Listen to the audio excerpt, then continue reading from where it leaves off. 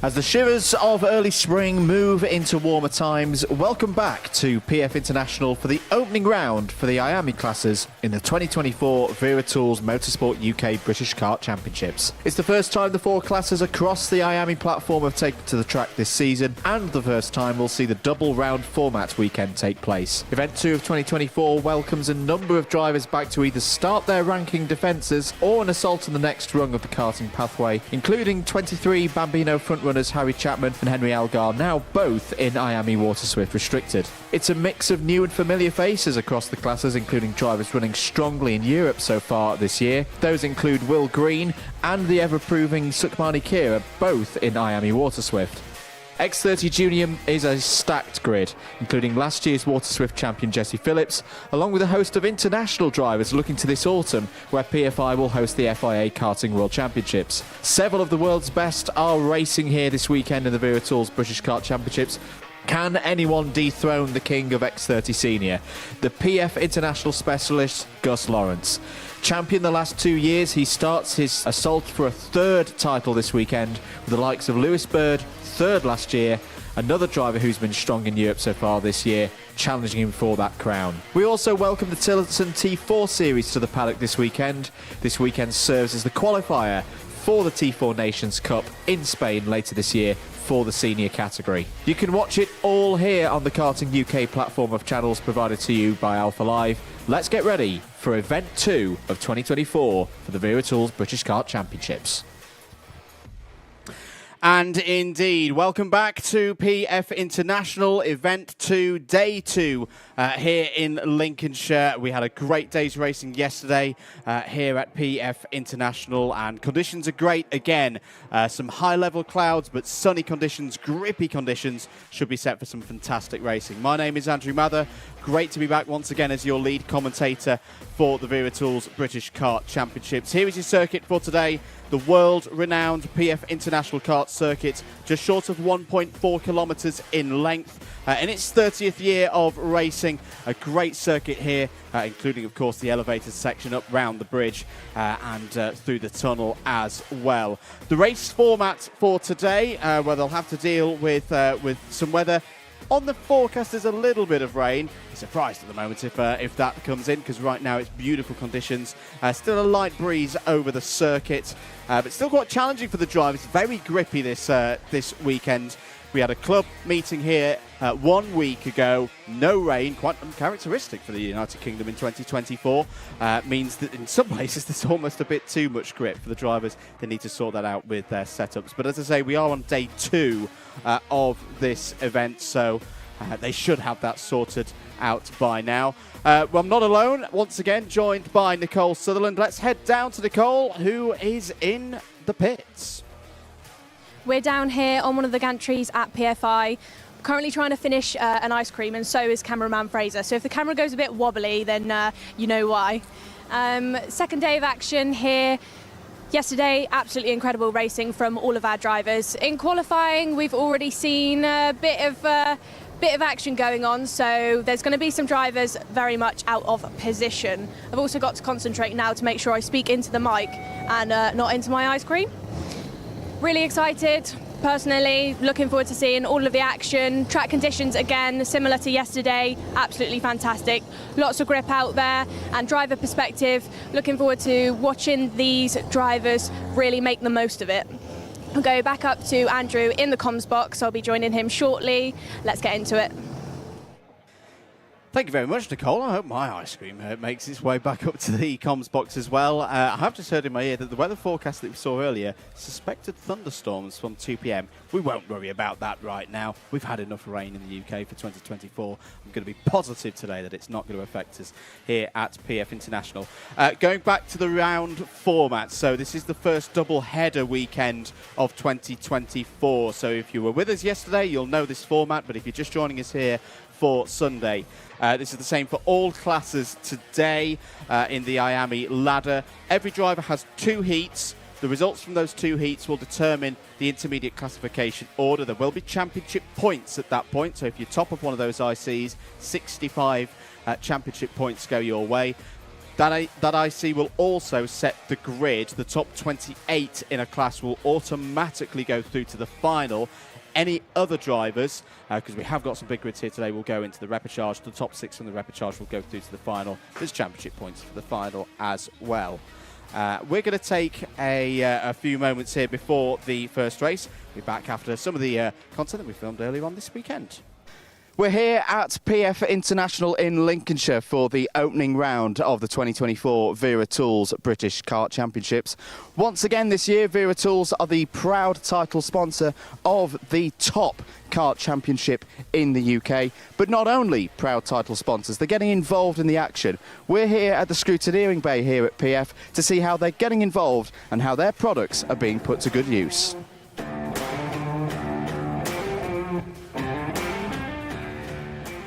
Here we are in the scrutineering bay at PF International. This is where the scrutineers are busy at work throughout the course of a race weekend, making sure everything's being run to the standards required by the championship.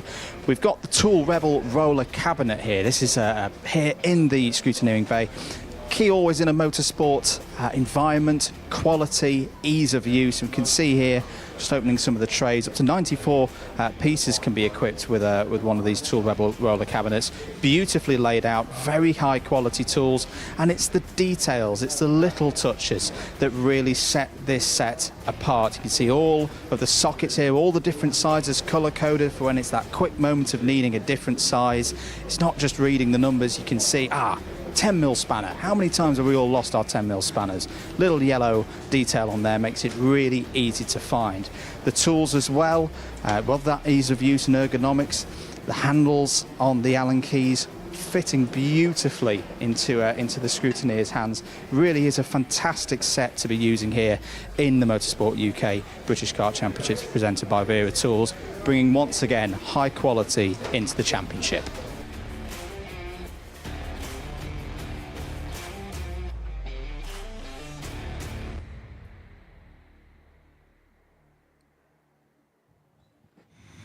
Thank you once again to Wera Tools, proud title sponsors once again in 2024. We should mention as well, say this is round 2 for the IAME classes this year, but we also are proud to have the Tillotson T4 series with us this weekend. We will see them in a racing capacity. Today it will stand as their sole qualifier for the senior category. For the T4 Nations Cup later on in the year. That's a world event that's going to be held at Kartodromo Internacional de Lucas Scalero, a fantastic circuit out in Spain. So drivers looking to qualify, if I'm right in saying, one of 3 spots available for them today. That is to come though.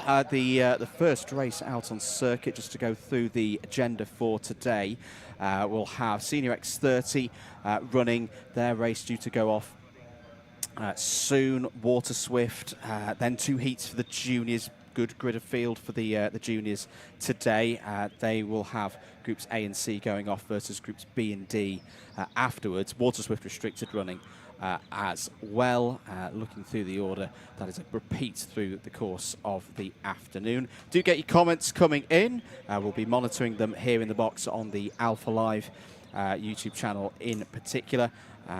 Big thanks to everyone watching across the other channels as well. Let's get ready though. First race of the day is up next.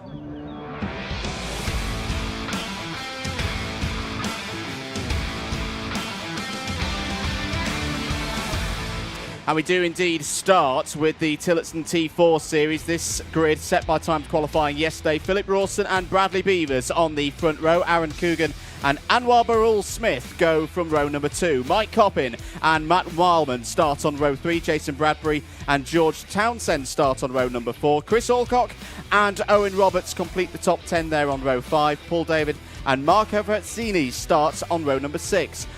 Christian Ressa and Ellen Donnelly start on row number 7. John Nuttall and Yuri Bechtold start on row number 8. Ben Higginbotham and Olivier Lemon start on row number 9, ahead of Peter McBride and Darren Beavers on row number 10.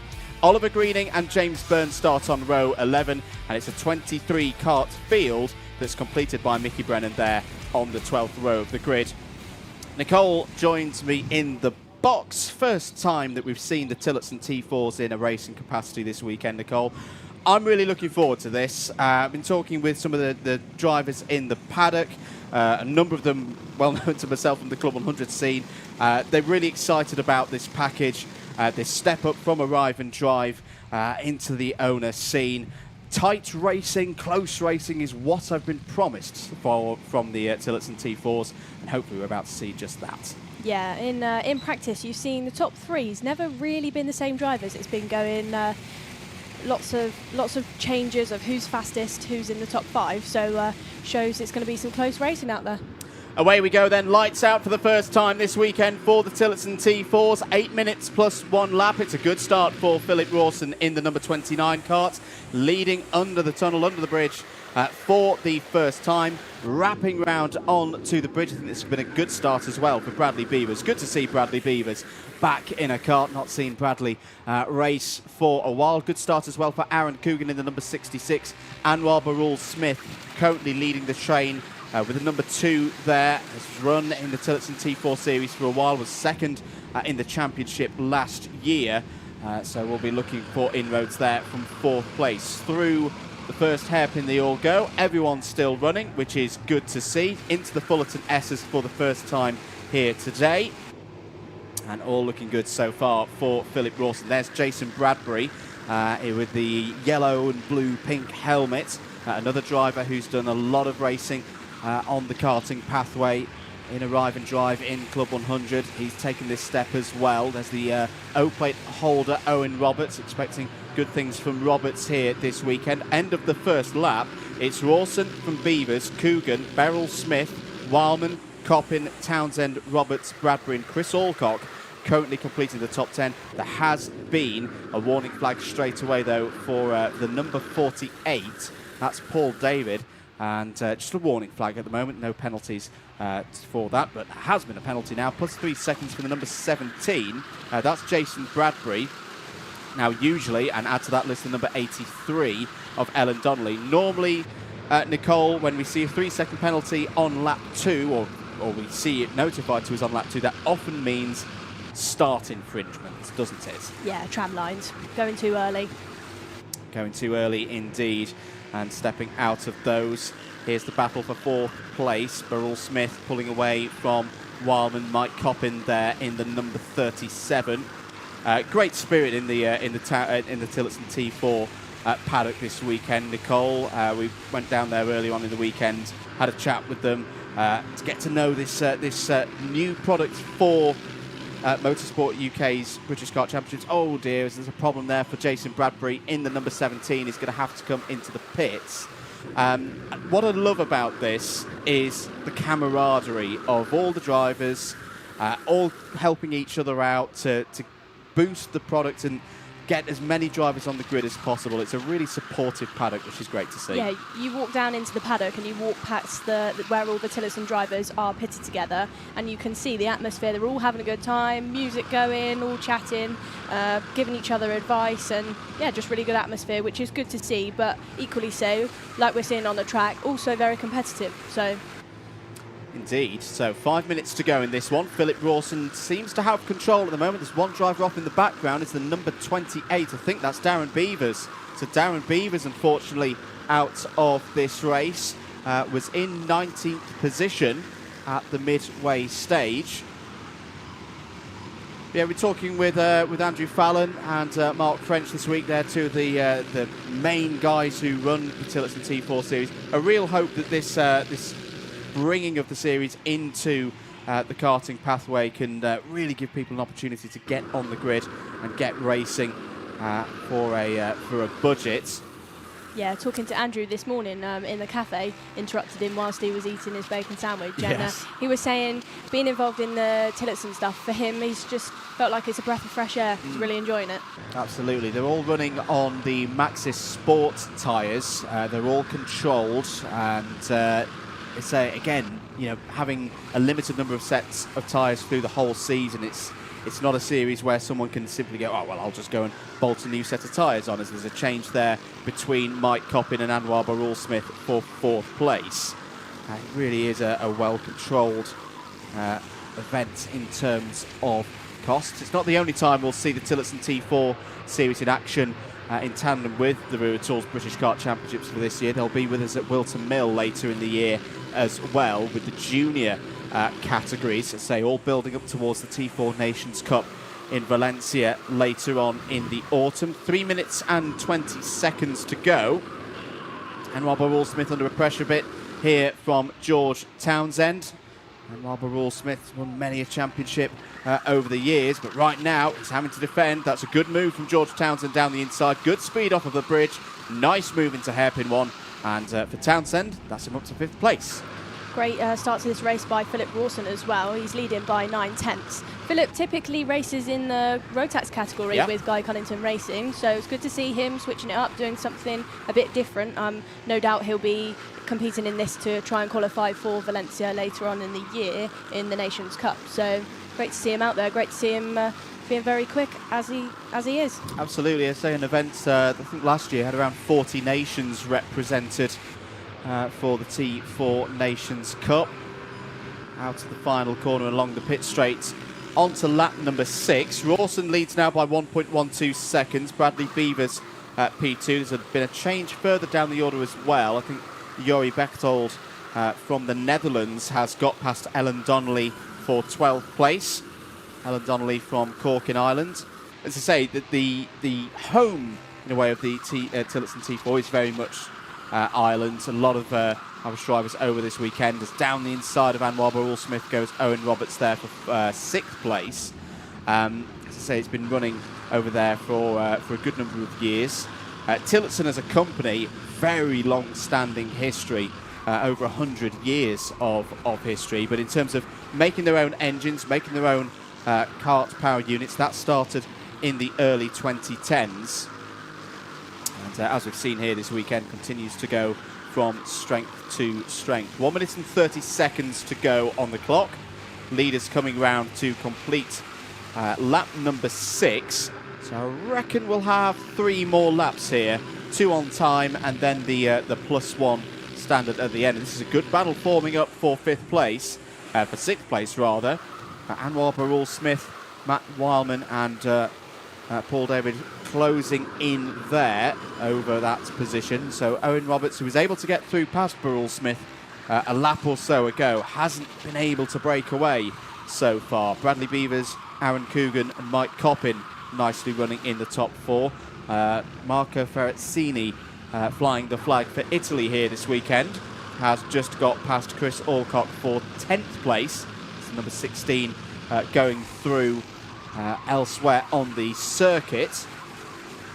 Philip Rawson continues to go purple again. He's not lost any time to Bradley Beavers in second, even though he's out of a tow, so he's out there completely by himself. Not a single mistake to lose any time. So good start from him. Yeah, and in this formula, it is hard to lead from the front of the order, particularly on a circuit such as PF International with its long straights, lots of opportunities for drivers behind to slipstream. But this has been a very good performance for Philip Lawson to start the day. Time about to expire. That means we will see the last lap board at the end of this one. Here is the battle for 2nd place. Aaron Coogan looking down the inside. Bradley Beavers takes the defensive line. Coogan trying to go around the outside. Oh, very close. And off the road goes Coogan. Beavers compromised there as well. That's going to open the door for Mike Coppin and George Townsend to step through and take 2nd place. Well, 2 drivers battling hard there into hairpin 1. Didn't work out for them. They're still in this race. They're still in a position that will give them good heat points. But yeah, I wonder if they'll have some reviews of that one back in the paddock and have a discussion of what happened there. Last lap board about to come out then. Philip Rawson takes us onto the final lap. There's on the inset camera a quick shot into the CCTV room. David Manchester hard at work reviewing all the cameras around the circuit set up by Motorsport UK. We're on the final lap now. Good move there from the number 27 of Bradley Beavers. Well, it's got back into 3rd place. Owen Roberts has now got through as well. So a quick finish to this race for the O-plate holder in Tillotson T4. Roberts looking for a way through. Here comes George Townsend down the inside. He's got some work to do coming off of hairpin 1 and into hairpin number 2. Notification from race controllers that the number 27 of Bradley Beavers is under investigation. I'd imagine that is for the incident that we saw a few moments ago at hairpin number 1. But we'll feed any further news to you as and when we receive it here in the commentary box. We won't speculate any further than that. What we will talk about, though, is a great start to the day from Philip Rawson. The number 29 started on pole position and is going to come around to take the checkered flag and take the win in the first heat this weekend for Tillotson T4 Senior. Mike Coppin across the line, P2. Third for Bradley Beavers. George Townsend and Owen Roberts complete the top 5. Paul David is the first of the international runners, the Frenchman home in 6th place ahead of Anwar Barul-Smith in 7th, Matt Wireman in 8th, 9th for Marco Ferrezzini, and Chris Alcock completing the top 10. A great performance there from Philip Rawson. I know it's still early stages, Nicole, but always impressive to see a driver go from pole position and just drive away from the field. Looked pretty comfortable there with that 5-second win. Yeah, I don't think there was even a lap there where he didn't go purple either. Every lap I think he was improving and being the fastest out on the track.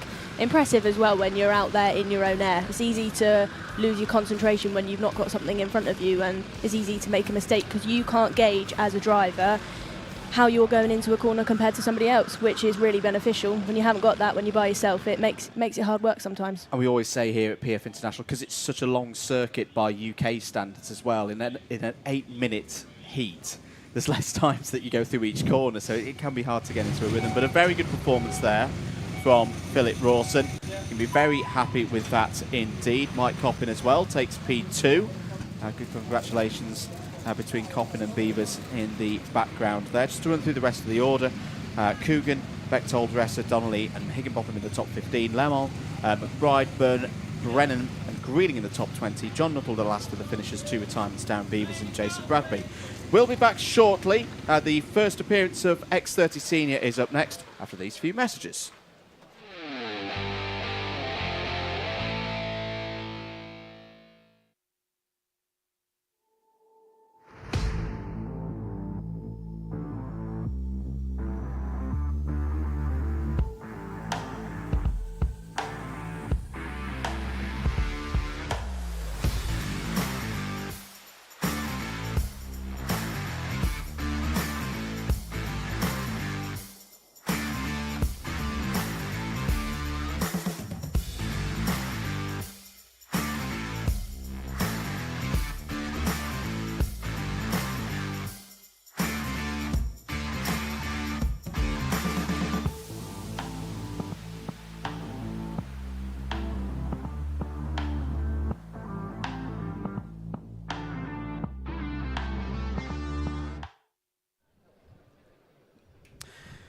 Back here at PF International, beautiful conditions here in Lincolnshire for round 2 of the Wera Tools British Kart Championships for the IAME classes. Nicole, we had round 1 yesterday. Lots to talk about. What were your highlights from yesterday, do you think, particularly for X30 Senior? I think for me, really impressive performance by Harrison Mackie. Yeah, very good indeed. Absolutely, he's having a very good weekend so far. Let's get ready for the next race then. Race 21 for this weekend. Heat number 4 for X30 Senior is next.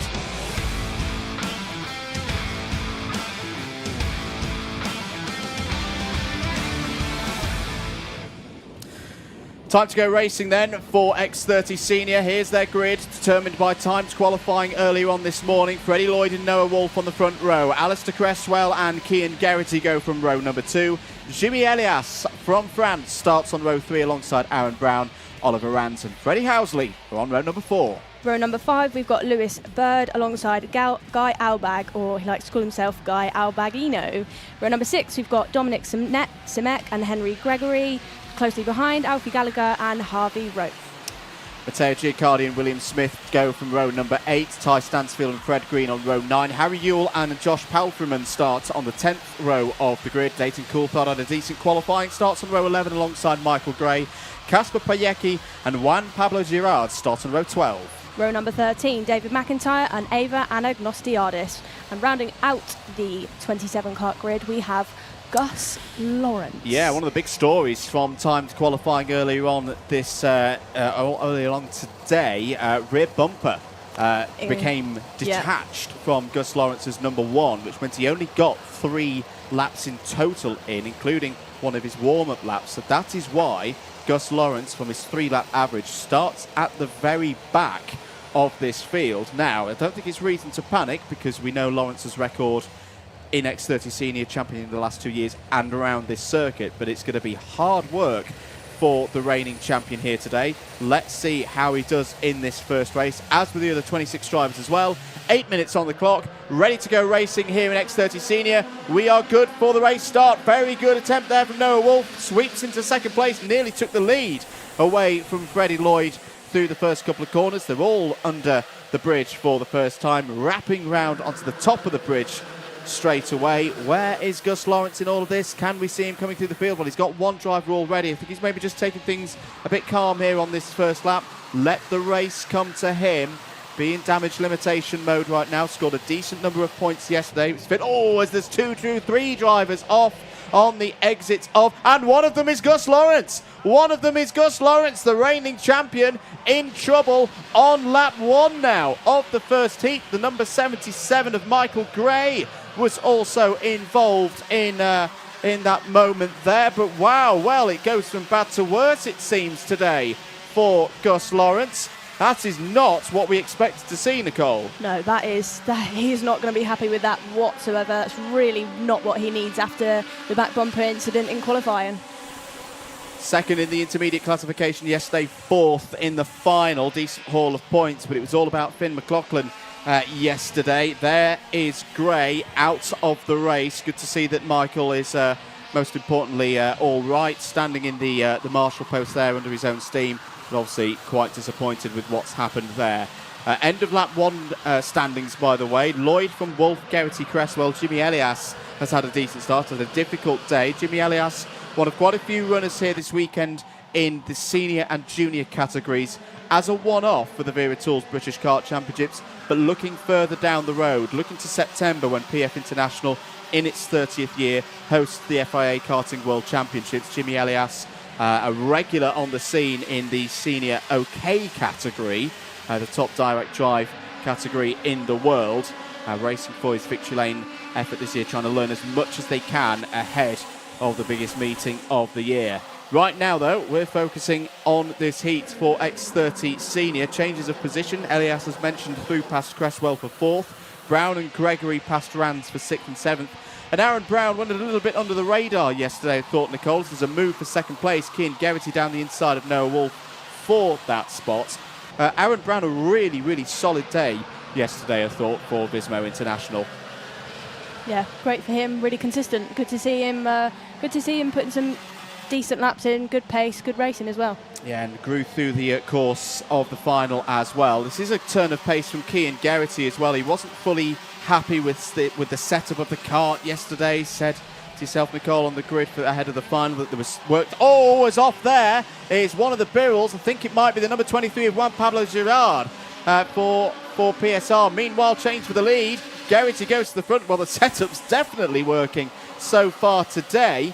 Geraghty takes the lead from Freddie Lloyd. Freddie Lloyd, who had a strong day yesterday in what was a dominant performance across the classes for Fusion Motorsport, finished the final in second place. Noah Wolf, who had a big fight for 6th place in that final, he's gone down the inside now. This is straight away a very intriguing situation. We're seeing different drivers coming to the front versus what we saw yesterday, Nicole. Oh, apologies, it's the number 22 of Ty Stansfield that was off. Yes, of course, with Juan Pablo Girard being a PSR, that's a completely different livery. But Ty Stansfield sadly out of this race. The privateer on the Birrell Art there. 4 minutes and 15 to go. But going back to that point, Nicole, straight away I know it's only the first race today, but we're not seeing the complete fusion domination that we saw yesterday. What do you think the drivers and the mechanics will have been working on overnight ahead of this next round? Setup changes. I think they would have gone back to the awnings, put their heads together and thought, right, we're not happy with this. What can we do? Probably tested it in practice, confirmed that it worked in quali, and then got ahead with it for the first heat. Noah Wolf now up into second, caught up with him yesterday, and he said yesterday's day, in his words, were average. Maybe his average is very different to somebody else's, but he's having a good start to this race, and he is massively catching up to Cian Geraghty there through that second hairpin and down into the last sector of the track. No doubt he'll be looking to make the move very shortly.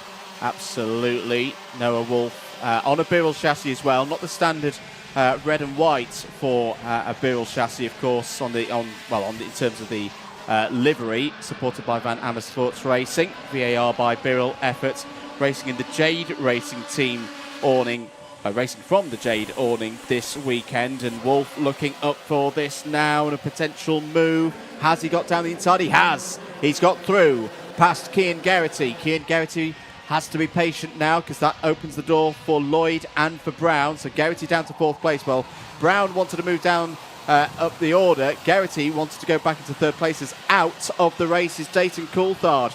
Dayton Coulthard's difficulties from yesterday continue, unfortunately, here on Sunday. That's another retirement, similar to what we saw for Coulthard yesterday in heat number 1. Yeah, Henry Gregory making a move there for the Vismo team. He's up by 7 positions in this race into 5th, so great start for him.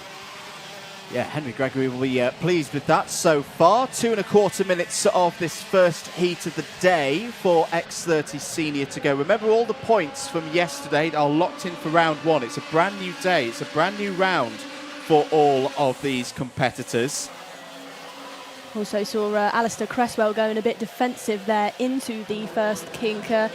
More on the right-hand side of the track, trying to defend from the driver behind him. Still maybe a little bit early on to be doing that, but we'll see how it works out for him. Maybe so. I can see Lewis Bird in the midst of things there. Lewis Bird, who had a very good run yesterday, of course, was third on the podium in the final. Promotion had plenty of reasons to be happy about that. We had a little chat with Lewis Bird during the Paddock Show recording, which you can watch the premiere of during the lunch break here today. Yeah, he's been having a great run recently. I think he's been out in Europe, putting a lot of laps in, putting a lot of work in, and he's been looking really strong in the past couple of weeks. Yeah, a lot of smiles on the faces of the Croc Promotions team this weekend. Warning for Oliver Rands, the number 27, just a warning. For something that's happened out there. Nothing more than that at this precise moment. Just over a minute to go then. Freddie Lloyd has control of this race right now. 1/4 second clear of Noah Wolf. The pack spreading out a bit in the top 10. Here's an attempt. I think is it one of the PSRs, the Optimums moving down the inside. It was the 27. It was the Optima performance of Oliver Rands gaining a spot through that exchange. Here's the fight for third place. Geraghty and Gregory. Cian Geraghty, who yesterday had a decent run of things. 15th in the final. He was 11th in the intermediate classification through those heats. This is a big step up, the kind of step up that you would expect from Cian Geraghty. Of course, him and his dad running their own effort now, running their own team under the banner of Geraghty Motorsports. I've impressed a lot of people so far this season, whether it be here in the British Championships or overseas in the IAME Euro Series. 5 seconds to go. This will be the penultimate lap of this heat. No. Do we think Noah Wolf's going to make a move here for the lead, Nicole? I was just going to say, he's pushing really hard into those corners. Head down into the first hairpin, get that wind over the top of him, get in the toe, try and toe up to Fred Lloyd in front of him. Absolutely. Just a quick update on Gus Lawrence. Well, the pace is there because he's just set the fastest lap of the race, a 56.51. But he's off the back of the pack. It's going to be P22, you would imagine. He might get into a range of some drivers with front fairing penalties ahead of him that he could take advantage of those plus 5 second penalties. But that is a very big might right now, and it's going to be quite interesting to see how Gus Lawrence fights back from this. He will fight back from this, there's no doubt. but we'll wait to see how he does in his second heat. Meanwhile, back at the front of the order, good scrap going on over the bridge. Here are your leaders, Lloyd and Wolf on the last lap. Wolf's a little bit too far back to have a go there. Geraghty defensive ahead of Henry Gregory, and Jimmy Elias is going to join in the fun here as well. The Frenchman for victory lane. Good defence from Geraghty. He's going to have to get across, though, to defend that position. He does. Good defence from Cian Geraghty. Gregory's now got to think about Elias behind. Meanwhile, right at the front, Noah Wolf is having a go at Freddie Lloyd for the heat win. Freddie Lloyd has defended that very nicely indeed through the final couple of corners, and it's going to be another win this weekend for Fusion Motorsport. Freddie Lloyd takes the first heat of the day, clear of Noah Wolf by 0.2 of a second. Cian Geraghty improves to third after a testing day yesterday. Aaron Brown in fourth, Lewis Bird in the top five again there, fifth. Henry Gregory sixth, so something happened there, pushing Gregory and Elias back to sixth and seventh. Alistair Cresswell, I think he'll be pretty pleased with that eighth place result for TWM. Difficult day for Cresswell yesterday. Good way to bounce back. Fred Green and Guy Albach complete the top 10. But it's Freddie Lloyd on the podium yesterday in that final, in that Fusion 1-2. Was third in the IC yesterday as well. Has already bagged 122 championship points. And that is the perfect way, Nicole, for him to start his day. Yeah, definitely. I think what we were saying about Elias and Gregory, it looked like going into the 90 right, they were having a bit of squabble, and I would have thought round there they've ended up sacrificing a lot of speed and have dropped down the order. Not really what they both wanted, I don't think. Indeed. Well, there's Noah Wolf. Can be happy with that. P2. That's something to build upon for the rest of the day. For the groups that we've just seen there, so that was obviously groups B and C, we will see Group B out at 2:45 on the schedule for their second heat. That'll be up against Group A, of course. For Group C, a little bit earlier, they'll be on circuit at 1:30 for their second group. Easy way to remember that one. Anyone who started on the inside column, first, third, fifth, seventh, etc. They're all Group B runners. Everyone on the outside running into turn one, they are Group C runners. So do note that if you're following a particular driver. We won't see Group A, of course, until that first race for them at 1:30 this afternoon. But a good start there for a number of our drivers in X30 Senior. There, it's a quick sight of Cian Geraghty. Great work by him and the team to get that kart back up to where you'd expect it to be in the top three. He can be very pleased with that one. Let's take a short break here on the commentary with a few messages from our sponsors. We'll be back shortly with the next race from WaterSwift.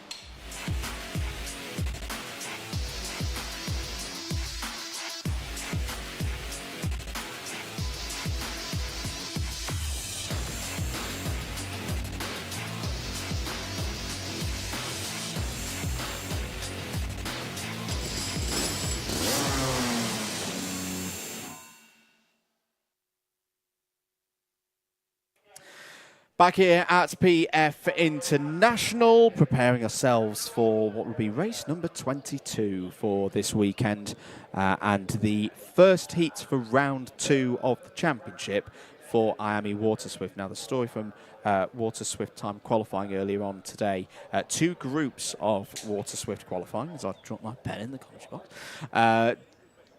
Disrupted first group, they had a red flag, so we've got a bit of a jumbled up grid here. This is going to be a very interesting race. It's up next. It's heat number 1 of the day for WaterSwift.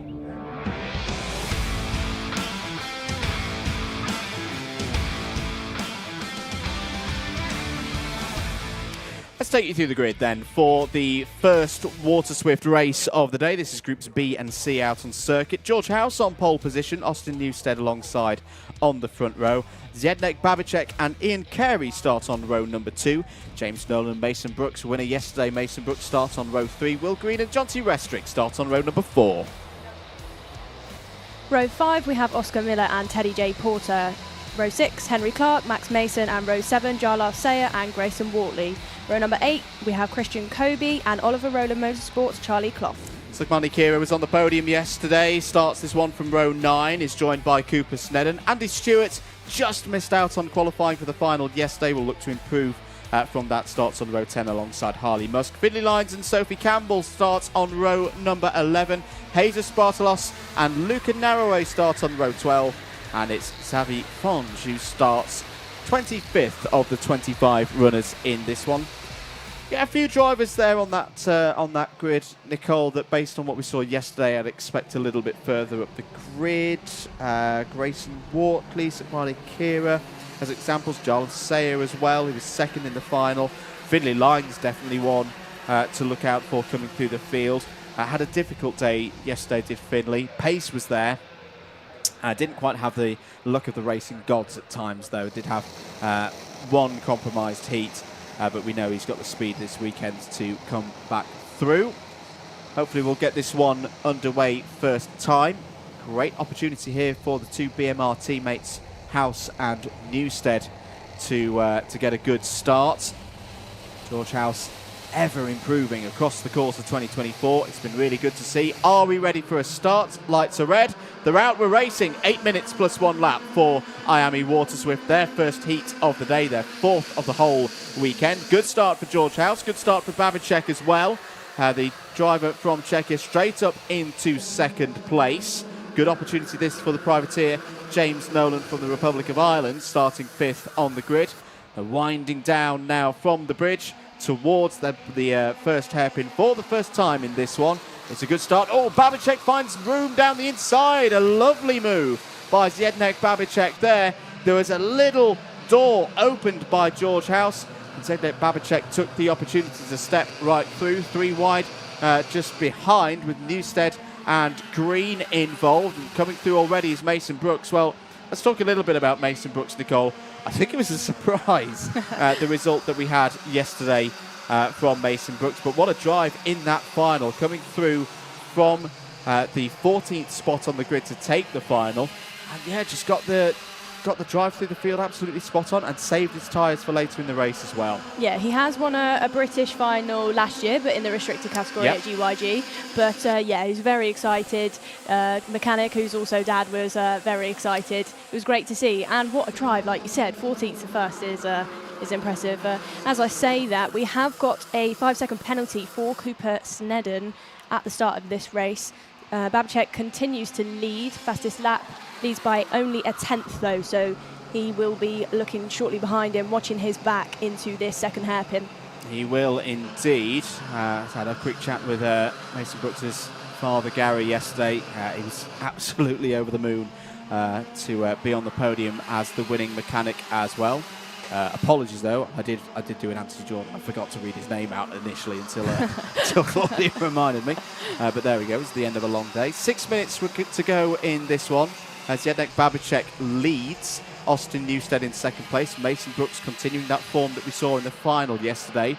They're in third place with George House at the back of this main group. But I wouldn't say they've galloped away from those behind, Nicole. And we've also got some drivers coming through the field in the mid-pack, haven't we? Finley Lyons already up 9 positions into 12th there. We just saw him coming down the straight, gaining massively onto Henry Clark out of that last corner. He's on a mission, I think, this morning. Yeah, and he'll be pumped up for this one, I'm sure. Finley Lyons has had a very successful year so far in the Wera Tools British Kart Championships.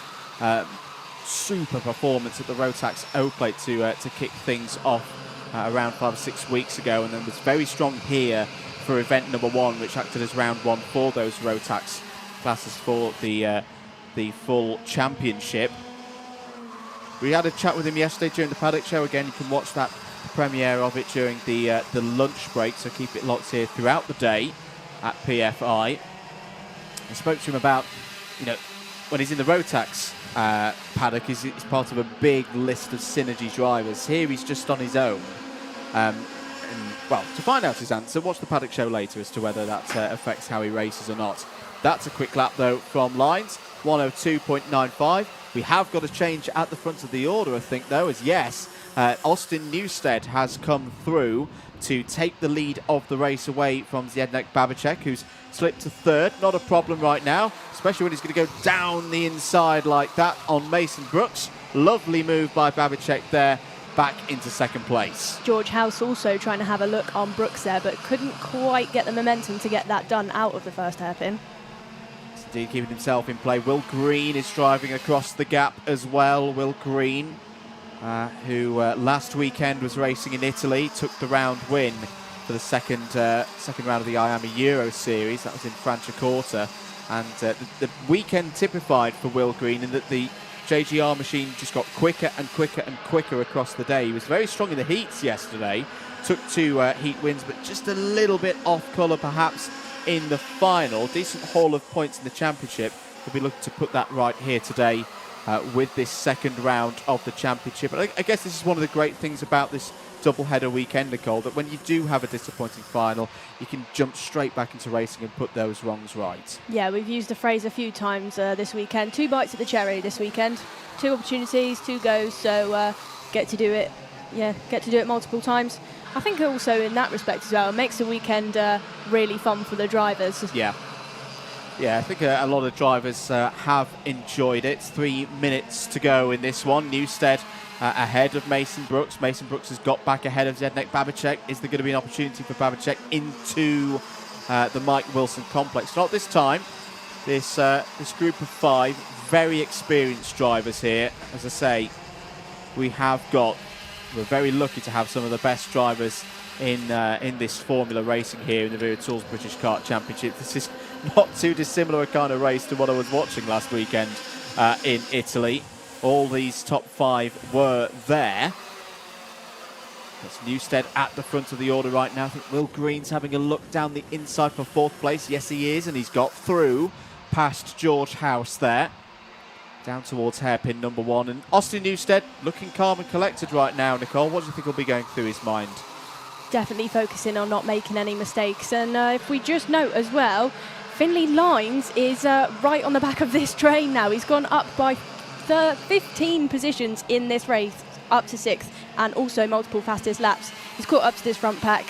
What are you expecting from him, Andrew? Well, based on what we've seen so far this season, it's going to be attack, attack, attack. There was a change there for second place. Babicek is through past into that position. Bit of an attempt there by Mason Brooks to get 4th place away from George House, which has opened the door for Finley Lines. And going through into 5th place there off the circuit was the number 13. That was Spain's Jesus Bartolos for Evolve Motorsports. Sadly is out of this race. But it's safe and sound watching it from the sidelines. Hopefully we'll see Jesus' kart back out later on. Very good work there. Finley Lines continuing to move it through the order, battling away with Mason Brooks in the Fusion and George House as well in the BMR. And this is a good opportunity for Newstead, Babicek and Green. They can start to try and break away, Nicole, from the fastly arriving Finley Lines. Lines is down the inside of the number 77 of House again. Gets back into 5th place. Potential opportunities now, though, just behind them. Max Mason in the number 71 Jamie Green Racing Machine and Teddy Porter as well in the number 66. They could have a bit of a say in who finishes in the top 5 in the latter stages of this one. Finley Lines, though, man on a mission, going into that 90 right, giving some signals to the driver behind. Head down, trying to get that wind over his head. He's not letting off. No, and he won't do for the remaining 2 laps of this race. About 30 seconds on the clock as the drivers crossed start-finish. Austin Newstead still at the front of this one, but this is where you feel that Zdeněk Babicek is going for the attack, and he does down the inside. Through, off the bridge. Lovely move there from Babicek. Is this going to be a chance now for Will Green and for Mason Brooks? They're switching this way and that. Look at that, into hairpin 1, and here comes Brooks. Brooks into second place. He's got his nose ahead. Babicek's defending into hairpin number 2. Brooks is on the outside now as they run towards the Fullerton S's. But what a sequence of play there. Top quality driving, top quality racing once again here in IAME Water Swift. And it's Zdeněk Babicek who, with just over a lap to go, has the race lead. Top quality, clean racing as well. We saw a lot of commotion going on into those hairpins, but not a single spill, not a single driver making contact with another. Absolutely. Last lap board is going to be out then, and it's a group of, I'd say, about 8-9 karts who could win this one. Zdeněk Babicek is going to have to make his number 35 kart run by Tep's Racing Team as wide as possible. Round the outside, Will Green going for a move there. No, it's Finley Lyons coming through. Apologies. Finley Lyons down the inside, gets second place. Wide goes Mason Brooks. Opens the door for Will Green once again. Back comes Mason Brooks with a bit of help from behind in the form of Austin Newstead into hairpin number 1. Oh, dear me. Off goes Brooks. Off goes Green. Off to driver's left. Well, they were fighting hard there, but just too many karts in close proximity in a way that was inevitable. But what it has done, it's released Zdeněk Babicek away from the rest of the field. Austin Newstead will have some sympathy, I'm sure, because it was him yesterday who had a problem on the last lap of heat number 1.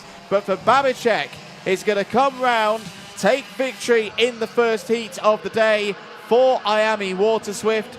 Newstead is going to be P2. George House in P3 ahead of Teddy Porter, Max Mason, Jarlath Sayer, Sukhmani Kira, Finley Lyons, Harley Musk and Henry Clark, all in the top 10. Sukhmani Kira as well, up 10 positions in that race. Didn't have, she was part of the qualifying fiasco, let's call it. Didn't quite qualify where she probably expected to or wanted to, but 10 positions in that one, great result for her. No, good way to bounce back. Similar for Jarlath Sayer, had to fight through the field there cleanly as well. Just the one notification from race control in that one. There's the rest of your running order. Just a reminder, Cooper Snedden does have a plus 5 second penalty. Goes down from 7.5 to 12.5. That'll leave Snedden, I believe, around 20th place there. But great win for Zdeněk Babicek, using all the experience that he's had over the years. I say young driver still, but I've had the pleasure of watching Zdeněk for a good few years now. And great work by the team. Great work to get that MS kart set up in a way that supports him to take the race win. We'll go through all the post-race procedures, of course. Firstly, on to the weighbridge to check the weight of driver and kart. There is Will Green. Damage to the NASA panel there.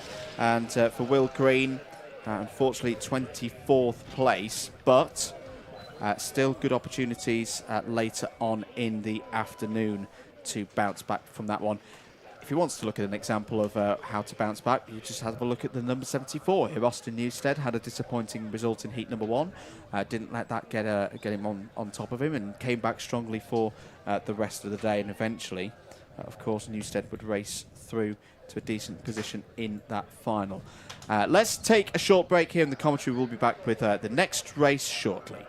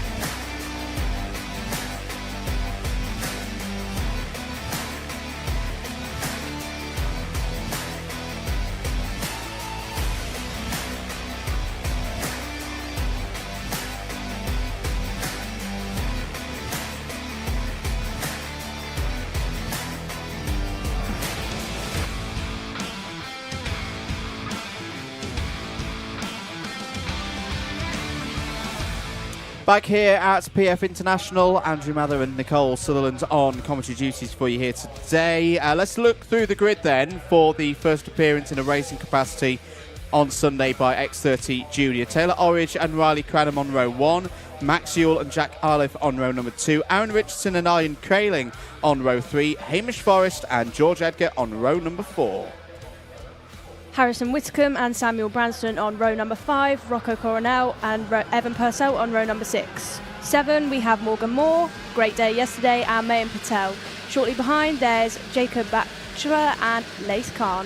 Iskender Sulfikari and George Quartermain start on row 9. Harry Walsh and Monty Brathwaite go from row 10.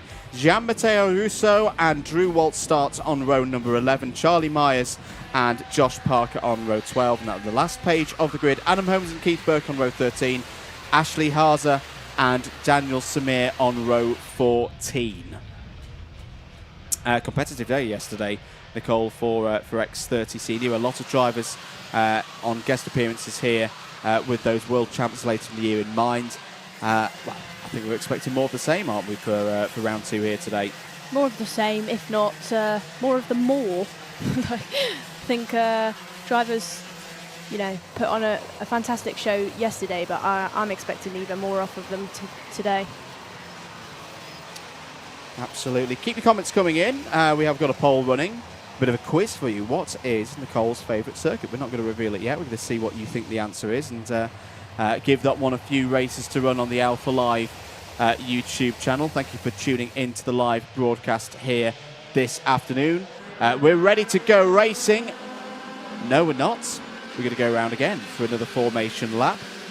One car just hopping out the pits. I think that was the number 73 of Harry Walsh. But we'll be able to get back into grid formation now. A bit more opportunity for the drivers to warm themselves up. Shouldn't be too hard today. The track looking fantastically rubbered in. It's that darker colour to the tarmac, isn't it, Nicole, that we didn't quite have 3 weeks ago for event 1 when it was very cold, it was chilly, we were still in the grips of what seemed like the longest British winter ever. But PF looking absolutely fabulous this weekend.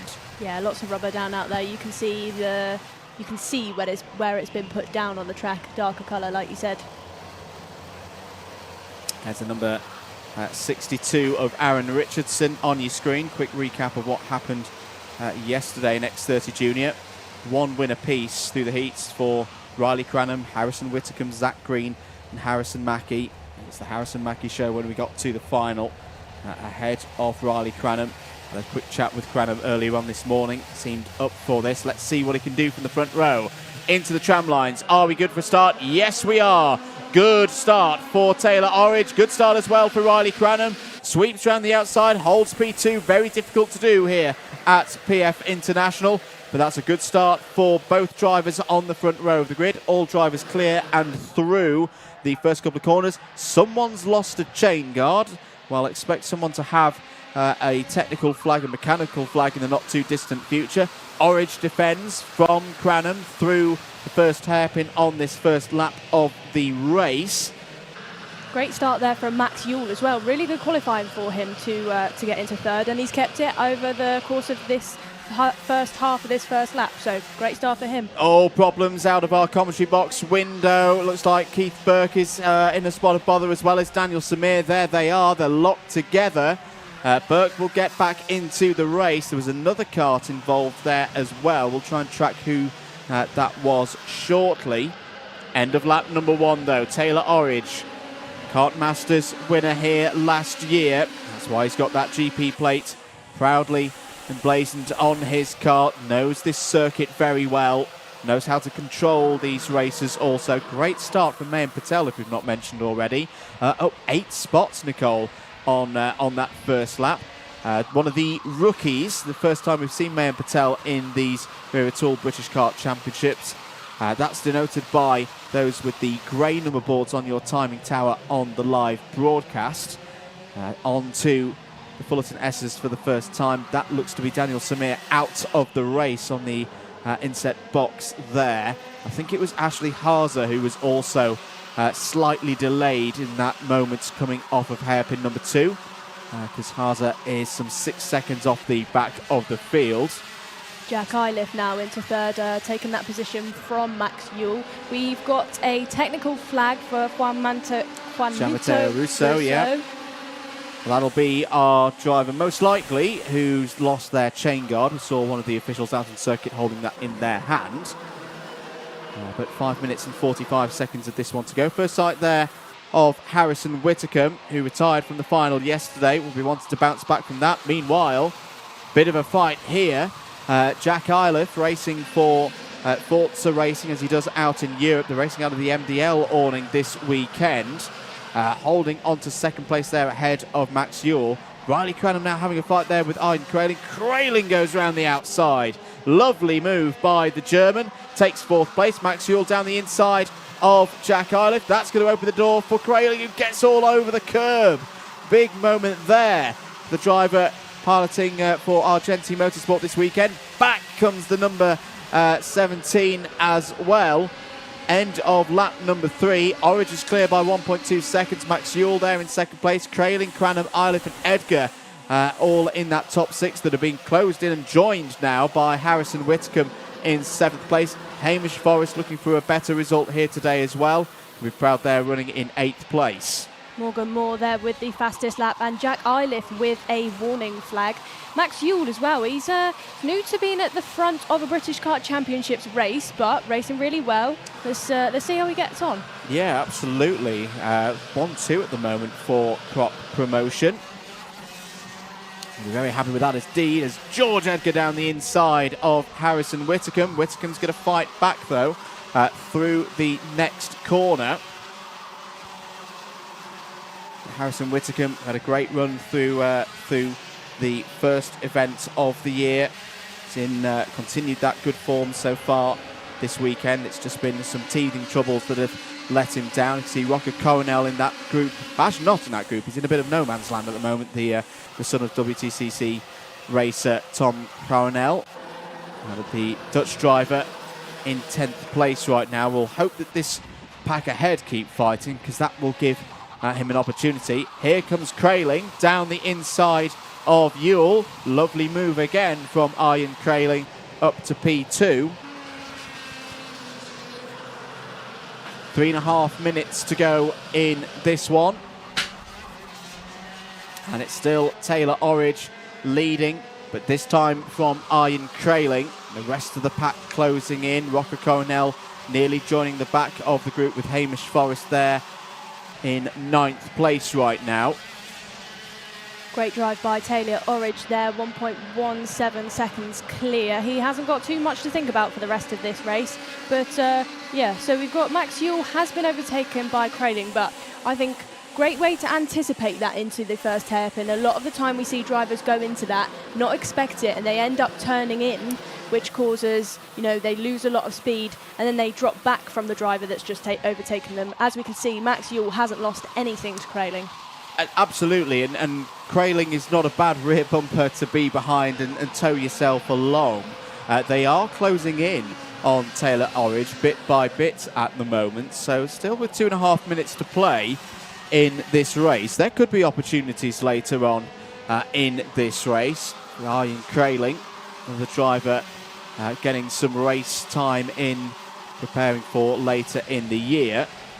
Fastest driver on the circuit right now is Harrison Whitcomb, 57.55 last time round. Has just gone purple again through sector number 2, so keep an eye out for Harrison Whitcomb. Oh, Rocker Coronel a bit wide out of the final corner there. Plus 5 second penalty has just flashed up on our board for Mayan Patel. So unfortunately for Mayan Patel, that is going to be a drop down from 12th place at the moment, probably down to around 24th, because it's a close pack this. We've not had too much attrition in this race so far, only 2 retirements. Gianmatteo Russo, the suspected loss of chain guard. We saw Russo come in with the technical flag. As that's Harrison Whitcomb down the inside of Max Ewell, takes 3rd place. Another good race so far for Harrison Whitcomb. Took a heat win yesterday, of course. Things didn't go his way in the final. Retired with technical problems. But a decisive move down the inside from Whitcomb. There is Ewell and Cranham are going to go side by side through the Mike Wilson complex. That's the tight parts of the circuit. George Edgar might have something to say about this as well. Max Ewell right now is under a bit of pressure. What do you think he'll be? How he'll be playing the rest of this race, Nicole? Well, firstly, he did a good job round the garage to not let. Oh, and a move by George Edgar onto the bridge on Cranham. He moves himself up into 4th. Yeah, it does indeed. That's a good move from George Edgar. Max Ewell runs wide. It's all gone wrong for him now. It's another penalty that we'll come back to in a moment. But Max Ewell having some problems out there in the latter stages of this race. He's now got the 95 of Hamish Forrest all over his rear bumper. Forrest is going to have a look down the inside into the Fullerton S's and off. Off goes Max Ewell over the grass. Rocco Coronel switches underneath as well to take that position. Oh, for Max Ewell, it was a really promising start to this race. But it's just all unravelled in this last couple of laps. The plus 5 second penalty that we were going to mention, it's Drew Waltz who's picked that one up in the number 31. So problems there for the American. Penultimate lap of the race. And for Taylor Orridge, looking solid right now, helped by the fact that when you had the Crailing and Ewell duo, that Ewell just dropped back there. There wasn't as much progress made by Crailing with no support from behind. And that should be, at this stage, more than enough to Taylor Orridge to take this win. But he's still got to pilot quickly. And meanwhile, further behind, Harrison Whitacombe goes through past Ian Crailing for second place. So a switch between the Argentis there. We have seen, or I personally think, Harrison Whitacombe is midway through the race, we really see him light up. Yes. So I'm wondering if that's a tyre pressure choice, or if it's maybe a driver kind of maybe wakes up just a little bit later on. I think what's been good to see is he backs himself as well to drive through the field. He doesn't panic. He's a very cool customer at the wheel, and especially with there's a lot of pressure on these young drivers, particularly in the Argenti program, with the success that they've had and the drivers who've gone on to bigger and greater things, and ultimately those drivers hoping one day to be in the same seats as some of the recent greats of British motorsport, Lewis Hamilton and George Russell as examples of that. But yeah, Harrison Whitacombe continuing to do a really good job so far this weekend. Not quite enough though in this race to overhaul Taylor Orridge. He's going to take the race win, you'd think, here. George Edgar is closing in, but I don't think he's going to have enough corners to get through past Ian Crailing for third. Taylor Orridge wins at PF International yet again. It's a heat and it gets him off to a good start here today for round 2 of the British Kart Championships. Whitacombe P2, Crailing P3, Edgar P4, Riley Cranham P5, but is under investigation. We've just seen that pop up on our notifications from race control. But it's Orridge, smiling as ever, takes the win by half a second. A controlled race there. One where I feel that he maybe just backed it off a little bit at the end there to save the tyres. Yeah, in his driver photo there, big number ones, and I think he needed that after yesterday. Had a bit of bad luck, caught up with him, and he said I believe it was the pipe had come off the engine. Yes. So I think that's well needed for the rest of this weekend. Indeed. Well, the driver second in the X30 Junior Championship standings last year. That is a very good start to his second round, and we'll need to work hard, of course, later on in the second round of heats. The next time we will see Group A out on circuits will be at 2 o'clock for their race versus Group D. For Group C, who competed in that one, it'll be 2:15 when they go up against Group B. Group B we'll see shortly, of course. Their race against Group D is the next one up here on the schedules at PF International. And the drivers head into Parc Fermé, into the scrutineering pen for all of the standard procedures and checks to make sure that everything is above board and legal, of course. Keep your comments coming in. Hello to Charlotte Fell, who enjoyed that result. The poll for what is Nicole's favourite track, 68% going PFI, 20% to Lark Hall, 11 GYG. Nicole, are the masses correct? What is the answer? PFI, yeah. There we go. Well done to everyone who was paying attention yesterday. You've passed the test. Next up, next race for X30 Junior is coming very, very soon.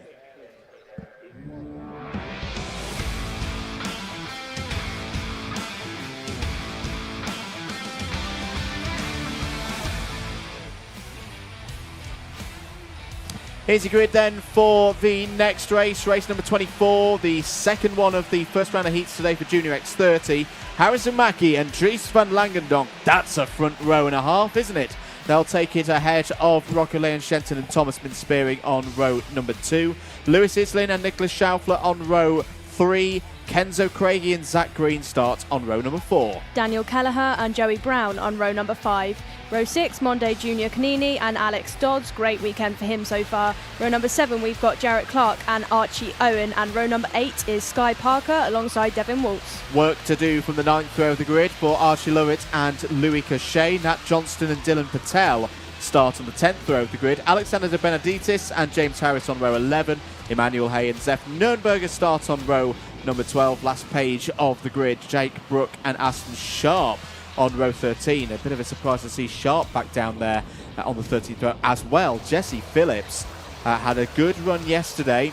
We talked about the difficult step up from IAME Water Swift, where he was champion last year to X30 Junior. This is going to be interesting. Oh, is it another chain? No, that's not a chain guard. That is a rear bumper. Part of a bumper. Yeah, that is part of a rear bumper that's gone off one of the carts there. Right, you've got the most informed driver in X30 Junior across Europe on pole position. You've got the reigning OK Junior World Champion alongside on the front row. Let's see how this one goes. 8 minutes plus 1 lap is underway. Good start from Mackie. Through goes Rocco Leon-Shenton and into the wall goes Kenzo Craigie. Gets going again. Half spin, bounces off the retaining wall on driver's right. But that is not the start that Kenzo Craigie would have wanted at all. And he's going to have to fight now from the back of the field. Nicholas Schaufler, defensive early on, ahead of, I think that's Lewis Islin in the number 12. Yes, it is. But for Harrison Mackie, another good start. Won the round yesterday with another dominant performance, fresh off his win in Italy 1 week ago in the IAME Euro Series. He really is back in form. The kind of form that we saw at the very start of the year in IAME X30 racing is, Aston Sharp's on the move. Look at that, down the inside of 2 drivers. I think that was Sky Parker and Dylan Patel that Aston Sharp was making a move on. But it's great to see Mackie back in this form, Nicole. You mentioned earlier on in the programme that he was the most impressive thing of yesterday.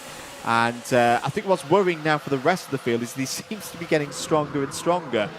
Yeah, he's been a bit unbeatable recently, and like you said, he's just getting faster and faster. So from a competitor point of view, yeah, it's a bit worrying for the rest of the field. Is indeed. 6.5 minutes to go in this one. Nicholas Schaufler's going to have to be patient there, lose a few positions. Driver who's run very strongly in Europe so far this year. Had a bit of bad luck along the way. Technical flag for the number 8 of Zach Green. Now, I imagine, not confirming this, ladies and gentlemen, but just on the basis that we saw a bit of a rear bumper, standard piece of material falling off one of the carts, that it's going to be Zach Green where it fell off from. Potentially. But either way, Zach Green, technical flag, will be in the pits soon. Now, I don't know if you'll be able to see, all of the rear bumpers have coloured. Yes. Well, as you see on the right-hand side of the cart, there's a yellow block to indicate the edge of the bumper. That's to help the officials with some of the decisions that they need to make. You can see on the left-hand side of the cart, the block's not there. So that is, again, it's one of the aspects that's helping the officials make those calls. Zach Green, unfortunately, from 4th place at the moment, is going to have to come into the pits because that is a safety issue with the kart at this precise moment. Yeah, massive shame as well, considering he's made up 4 positions. Rocco Shenton as well, doing a good job in the early stages of this race. A bit boisterous in the middle of the pack there. There is Zach Green. So you can see the difference there once again. Great pickup by the cameras. The right-hand side of the cart has got a big, nice yellow block indicating the edge of the bumper. The left-hand side does not. It's a requirement as per the technical regulations for those blocks to be there. And that is why the mechanical flag has been shown. Look at Aston Sharp flying through the order. Started at the back of the grid, is now up to 12th place and fighting with Schaufler for 11th. That is a magnificent run. Oh dear, has Jarrett Clark in trouble. Dylan Patel nearly flips and does very well to keep it upright. I think Louis Cochet is involved there. Has a quick check to see if Louis is okay. He is. But my goodness me, that was a bit of alternative driving from Dylan Patel. Louis Cachet, though, up and out of the kart. He has walked over to the other side of the track, Yep. so he is okay from what we can see from here. Wow, that was a very, very scary moment for Dylan Patel and for others involved also. This is some of what we saw yesterday, very close in this pack. A lot of drivers, strong field here this weekend. They all want to win. That was a close moment for Devin Waltz. Zach Green has come into the pits. He might be able to get that kart repaired and back out on circuit. This is a problem for the number 74, Emmanuel Hay, PSR. There is Jarrett Clark also looking to be out of this race. That was one of the karts that we saw in trouble. Was off there. That's the number 64 of De Benedictis. And also involved the number 23. And I think another one of the forces. Now, that needs to be calmed down a little bit there between drivers. But for Alexander De Benedictis, that was a scary off. I think it was Jake Brook who was involved in the number 23. There was also another kart not going through there. It's going to be Archie Lovett, isn't it, in the Forza Racing? I thought I saw one of the Forza Racing drivers involved there. Archie Lovett has not come through sector number 1. Rocco Shenton now trying to hold off the OK World Champion Van Landendonk. He's doing a good job, in my opinion. I think having somebody like that behind you would be a bit of pressure, but he's doing a good job. No mistakes from him. Alex Dodd's fastest lap of this race with a 57.9. Yeah, this is good from Rocco Lane Shenton. It's good to see him holding a good battle against two drivers, as we say, are in magnificent form right now on the European and world stage. There is the number 23 of Jake Brook. Is running again, but a long way back, and has now been shown the blue flag.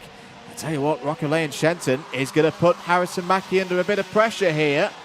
Harrison Mackie is going to have to get those defensive moves that we've seen in the last few weeks in Europe out. He's very good at being able to hold his position, not over-defend, but just be very clever with his placement of his kart, particularly into hairpins that have rewarded him well. There are continuing to be yellow flags down and through turn number 1 and under the bridge.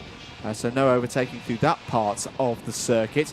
Here's a potential opportunity for Rocco Lane Shenton. Is he going to move down the inside? No, he's just going to elect to stay there. That's a sensible thing in my book, especially with Dries van Langendonk so close there in third. Through into the Fullerton S's then. Harrison Mackie just edging away slightly. I say this is something that I think Harrison Mackie has really built into his game. That ability to, well, Jackie Stewart used to say it, isn't it? A great skill of winning a race as slowly as possible, but just keeping himself out of the send zone, shall we say. It's a bit too far back for Rocco Lane Shenton to realistically have a move. There's Kenzo Craigie. Now, how's Kenzo Craigie got back on? He's up to 16th. Had that problem at the early stages of this race. But now is back up to 14th place. So good drive there from Kenzo Craigie. Very impressive yesterday, I thought, Nicole, with his race pace. And good value for his third place on the podium. Yeah, I do think they were happy with that result. Not a win, but still a podium nonetheless. Mechanic Ben Folland, I know he was excited with that. They were the family, lots of podium pictures, lots of excitement. Absolutely. They are going to have to recover from this first race. So it's not going to be the kind of result that they wanted, but the key is, for me right now, is that race pace is still there. Again, Harrison Mackie is just able to hold himself at about 2 kart lengths ahead.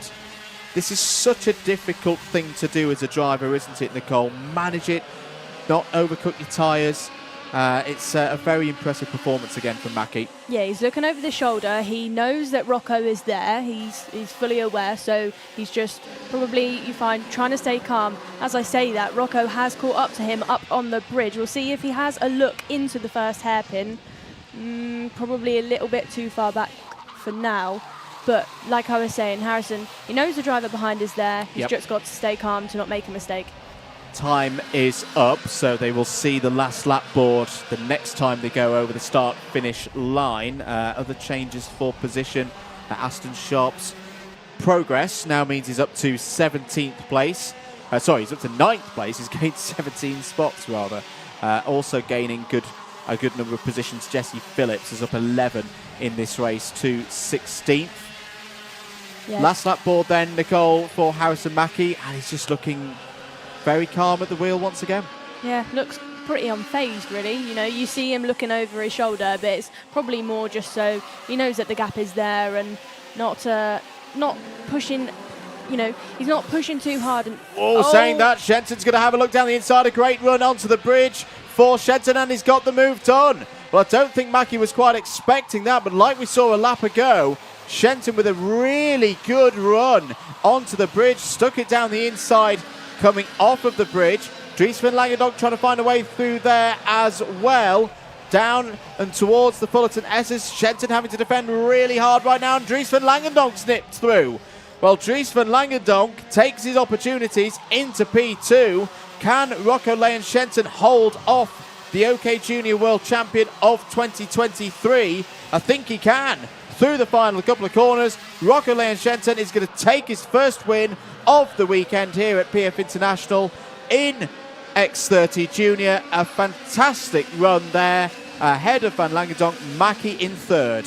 You said to me a little bit earlier on in the weekend that you said 10% of what you think will happen will happen. Absolutely. And I think when I was talking just now, that goes in the 90% pile. Yeah, that's what's happened. So there you go. Rocco Leon Shenton wins the second heat of today, the 6th of the weekend. Will be one of the two drivers on 0 points once we get to the second round of heats in X30 Junior later on today. Dries van Langendonk second. Harrison Mackie third, Lewis Islin strong again there in fourth. Thomas Min-Spearing, improvement from yesterday, had a difficult day on Saturday, finishes P5. Good to see Danny Kelleher as well there in sixth place ahead of Monda Junior Canini. Has a much better start for Canini, was in the repechage yesterday with a solid result in the second round of heats. Will not need to worry about that today. 8th place for Aston Sharp, up 18, your biggest mover. 9th place for Alex Dodds, Nicholas Schaufler inside the top 10 as well. Joey Brown, Nat Johnston, Kenzo Craigie, Sky Parker, Jesse Phillips, all inside the top 15. Devin Waltz, James Harris, Archie Owen, Zef Nurnberger and Dylan Patel in the top 20. That was the end of your finishers. Quite a few retirements in that one. Emmanuel Hay, Jake Brook, Archie Lovett, Alexander de Benedictis, Zach Green, Jarrett Clark and Louis Cachet all did not see the checkered flag. Well, there we go. For all of the X30 juniors, that's one race down. For the drivers who were just in that one, groups B and D, the next time we'll see Group B out in circuit will be 2:15. Group D will be out before that. Their race is at 2 o'clock here at PFI. Quite a few karts to recover. There is the number 35 of Archie Lovett and the number 64 of Alexander de Benedictis. Good to see that both drivers are okay after that incident just coming onto the bridge, but disappointments nonetheless for both of them. Rocco Leon Shenton having a discussion there with Dries van Langendonk about how that race unfolded. Both of them in the same awning this weekend. Andy L and Forza Racing sharing that one. Keep your comments coming in. Thank you for your messages of support. We've got a new poll on the go as well. Favourite helmet colour scheme, gloss or matte? We'll leave that one to go through. We're going to be back in a short few moments' time. One more race before the break here at PFI. Water Swift Restricted are up next.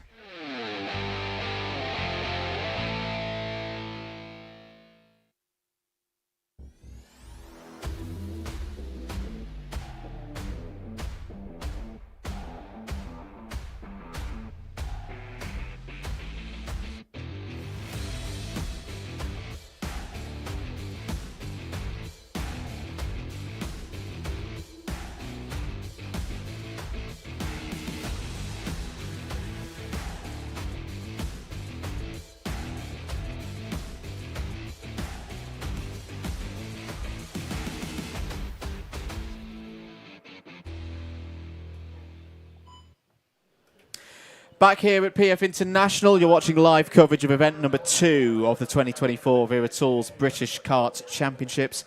Andrew Mather and Nicole Sutherland on commentary duties for you today. One more race before we go to the 25-minute lunch break on a packed schedule here today at PF. First racing appearance of the day for Water Swift Restricted, 8 minutes plus 1 lap for them. Quick review of yesterday. It was the Alfie Davidson show. Was top of the intermediate classification, had pole position for the final, Nicole, took the race win in that final as well. A very strong performance from him.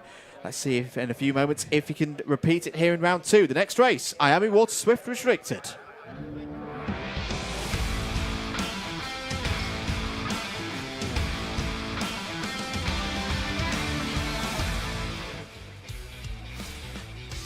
On our front row, we have Alfie Davidson alongside Mason Hibbert. Second row is Chester Fawkes and James Roots. Shortly behind is Alessandro Salas and privateer driver Daniel Ferguson.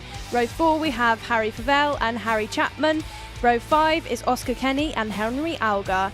In 11th, we've got Louis Williams-Mabs and William Crombie. Row 7, Ethan Robinson and Reggie Chandler. And rounding off the grid, we have Ilias Sami for Jamie Green Racing. 15 drivers ready to go for the start of their second round of this year's Wera Tools British Kart Championships. The result from yesterday, as we say, Davidson from Ferguson. Chester Fawkes was on the podium, P3 as well. Mason Hibbert, fourth in the standings. The championship scores, Davidson with a double haul of 65 points yesterday, of course, leads the championship. 8 points is the gap back to Daniel Ferguson on 122. James Roots had a decent day, third in the standings right now on 118. Very close for that third place, though. He's only 1 point ahead of Mason Hibbert. Himself is only 1 point ahead of both Chester Fawkes and Alessandro Salas. Oscar Kenny is 3 points further back on 113. Harry Chapman, winner of the Bambino Championship last year, got a decent haul of points as well. He's 8th in the standings at the moment on 111. Henry Algar on 107. And Harry Fable completing the top 10 right now of drivers in the standings. Let's see how we're going to do things here in round number 2. We're going to go round for an additional formation lap because the drivers left on side of the grid, I think, weren't quite in the right position there for Nigel Edwards, race director, to be happy with that one and get us underway. So we will go round for an additional formation lap. I should explain as well, of course, 8 rounds across the course of the season for all of the IAME categories means you also have 3 dropped scores. So if you do have a bit of a bad day, it's not too bad because you've still got further opportunities. You've got opportunities to drop that score once we get later into the season. How does that play on your mind as a driver, Nicole, when you're at the start of the season and you don't quite get the start that you want? I think it's a bit difficult to deal with early on in the season because, yeah, you can drop the score, but you don't want to be thinking about that this early on. If you're getting halfway through, yeah, your mentality can be a bit more so, it's okay, yeah, I've got a score to drop, but this early on, it's really not ideal. Absolutely. Well, Alfie Davidson on pole position from timed qualifying earlier on today, the 3-lap average timed qualifying, of course. Mason Hibbert alongside on the front row of the grid. Chester Fawkes is not there, we should note. He's at the back of the grid for this one.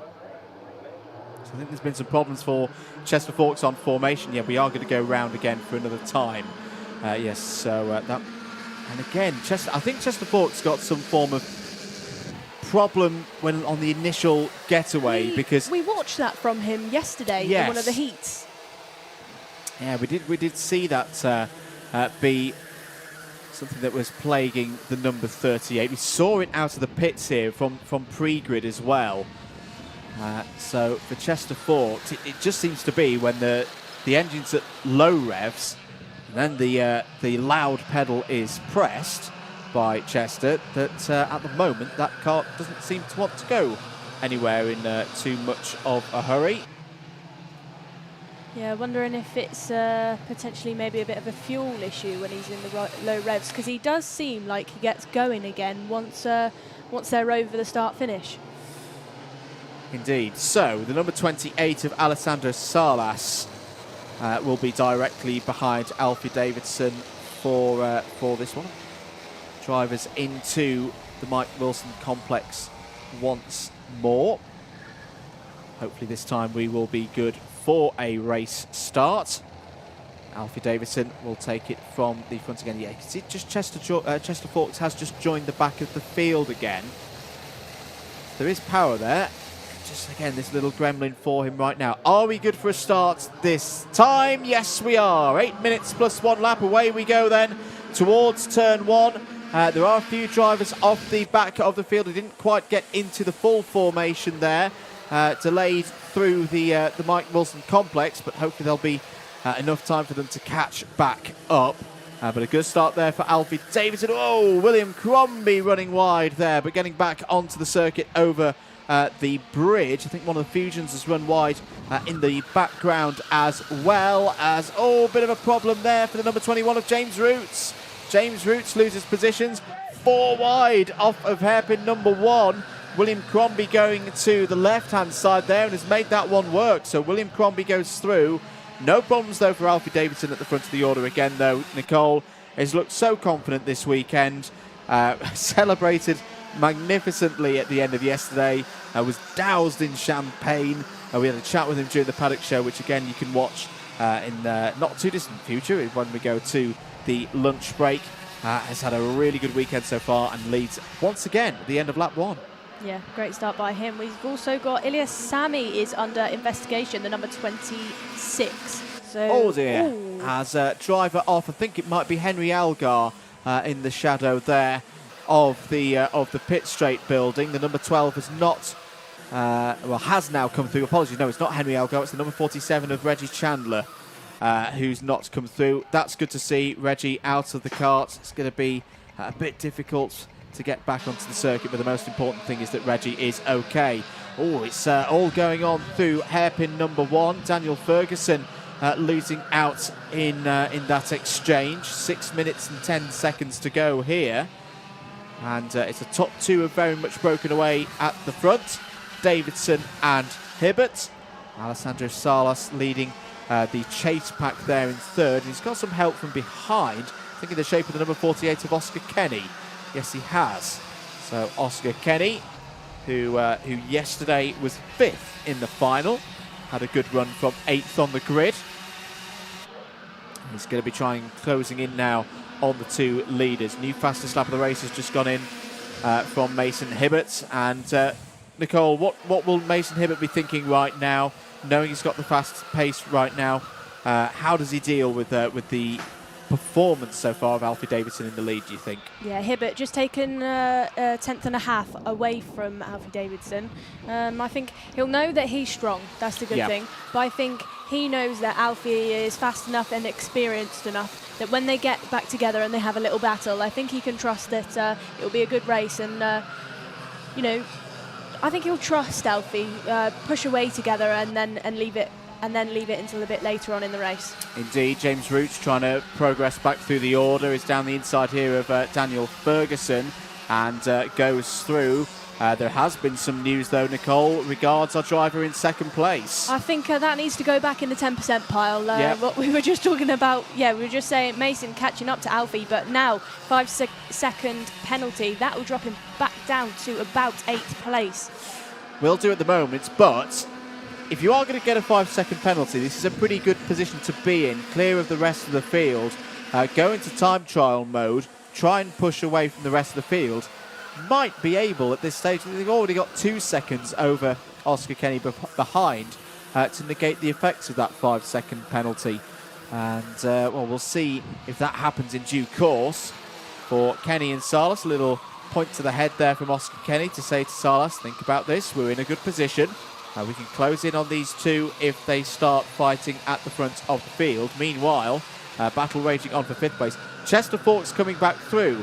So yeah, this is again what we saw yesterday, Nicole, wasn't it? That whatever the technical problem is at the very start of the race, once Chester gets going, brilliant pace and ability to come through the field. Yeah, I'm not sure if they've changed anything on that kart, but I think when they're going back to the awning, they might want to, look at the engine and have a bit of a think what is causing this, because it's not a constant issue, but there is an underlying issue somewhere with that kart. It's not constant, but it is repeatable. As I say, it's the same manner that we saw problems for Chester Forks yesterday. There in the centre of your screen, number 22, Louis Williams Mabs. Beautifully prepared machine there, the Intrepid privateer chassis prepared by his dad, who we had a chat to in the paddock show yesterday. That'll be premiering shortly. And at the moment, Louis Williams Mabs in 10th place, one place up from where Louis started. New fastest lap of the race has just gone in from Daniel Ferguson, who's gone purple through sector number 1 on this new lap as well. So Daniel Ferguson trying to find a way past James Roots. They're about 4 seconds off the leaders at the moment.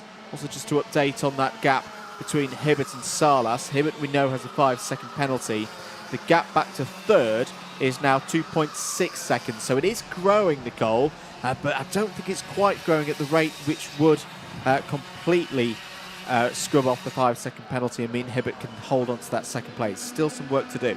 Yeah, definitely. Oscar Kenny just dropped a position there, but he's having a good race so far, up by 5 positions. Ilyas Sami warning flag there, and we previously had the number 12 is under investigation, Henry Algar. Not sure what incident that was caused by, but we'll see what the outcome of is that. James Roots back in with the fastest lap of the race with a 1:06.07. James, fantastic day for him yesterday. Yep. It was, it was the Alfie Davidson show, but James was having a good run, and we saw a lot of, they pull away together, and James leaving it to the last lap. I mean, yeah, James Roots took a race victory in the heats yesterday. He was a bit unlucky, perhaps, in the final. Finished in 7th, or classified in 7th place. There was some good work between Roots and Ferguson right now, because they have closed in and caught the chasing duo of Salas and Kenny. Meanwhile, on your screens, this is the battle for 9th place. Harry Chapman ahead of Ethan Robinson, Ilyas Sami, William Crombie in there as well. Louis Williams Mabs at the back of that train.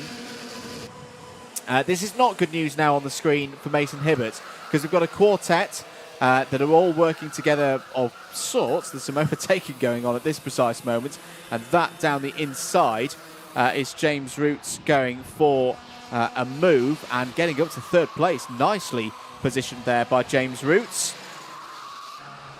Ferguson has followed through into 4th. Kenny and Salas now 5th and 6th. But what this group of 4 is doing, in my view right now, Nicole, is more pace now in that group. Now that is a spin for the number 23 of Ethan Robinson that we just caught the end sight of. I think Ethan looked too pleased about that one. And will drop down to 13th place. 4 karts versus 2. More engines always the better case, Nicole.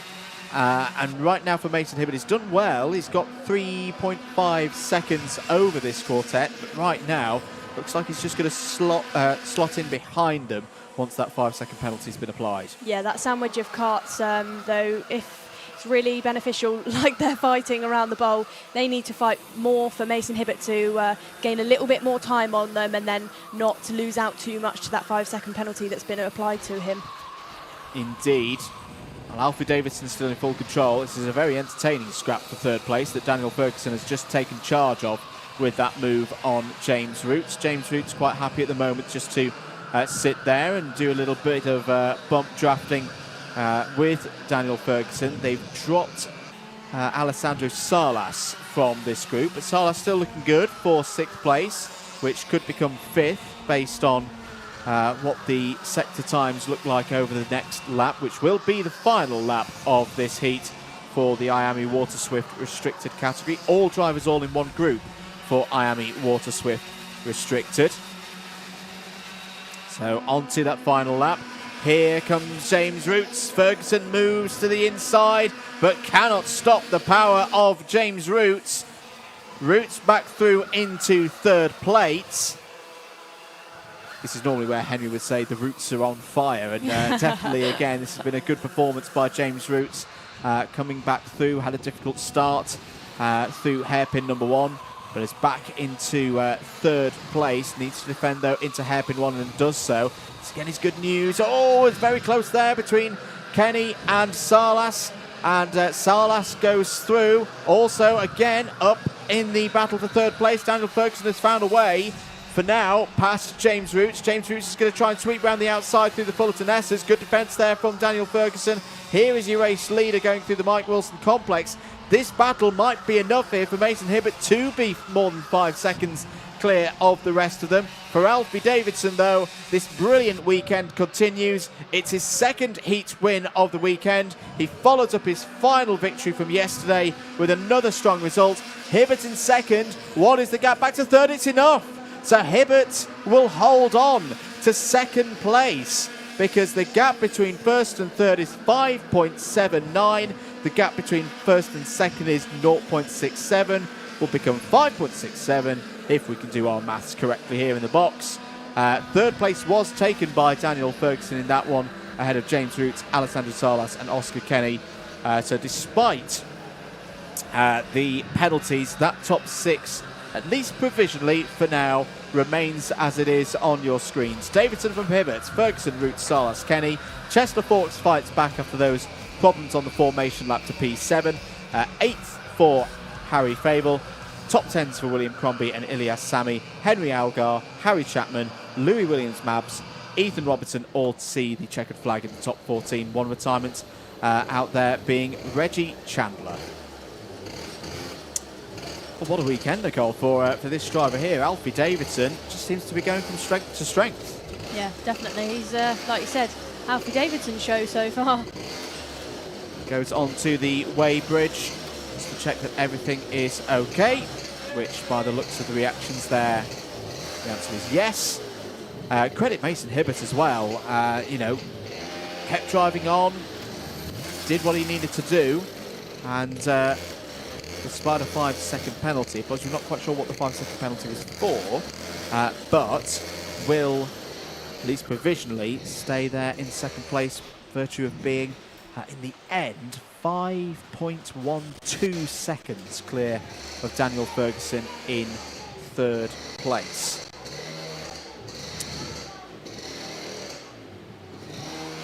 Well, we're going to take a short break here with some messages from our sponsors and some of the features that we've filmed and recorded so far this weekend. We're going to be talking Tillotson T4 and then the Paddock Show, all coming up here with the next race will be on circuit at 1:30. For now, though, keep it locked here at PF International. Plenty more to enjoy here for event 2 of the Wera Tools British Kart Championships.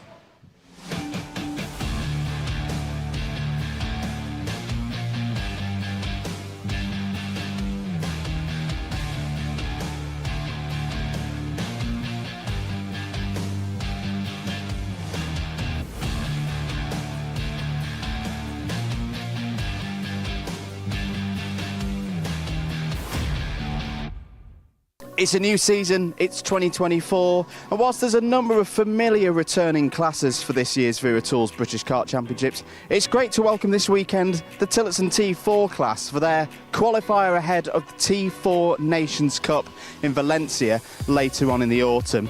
This weekend here at PF International, we're going to take a closer look at this new class for the British Kart Championships that's been running in some capacity since around 2010 when Tillotson first started their engine building business. Let's catch up with the guys here at Tillotson to see what it's all about. Well, we're here down in the Tillotson T4 part of the paddock here this weekend at PF with Mark French and Andrew Fallon, two of the gurus of Tillotson racing. Mark, Andrew, great to have you here. What's it like to be here at PF?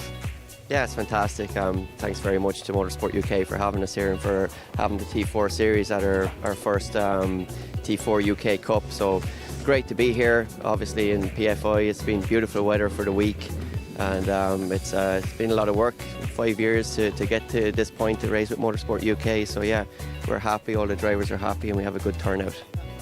Andrew, the ethos of Tillotson T4 racing, what's it all about? You know, it's all about fun, fair, affordable racing. You know, it's like Mark said, we've come a long way to be racing here, and you know the progress we've made, and Motorsport UK recognise us now as the right platform for their karting pathway to bring drivers into owner-driver racing. And you know, the ethos is everyone's on the same level, same kart, same material, and it's affordable and it's fun. You know, so I think that's the thing that they recognise, and you know, across the world it's growing so fast, and it's exciting for us to see the progress made in UK, and we're looking forward to the future. And looking forward to the rest of the year as well. We've got this event here this weekend at PF. We've got another qualifier for the juniors at Wilton Mill later in the year, and then ultimately drivers doing well this weekend go on to racing at Lucas Guerrero Autodromo in later in the year for the Nations Cup. For those not aware of the Nations Cup, what's that kind of like as an event? Yeah, that's it exactly. It's everything. All roads lead to the Nations Cup. So we have lots of series globally, maybe 30 different regions now where T4 series is active. So as you said, this weekend here we have a T4 Senior. At Wilton Mill at the next race we're going to have T4 Senior and T4 Junior. So yeah, this weekend was a little too early for the juniors to arrive, and yeah, we have 3 places. There's 3 tickets to the Nations Cup. So as I said, all the regions, everyone's racing for those golden tickets to the Nations Cup, and that's the 5th to the 8th of September this year in Lucas Guerrero. This will be our 3rd year in Spain, Lucas Guerrero, so it's grown quite quickly, the event. Last year we had 170 odd drivers from 26 or 27 different countries, and the plan this year is to have 192 drivers from as many nations as wish to enter. So yeah, it's an exciting event. It's a 5-day event in Spain, and it's kind of what everyone races for to get there. I think with our partners for the series, Max's Racing, we have quite a big sponsorship package which we use for tickets allocation. So you know, there's a lot of prizes and a lot of value of prizes distributed globally to bring the drivers to the Nations Cup. So it's a great incentive for our driver base, and you know, for a grassroots category and an entry-level category to have an opportunity to come to an international style event. It's a unique thing for the drivers. I definitely look forward to the racing here this weekend and for the rest of the year. Guys, thanks for being here. It's fantastic to have you here, and best of luck for the weekend. Here in the paddock again with Anwar Barul-Smith. Anwar, great to see you, mate. Good to see you back in the kart again. Tillotson T4, tell us a little bit about it from a driver's perspective, the materials you've got here this weekend. What's it like to drive? So it's a great little package, to be honest. So as you know, I've done quite a lot of karting across the years and dabbled in pretty much everything there is to offer. And but I've always had sort of like a basis in trying to save money, like most people. And the fact that this is a great sort of level playing field class with 4-stroke machinery just keeps the cost down. And I'll tell you what, the racing's really, really good. So I mean, as far as the kit goes, it's all the same chassis, all the same engines. The engine parity is bang on point. You know, you can go a good 30-40 hours on a motor before it really needs to be changed out, and actually changing out is cheaper than doing an engine rebuild. But as a class, the whole ethos is about just everyone sort of working together and just having fun, you know. And I think some people tend to forget, like, you're spending a lot of money to come and do racing. You know, you've got to enjoy it for the amount of money that you spend. And I think doing this on such a low cost and being so competitive with some good drivers and some good karts, you know, good engine parity and having a laugh is, I think, more important than anything at the end of the day. So, you know, as a piece of kit, the chassis itself is actually based on a Praga chassis, which Tillotson then branded as their own and taken as their own product. It's been developed in hand with them, with the 4-stroke engine designed around the centre of it. The engine itself puts out a decent amount of horsepower as well, around 15 horsepower. Lap times are comparable to what we see with the BPEC Pro karts. But the fact that it's quite a nice little light outfit as well, you know, it's quite light and nimble, but the weight limit at the class allows for slightly maybe sort of taller or heavier drivers to get involved as well without having to worry about giving too much away on weight. We use the Maxi Sport tyre as well, which has got good grip, but also good longevity. I think, you know, there's a lot of classes now that are starting to move to that kind of ethos. We also limit the amount of tyres that we can use in a season, so a maximum of 2 sets per season. So as you can see, everything that the class is about making it accessible to people coming out of that rental karting scene, perhaps, or maybe someone like myself who's been away from karting for a while and wants to come back and try something new, and being able to get it on, you know, in at the ground level, hit the ground running, and be competitive from the out. And it's a great class, honestly. And we've got a strong grid this weekend. Hopefully, we'll put on a good show and hopefully get more people interested. And, you know, obviously, it all builds to that Nations Cup, that Valencia event at the end of the year, which is just a fantastic event as well. And you mentioned there, in terms of the karting pathway, you've done a lot of racing, lots of success in Club 100 over the years. For anyone perhaps at that level now looking his way in, why should they perhaps choose Tillotson T4 over others? I think, without meaning to repeat myself, all the things I just said are like the best arguments for it. Like, you know, that if you're looking for that pathway to sort of experience something a bit different, like you've come through racing, you've got yourself involved in karting, you've got yourself involved in competitive karting at a good level, and you think to yourself, okay, I want to try like the next step from rental karting, you know, from your Club 100s or your BIKC, things like that. This is just the perfect stepping stone for that, you know. And don't get me wrong, like the two-stroke classes are fantastic. X30, TKM, Rotax, all brilliant, and I've driven all of them, they're fantastic. I think the issue is that the amount of money it is to be competitive when you want to get in at any level, whether it's club level or this level of British champs, and also the knowledge that you need, you know. Like that's the thing that people always tend to forget. Like it's all very well like going and buying like the best motor, but also it's about knowing what to do with it and knowing how to set the car up and all the little nuances of the class. And people don't tend, I mean, I hate to say it, people don't tend to share information when it comes to that sort of level. Whereas you can see here, everyone's in the same awning, we all work together, we share tools, we share experiences, we share a laugh, and no one hides sprockets or gearings from everyone. We all share it because we want it all to be about the racing and all about, you know, the fleshy bit that sits behind the wheel rather than the lump of metal that sits beside you. So I think for someone who's looking to come out of those classes, this is the best way to get involved in something where they can hit the ground running, have an environment around them where they can learn, but also not just learn the basics, but actually learn everything, you know, and get to a point where they can be competitive. And we've had people turn up on rental karts, you know, that have done sort of like hire karts of these that have done, you know, maybe 20 odd hours, and people turn up on brand new karts and the results are the same. So, you know, for me, that's the best advert that I could give. You know, if you're ready to take that step and you want to own and run your own kart, it has to be something like this. You know, you otherwise you run that risk of just pumping, you know, sort of good money after bad, so to speak. So yeah. Well, brilliant insights as ever, Anwar. Best of luck for this weekend. I know you'll give it your all, and we'll catch you out on the track later. That's great. Thanks, mate. Take care. Thank you.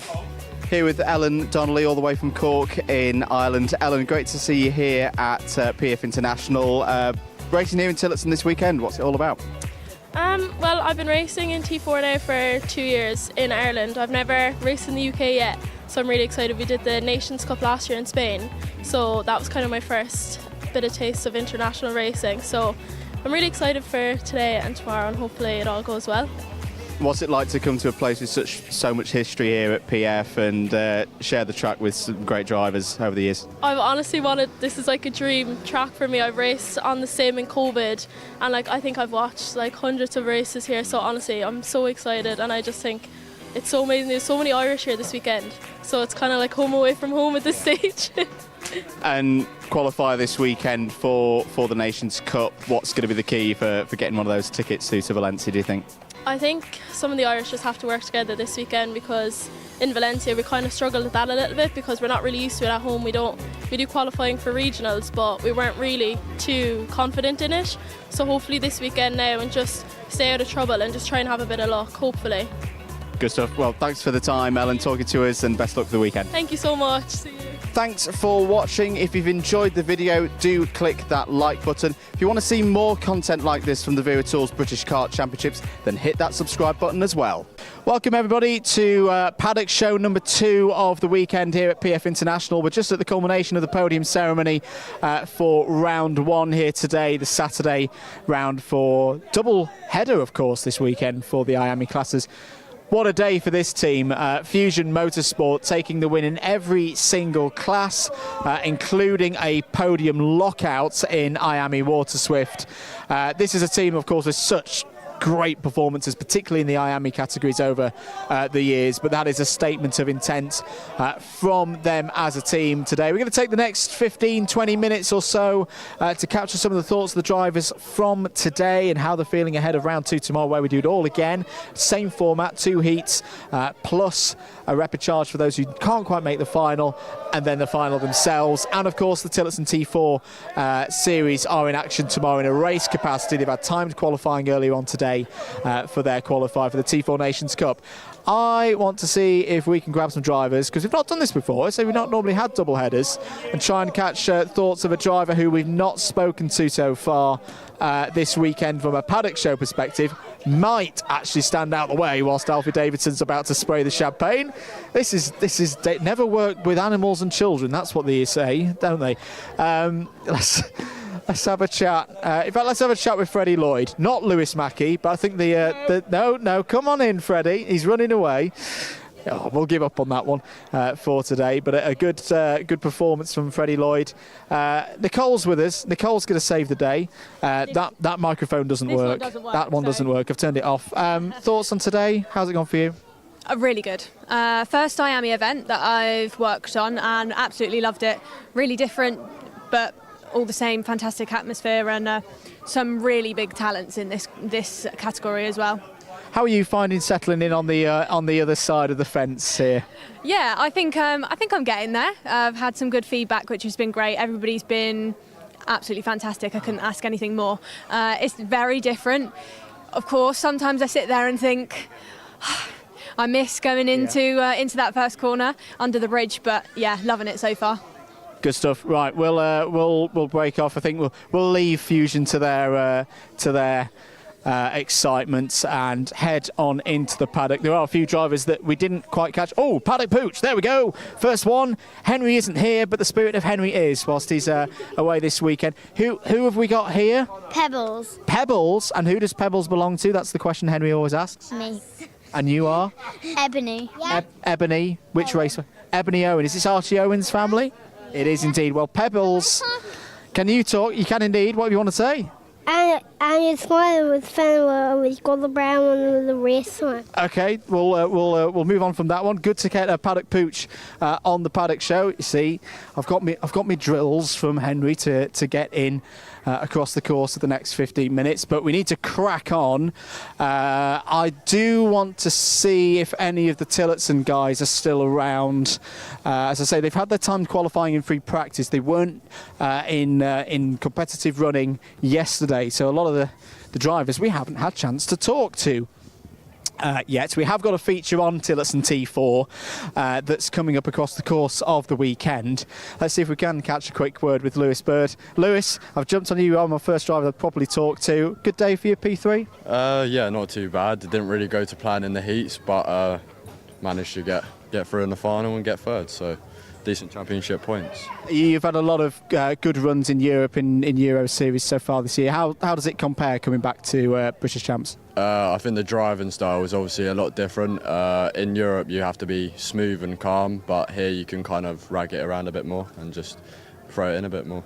And do you think that experience that you've had has given you the edge over some of the other Euro runners this weekend who found it a bit elbows out at times? Yeah, I think there's been a few drivers from Europe that have been quite fast, but some have struggled, but I think it's helped me a lot, so yeah.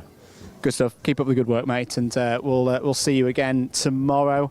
I think this is the thing, because we've set this one off after the podium, that there's a lot of people have gone to bed. See, Tillotson sometimes. There's old Club 100 drivers who need a good night's sleep before they get going. But yes, we will catch up with them tomorrow. Colby Patterson, you can have a chat with us. Another good drive for you today. Happy with how the final went? No, not really. Why not? It just went wrong. Not a very good start because I started on the outside and then just went backwards. I lost my head towards the end, but overall I think I could have done better as a driver, but I know that for tomorrow and I can push on. But it's a long championship season, you're getting quicker and quicker all the time, gaining that experience. You confident for tomorrow, for round two? Very confident for tomorrow, yes. I think I definitely have the chance for a top three. I definitely have the pace and I've proven to have the pace over the term of the weekend. Good stuff. Keep the hard work up, Colby. Dan Ashton, I think, needs to talk to us. How's your day been, Mr. Ashton? Good day on track. Safe day on track, this is the main thing. Some really good hard fair racing today. Hopefully the same tomorrow. How do you feel things are different with this double format compared to what we had with Rotax for Event 1? Do you like it? I'll let you know tomorrow. I think it's good. I think it's good for the guys in the paddock. They've got another chance tomorrow to gain some more good points for the championship. And that's the main focus, obviously, for everybody. Is they need to focus on the championship more than the one-off or the race days, if that makes sense. Good stuff. Thanks for talking to us, taking the time. Dan Ashton there, clerk of the course. Let's march on. I feel like we need to crack on with this one to try and get some things in that we perhaps didn't talk about yesterday. We did talk about ORM yesterday.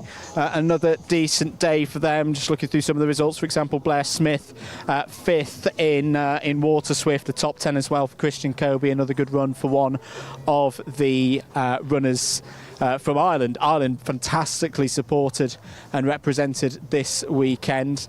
Drivers are running away. It's all right. I'm going to get some ones in. Hello, guys. Alfie Davidson. We need to win. We need to talk to Alfie Davidson, who I think is covered in champagne. So I won't get too close. You must be a happy young man today. Yeah, happy. I just got covered in champagne by Ollie. Yeah, my mechanic. Well, it's a good day to be covered in champagne. What do you think's given you the edge today? Just to keep confident and like you always have to put your head in the game, and yeah. Same again tomorrow, do you think? Of course. Anything that you're going to change before tomorrow? Is it going to be same plan, keep the same setup? It's gonna be a different plan and try and win the second heat and try and defend better than what I did. And that's it, yeah, really. Good stuff. Well done on the win here today, Alfie, and we'll go again tomorrow. I want to try and get to the back of the paddock because there's a couple of privateers that we haven't had chance to speak to yet this weekend. Just have a quick sight of Sukhmani Kira there. 3rd place for Kira today. Brilliant to see her coming through.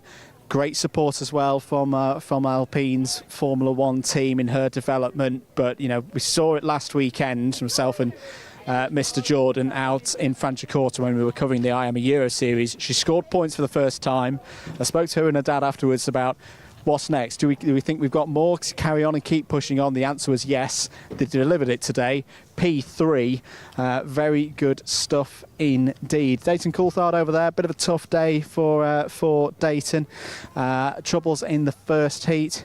Trying to get a quick word with Finlay Lines. Finlay, an up and down day for yourself, but again, race pace is there. Should be a good day tomorrow. Yeah, I mean, like, we need to limit the amount of the crashes we have because the championship's obviously important. We're obviously going to drop some of the races we've had today, and we need to make sure we have a really consistent day tomorrow and try and get in the top 3. Obviously, it's a little bit different to you racing in the Rotax classes because you're the only Synergy driver in there.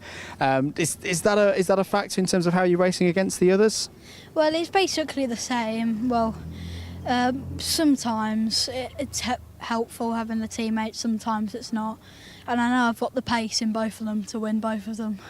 So if I can just be consistent in the Rotax and IAME, I can hopefully win both of them.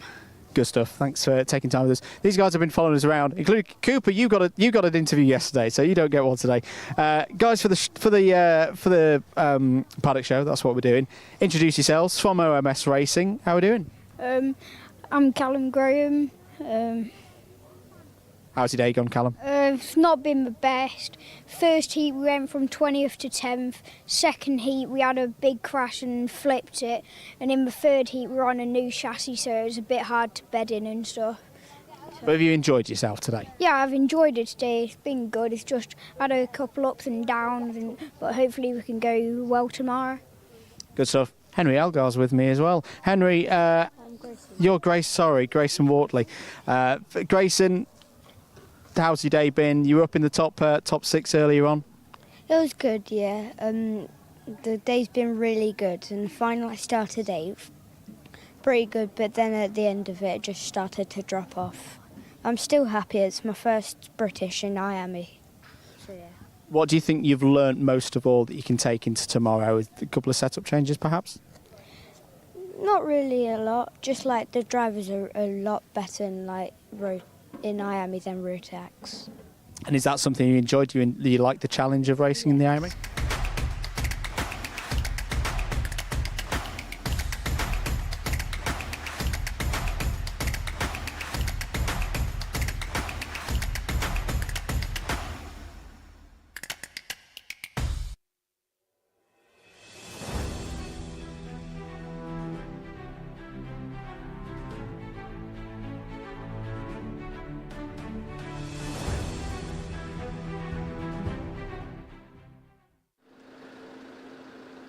Welcome back to PF International here in Lincolnshire, getting ready for the next race. X30 Senior Groups A and C are out next.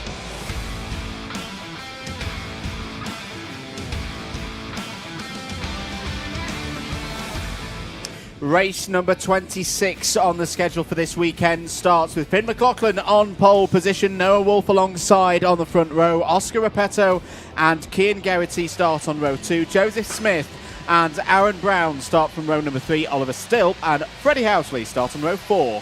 Hayden Eldridge and Guy Albag on row number 5, with Ryan Ekberg and Henry Gregory on row number 6.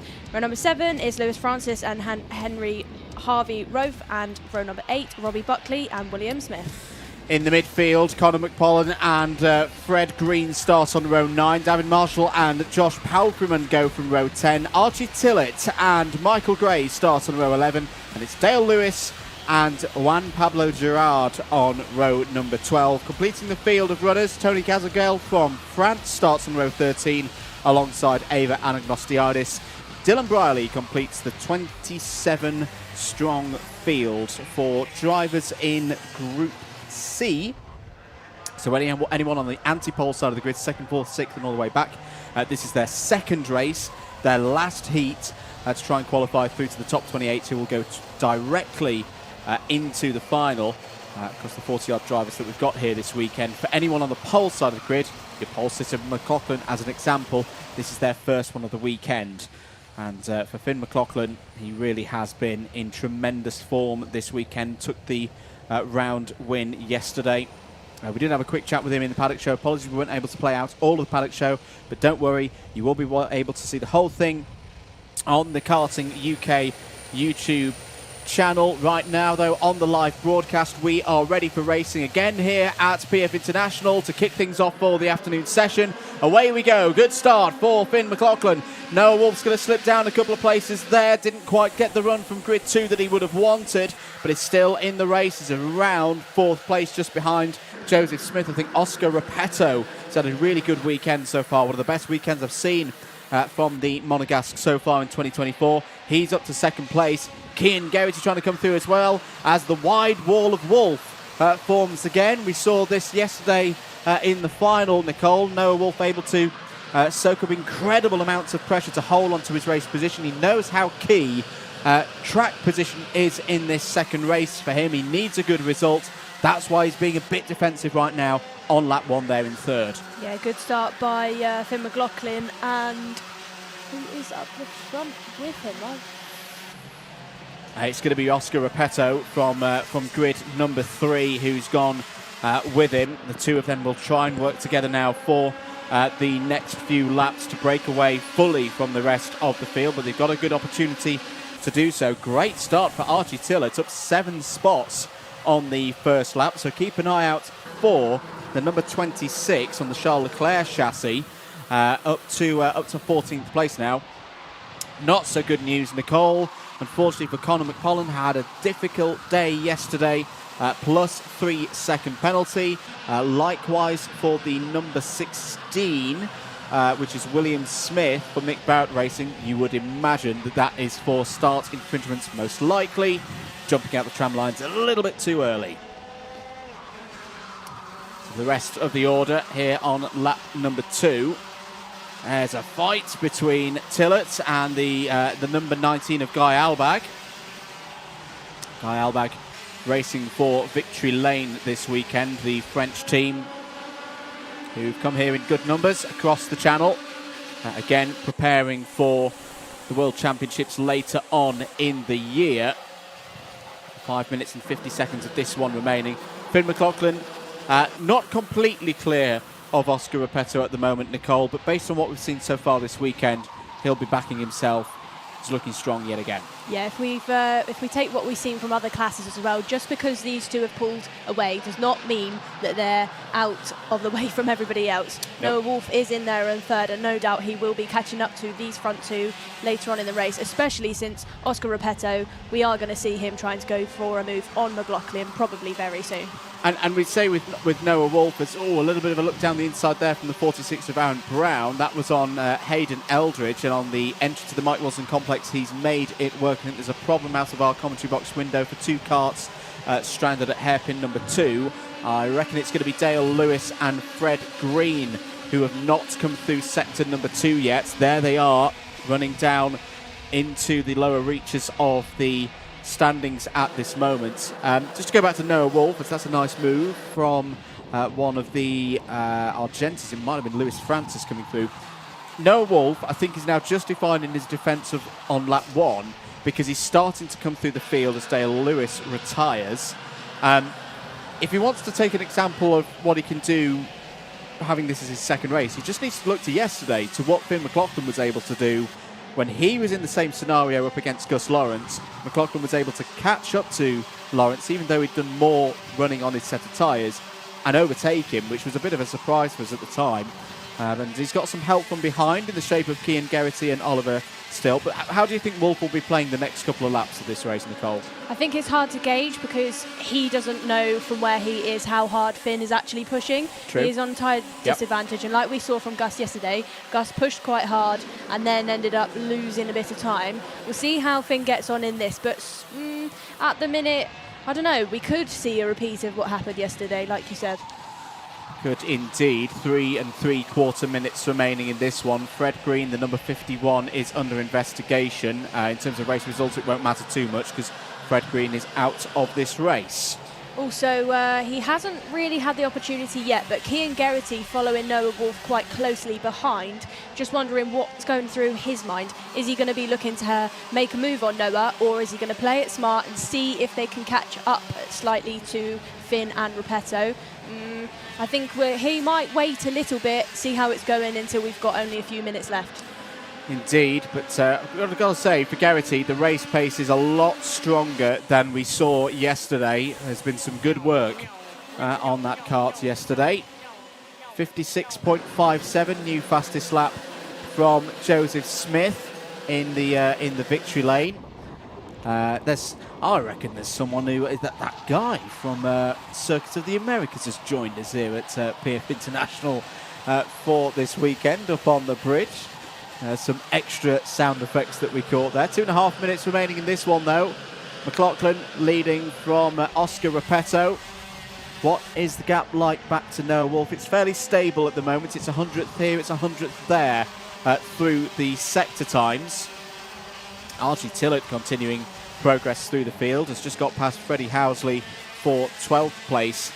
Just to notify those of you at home of that move. And I'd say great to have Archie Tillett back in the paddock. Nicole down earlier in the weekend in the PF International garage, having a chat with Gus Lawrence as part of the We Are the Champions feature, and Archie had a big smile on his face, reminding Gus that he is to represent the Tillett brand, of course.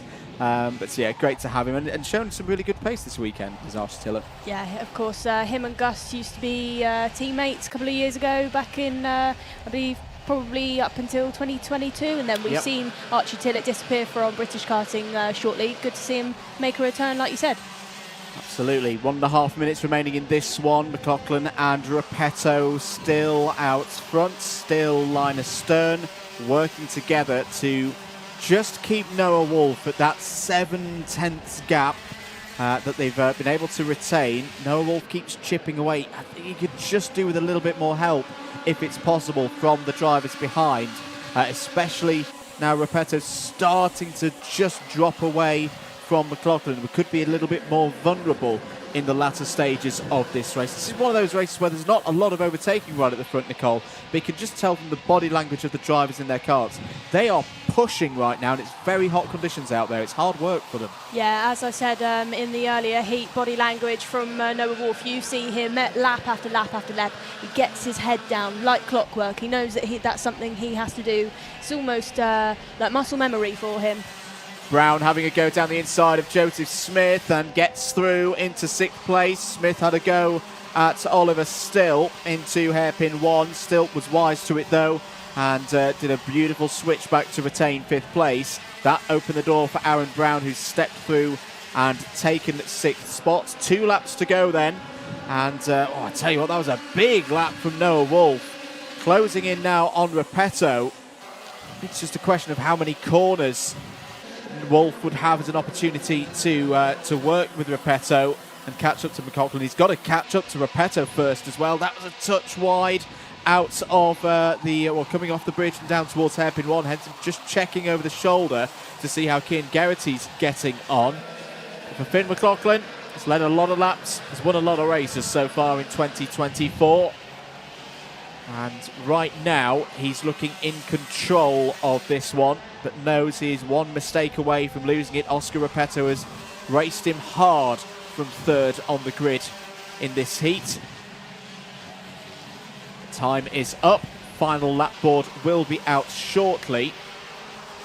See Lewis Francis up to 9th place, the Australian. Another one of the drivers who normally we see on the international stage as a works driver for Kart Republic. Kart Republic in Argentine Motorsport, of course, having their working relationship is the reason Lewis Francis is in their awning this weekend and has a decent race, up 4 places so far in this one to 9th. No other changes further down the order.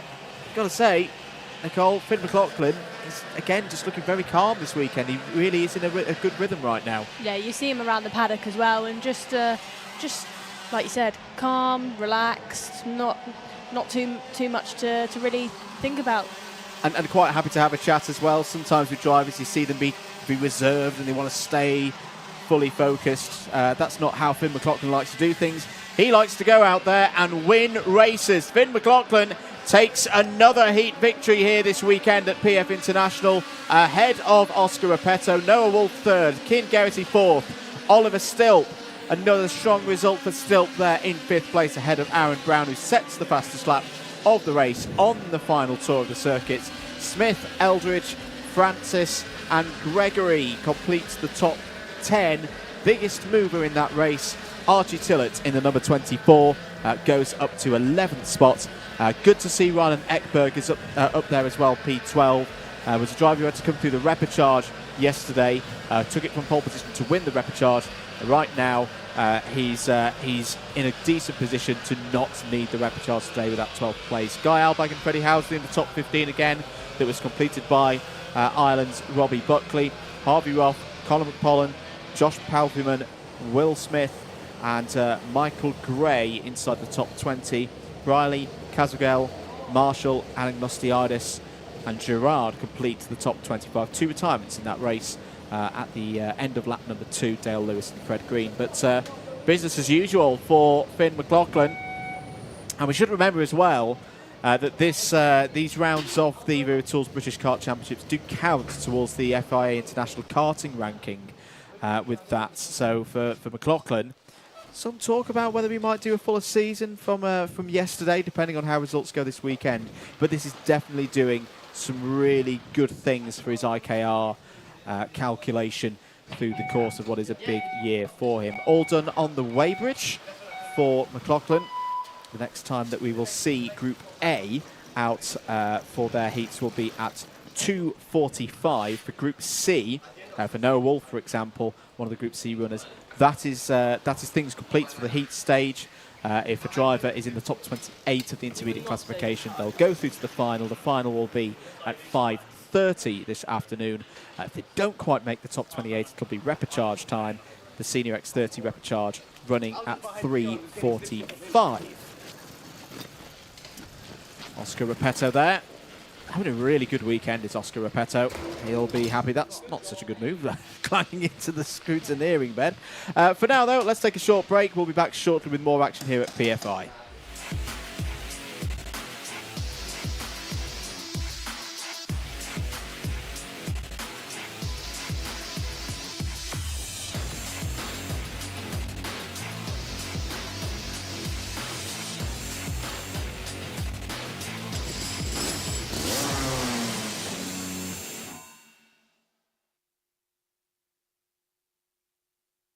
Back here at PF International, a bit of a hush over the circuit at the moment as we're getting ready for the next race. There's a quick look into the CCTV room, part of race control here at PF International, David Manchester.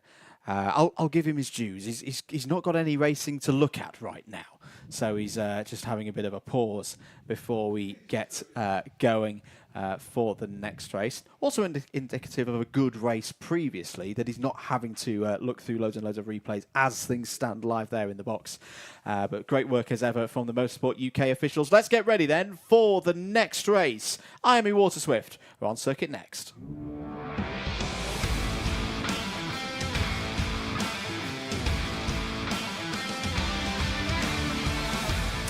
Heat 2 for IAME Water Swift. Groups A and C heading out on circuit. Let's have a look at the grid. George Clark on pole position, ahead of Austin Newstead on the front row. Jensen Ackerman and Ian Carey go from row number 2. Colby Patterson and Mason Brooks start on the third row of the grid. Johnston Stewart and Jonty Restrick start on row number 4. Row number 5 is Blair Smith alongside Teddy J. Porter. Row number 6, Freddie Wood and Max Mason. 7 is Knight Measures and Grayson Wortley. Row number 8 is Harry Williams and Charlie Clough. On to the 9th row of the grid. Aryan Singh and Cooper Snedden go from that one. Austin Gibson and Harley Musk complete the top 20 on row 10. Callum Graham and Sophie Campbell start on the 11th row of the grid ahead of Mexico's Pato Medina and Luca Naraway on row number 12. Completing the grid of 25 drivers for Evolve Motorsports, it's Aryan Nair. Great qualifying from George Clark. Great to see the OMS Racing team on top in timed qualifying.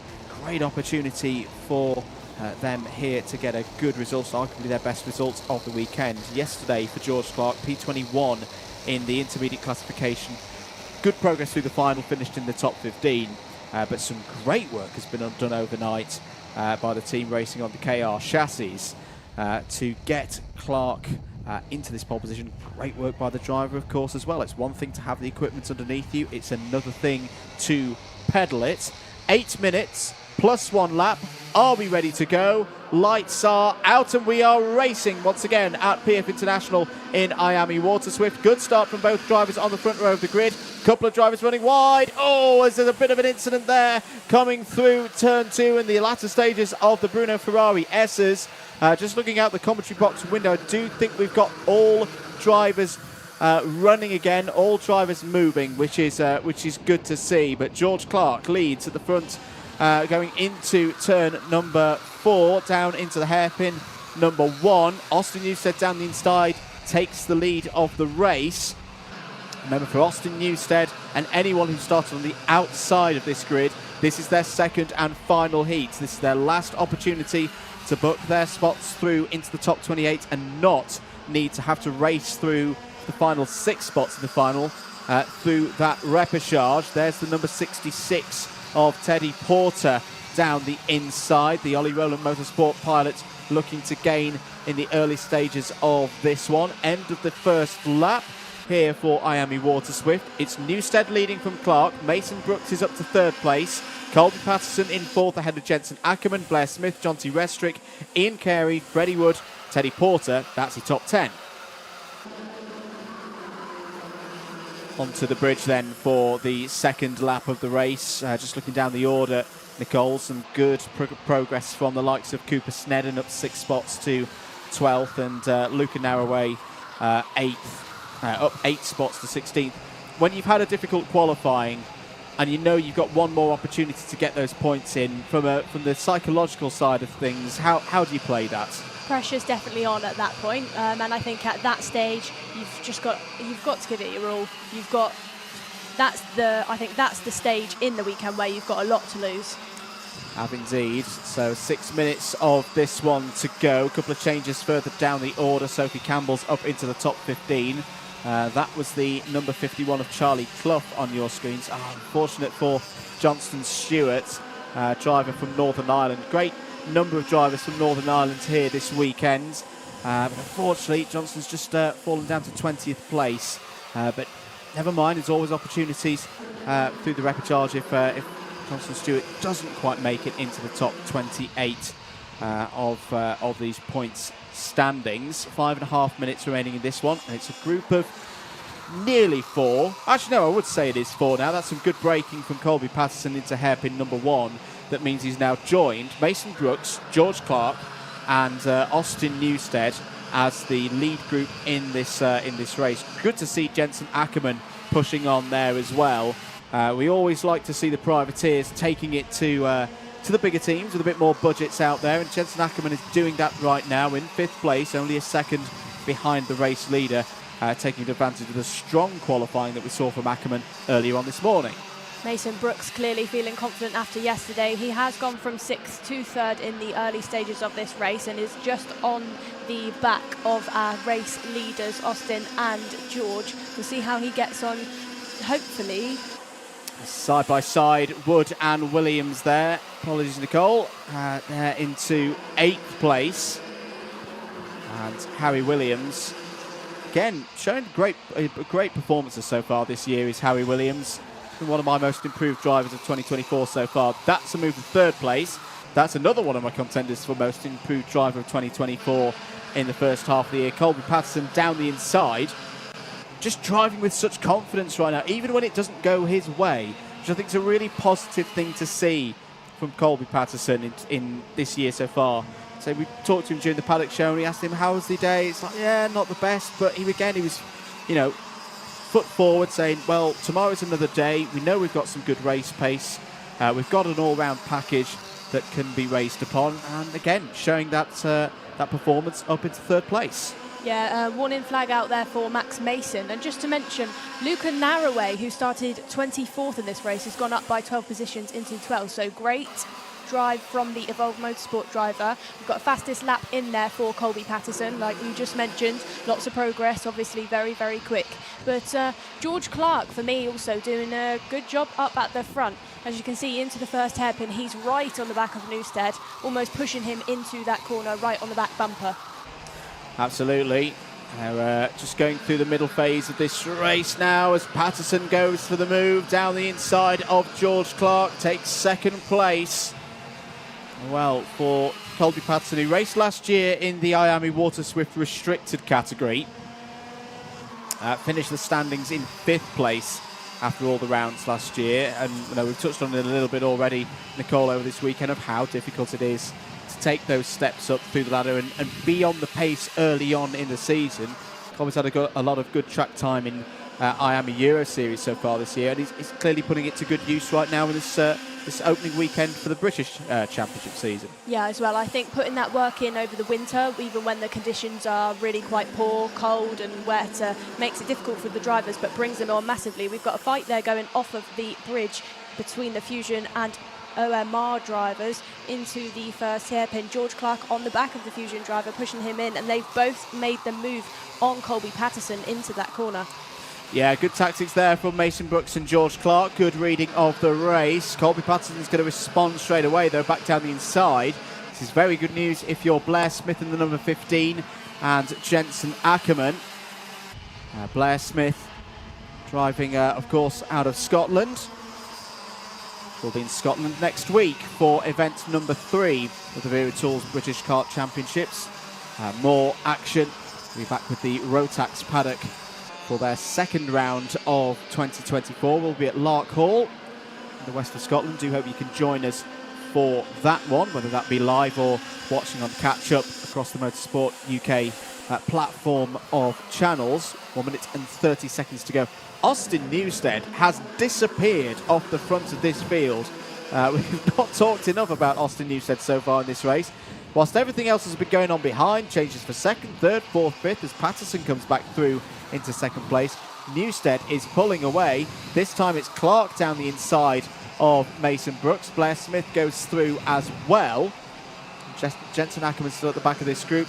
Unfortunately, that looks like Charlie Clough is out of the race. Yes, it is. The number 51 Ollie Rowland Motorsports Kart retires at the end of lap number 6. A disappointment there for Charlie. 45 seconds to go in this one.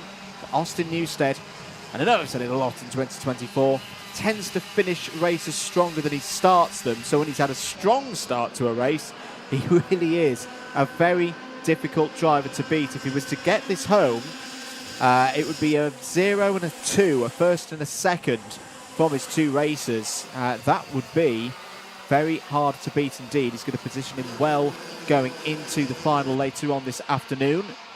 14 seconds to go. Colby Patterson still holding others at bay. Clark, Smith, Brooks and Ackerman the chasing pack. I think they have clocked into that position now, Nicole, of going, well, we could still potentially catch Austin Newstead with the time remaining and the corners remaining, but we've got to work together if we're going to do that. Through into the Fullerton S's. Once again, a bit further down the order, Max Mason, Luca Narraway and Grayson Wortley have all got past in Carey, the privateer from Ireland. Oh, down the inside goes Clark. Gets the move done on Colby Patterson. Blair Smith coming through now as well. Beautiful positioning there from Blair Smith round the outside. Takes third place. On to the last lap then. What is the gap like? Well, it's gone up to 0.91 of a second for Austin Newstead. So he's looking in a good position right now to take this one through to the end. George Clark has fought back up to second place. You've got to give it for the OMS driver. It's a bit of a new position for him this weekend, but he doesn't look phased by the drivers around him. Yeah, he's doing a good job out there, but Newstead obviously extended his lead there by 4 tenths. He's kind of saying to the pack behind him, you lot hold each other off. I'm up, I'm off. See you later. Yeah. He's very focused, is Austin Newstead as a young driver. And this has been another tremendous performance from the driver who was second last year in IAME Water Swift Restricted. It's still going on for third place. As is that Teddy Porter? It is Teddy Porter trying to fight through past Harry Williams and others as well. Austin Newstead is in the last couple of corners. He's going to put himself in a very strong position in the intermediate classification. Takes the win in this heat, and on the line George Clark holds on to second place ahead of Blair Smith. Jensen Ackerman races home to a fantastic fourth place. Good work there from Jensen Ackerman ahead of Colby Patterson. A good run as well for Mason Brooks, Harry Williams, Teddy Porter, Freddie Wood, Harley Musk are all in the top 10. For Musk, that was a super drive, up 10 positions from where he started, the number 21 kart. Max Mason, Luca Narraway, Grayson Wortley, Ian Carey and Cooper Snedden all inside the top 15. But your winner again this season in the IAME Water Swift category, doesn't matter whether it's here, home in the UK or overseas, Austin Newstead is always a driver and a force to be reckoned with. And yeah, he's really in that rhythm now. There's the rest of your provisional results. Good drive from Arian Naya up to 16th place. Austin Gibson 17th. Callum Graham, Johnston Stewart and Knight measures inside the top 20. Sophie Campbell P21 ahead of Jonty Restrick, Arian Singh and Pato Medina, the last of the finishers. One retirement in that race, which was Charlie Clough. Great result there for Austin. I'd say he's a very concentrated young driver. When I caught up with him yesterday on the grid, he can tell you exactly where he finished and started each race, what went on, what positions he lost and gained. He's very invested into it all, I think. Very invested, very intelligent young driver. And I say that the racing that I've seen from him, not just this year but in previous years, he's got a wealth of experience, having come through the Bambino and the cadet categories, now into the categories. This is a driver with probably something like 5 years of racing experience now. He's another one of those drivers, almost like a senior in a way. Never panics. No. Never panics. Even when sometimes he'll maybe fall down to 8th, 9th place, he'll back himself to pick his way back through. Yeah, really good performance yet again from Austin Newstead. The driver's down there in Parc Ferme, having a chat there between Newstead and Clark, George Clark. That's a great result for the OMS racing team, who are building all the time. Not the biggest team here this weekend, but very much have got their eyes on those podium places in the near future, if they can. Racing continuing here shortly at PF International after a few messages. Junior X30 are out next.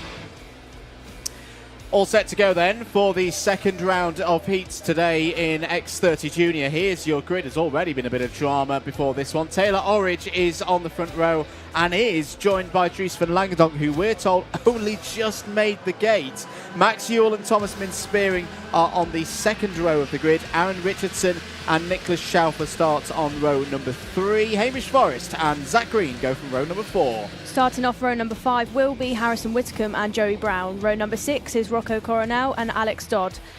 7, Morgan Moore and Archie Owen. Row 8 will be Jacob Bashler and Devin Walls. Iskander Solfikari and Louis Cachet form up a very international row number 9. Harry Walsh and Dylan Patel start on row 10. Jan-Matteo Rousseau and James Harris start on row number 11. Charlie Myers and Zeph Nurnberger start on row 12. Completing the 27 runners in this one, Adam Holmes and Aston Sharp go from row 13. I expect to see another charge through the field from Sharp.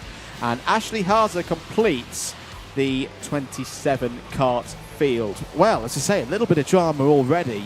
This is the information that we've received in the commentary box from very good sources, that Dries van Langendonk's number 29 kart made it through with 3 seconds to spare after fitting some tyres. Not quite sure why they were cutting that fine. Very professional job from Forza Racing, but well, he's in, and he starts this race on the outside of row number 1. And I'm sure will be in the zone now for this next 8 minutes plus 1 lap. We're going to go round again for an additional formation lap. And another interesting front row this for us to feast upon in X30 Junior. So we talked last time about Harrison Mackie versus Dries van Langendonk, you know, the most informed driver in Europe at the moment in X30 Junior competition, if you ask me, versus Dries van Langendonk with his record.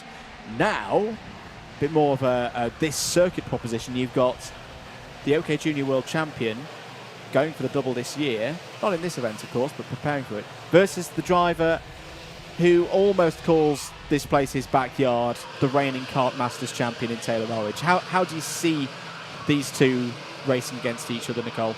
I think between the pair there would be quite a good competitive rivalry. I think they'd both be thinking that they've got the upper hand, but We'll see how it plays out, see who's actually faster around here.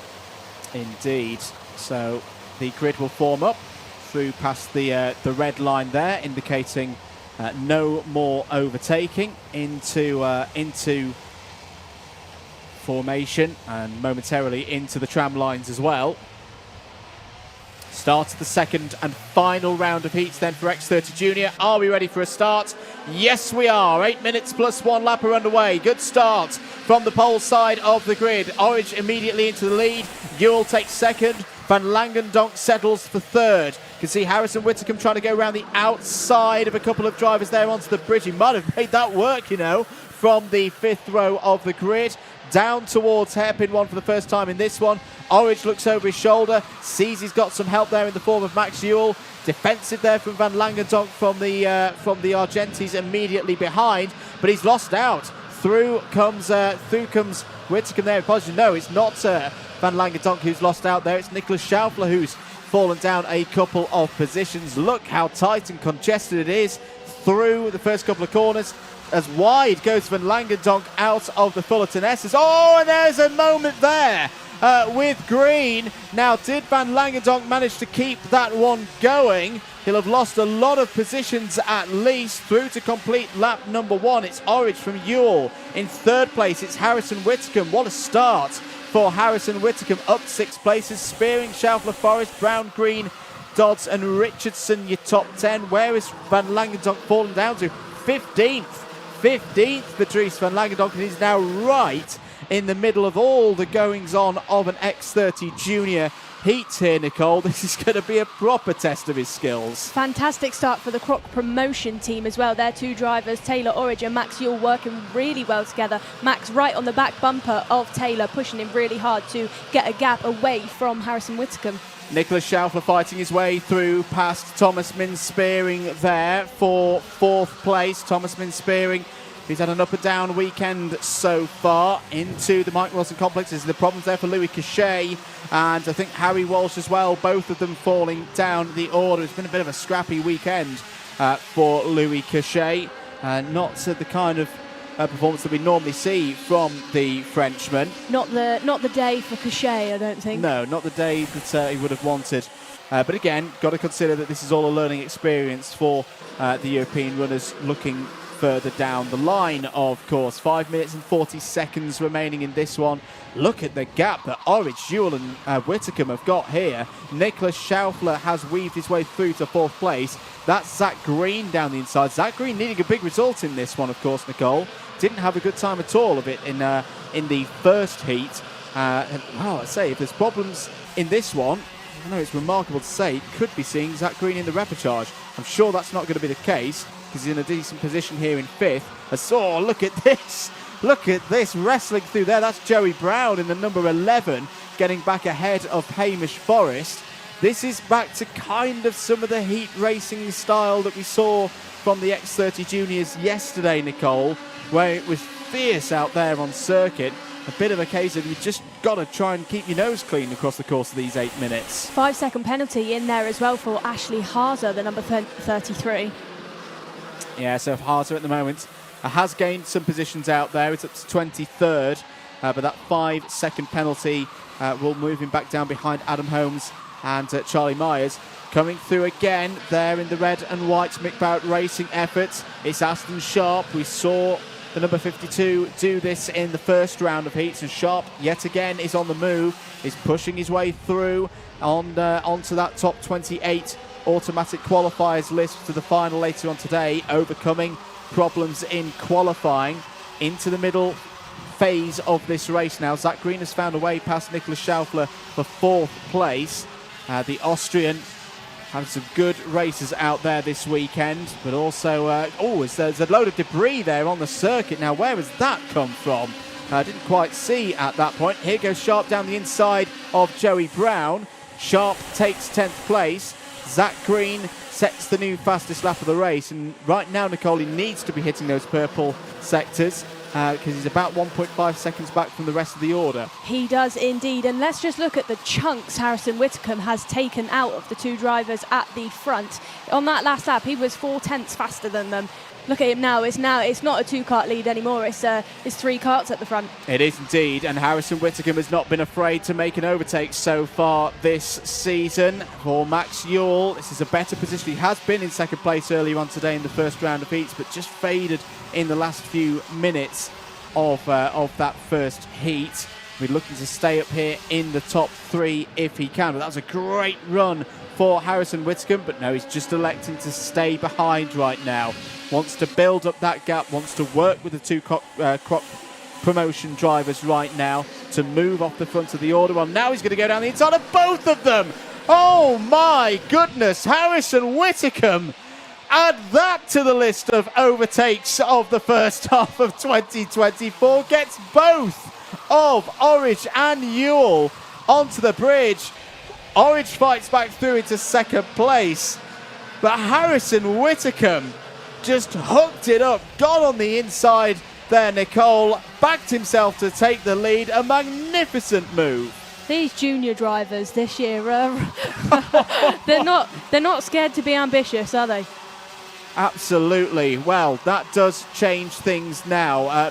Muse on the Dries van Langendonk front. He's in the pits now on our timing information. So the junior world champion, the leader in the points in the European standings right now, is out of this one. Bit of a communication there between Morgan Moore and Thomas Min-Spearing. Was there a problem there for Thomas Min-Spearing? He seemed to almost be standing still down the pit straight in comparison to the premium karting number 16. We'll keep monitoring that situation. Back at the front of the order, Zach Green is on the move now. Has caught up to Max Ewell and got past Max Ewell for 3rd place. What a magnificent run here for Zach Green.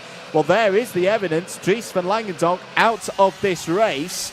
I think we'll still make it through to the final, of course, but this is a bit of a repeat of what we saw yesterday for the Belgian. Nicole had 1 strong result, 1 mixed result in the heats, and it meant he was right in the middle of the pack when it got to the final. Yeah, just wondering if that's because of damage caused in that incident earlier on, or if that's a choice to preserve the tyres. I don't know. I'd question that.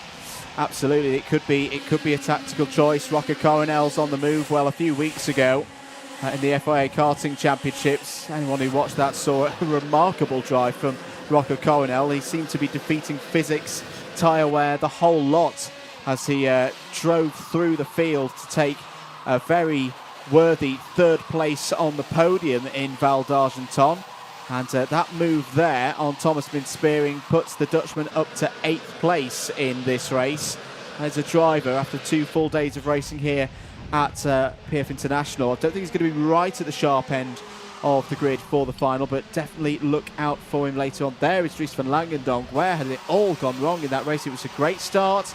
He did a sensible thing, slotted into 3rd place after the initial getaway, but it all went wrong at the end of lap number 1, and he watches this one from the sidelines. 2 laps to go. Whitcomb and Orridge going toe-to-toe, I feel, right now, Nicole. I think Taylor Orridge maybe was caught a bit off guard by Harrison's move earlier, but he looks like he's woken back up again, going so hard and so late into that first hairpin. We'll have a look to see if he makes a move on Harrison, pushing him into the second hairpin. He hasn't yet. We'll wait to see if he tries to get it done, but we have almost run out of time in this race. We have indeed. The last lap board will be out at the end of this one, lap number 9. And Harrison Whitcomb's just keeping eyes forward at the moment, not looking over his shoulder, not letting Taylor Orridge get any advantage in the mental battle between these 2 drivers. Zach Green's not too far behind as well. They need to be conscious of the number 8 there as well, who's hit another fastest lap and another fastest lap that's just been immediately taken away from him by Nicholas Schaufler. It might be a Kart out there with some exhaust troubles as well, I'm hearing in my ear, but the corners are ticking on by for Whitcomb now. Yes, there definitely is a Kart that's got a loose exhaust towards the back of the field. We'll keep focused, though, on this battle at the front. Whitcomb has got through hairpin 1, a very good run through hairpin number 1 there. No opportunity for Taylor Orridge to even attempt to move down the inside. This is looking good at the moment for Harrison Whitcomb to strike back. Would leave him on 6 points in the intermediate classification. Orridge has got to think as well. A win and a 2nd place would do quite nicely for his run through these heats. I think they are going to hold in this position. Harrison Whitcomb is going to take another heat win here this weekend for Argenti Motorsport. Takes the checkered flag by 0.18 of a second ahead of Taylor Orridge. Zach Green races through to 3rd and had some very good pace in the second half of that race, Nicole. That is a very good sign for when we get onto the final later on today. Yeah, most definitely. I don't want to make any predictions because what I've predicted so far has gone in the 10% pile. All I'm going to predict is going to be exciting. Well, I think that one's definitely going to be one that gets the green tick. There's your provisional result. Whitcomb from Orridge and Green, Schaufler through to 4th, Max Euler top 5, Morgan Moore, Rocco Coronel, Aston Sharp, Thomas Spearing and Hamish Forrest in the top 10. Iskender Sulfikari, Devin Waltz, Aaron Richardson, Alex Dodds and Jean-Matteo Rousseau finish inside the top 15. Joey Brown, Jacob Backler, Archie Owen, Seth Nurnberger and Dylan Patel inside the top 20 ahead of Ashley Haase, Adam Holmes, James Harris, Louis Cachet, Harry Walsh and Charlie Myers, the 26th finishers. 1 retirement in that race being Dries van Langendonk. And we didn't quite find out who the driver with a loose exhaust was.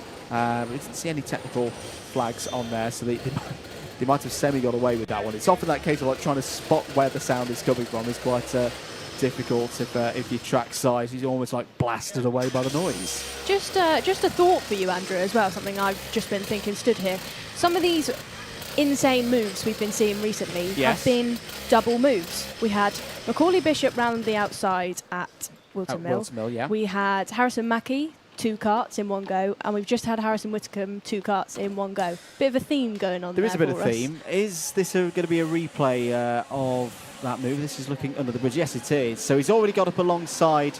So I think what's happened there is Max Ewell's gone for a move on Taylor Orridge, and Harrison Whitcomb's read that as, yes, this is my chance to get both of them. So a very good piece of driving there from all 3 involved. Taylor Orridge having a little discussion with the team there after that one. Very well could be on pole position for the final later on today. We've got to move on though from from this group of drivers. Next up, race number 30 race number 29 is going to be X30 Junior again.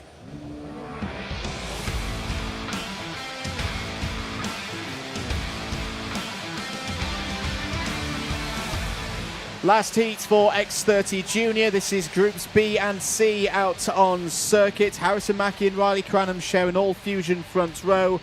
Rocco Leon Shenton and Jack Eiliff go from row number 2. Lewis Islin and Ian Kraling of Germany go from row number 3. Kenzo Craigie and George Edgar start on row 4. Daniel Kelleher and Samuel Branston on row number 5. Monday Junior Kanini and Evan Purcell on row number 6. 7 is Jarrett Clark and Mayan Patel. Row number 8 we have Argenti, Sky Parker and Laith Khan from Jade Racing Team. On the 9th row of the grid, Archie Lovett and George Quartermain are due there. Nat Johnston and Monty Brathwaite start on the 10th row of the grid. Alexander De Benedictis and Drew Waltz start on row 11.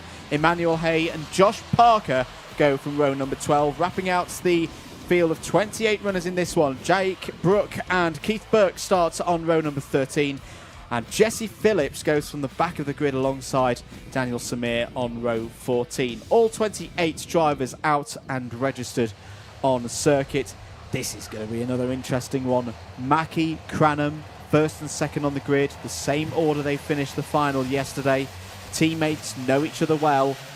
Can they get another great result here for Fusion? Lights are green, 8 minutes plus 1 lap are underway. Good start for Mackie, good start for Rocco Lane Shenton as well, who had a super run through his first heat earlier on today. Wrapping round onto the bridge they go for the first time. It's Mackie in the lead. Another controlled start from him, Nicole. Once again, Harrison Mackie looking difficult to beat. Rocco Shenton there in second. Looks like he's having a look on Harrison Mackie out of the first hairpin, and he's got it done. He's taken the race lead. Yeah, really good stuff from Shenton there off of the corner. It's easier said than done overtaking Harrison Mackie through a hairpin, but Rocco Shenton has just achieved that. It's all going on in the second half of the field. There's a spin. Further back down the order, I think it might be the number 74 of Emmanuel Hay in the Piers Sexton Racing PSR machine. We'll confirm that in due course. 7 minutes to go in this one, end of lap number 1. And Rocco Shenton, my goodness, he's had his Weetabix this morning. Had a great performance earlier on today, and right now, two race victories would give him pole position for the final later on this afternoon. Cranham up to second place, Islin, Mackie third and fourth. I don't think this will panic Harrison Mackie at all, though. As I say, last week in the final at Franciacorta, he went all the way down to 7th place in that one and still worked his way back to take the race win in a magnificent fashion. Here goes Islin down the inside of Riley Cranham. That opens the door for Mackie as well to slip through into third. So Cranham back down to 4th place. Lewis Islin, I think, was a bit unlucky yesterday in some regards. Definitely he's had the pace over the last couple of weekends. Raced here as part of Trent Valley Kart Club's meeting 1 week ago. Islin had those problems, 32nd in the end in the final. It's looking good for another good result here today and good value there in second. Harrison Mackie up back into third. And now into second, because Lewis Islin has taken the lead of the race away from Rocco Shenton. And now Mackie's taking the lead from Islin. So Mackie worked his way through with great efficiency once again into the lead of this race. As it's a pack of 5 going down. In fact, it's not 5, it's growing. It's more karts now as Danny Kelleher's joining in the fun. And Mons Jr. Kanini, who had a difficult day through the heats yesterday. We are definitely at this stage not going to be seeing Kanini in the repechage in a few moments' time with this kind of result. Jack Eiliff fighting through, getting the elbows out. The Texan fighting his way through there. And what's that? Up to 4th place past Lewis Islin. Now this is where, for me, Harrison Mackie starts to hit the hammer. It is Mackie time at the front of the order. 0.34 is the gap over Rocco Shenton. Riley Cranham there in third. This is a big question to Rocco Shenton now of what kind of pace has he got to close in. Well, at the moment he's run wide. In fact, has he got a problem? He has! He has got a problem! Rocco Shenton is out of this second heat. It will not be a second win in a row, and he cruises down the service road and out of this race. You can see him just to the left of our commentary box, out of the kart. Mechanical problem for Rocco Shenton, and that is a big change in the story of his day, Nicole. That is a massive shame, especially after his first heat, which he had a really great performance. That's not what he wants. I don't think he's going to be happy at all. Oh, well, you've got a feel for a driver when that happens. The race continues, though. 4 minutes to go. Harrison Mackie leads. Riley Cranham there, P2. Jack Iliff now the fastest driver in this race. No, change that because it's just gone from to Kenza Craigie and then to Arjen Kraling. Arjen Kraling now into the 57s, the only driver to do so at the moment. So look out for the German there in 8th place. Down the inside, Kenzo Craigie having a fight there with the number 9 of Mons Junior Canini. That's Daniel Kelleher, the Irish driver, just ahead in the number 70. This is looking good once again for the Fusion boys. Kraling sat behind Kenzo there, just trying to push him through. He's not trying to go in on his teammate. He's just waiting for Kenzo to make the move, and then he'll follow him in. Absolutely, some good teamwork going on out there. Who's made the most progress so far in this race? Well, Jesse Phillips, having to go from the back of the grid, is up 11 positions now to 16th. It still needs a bit more if he's going to keep himself away from the dreaded repechage.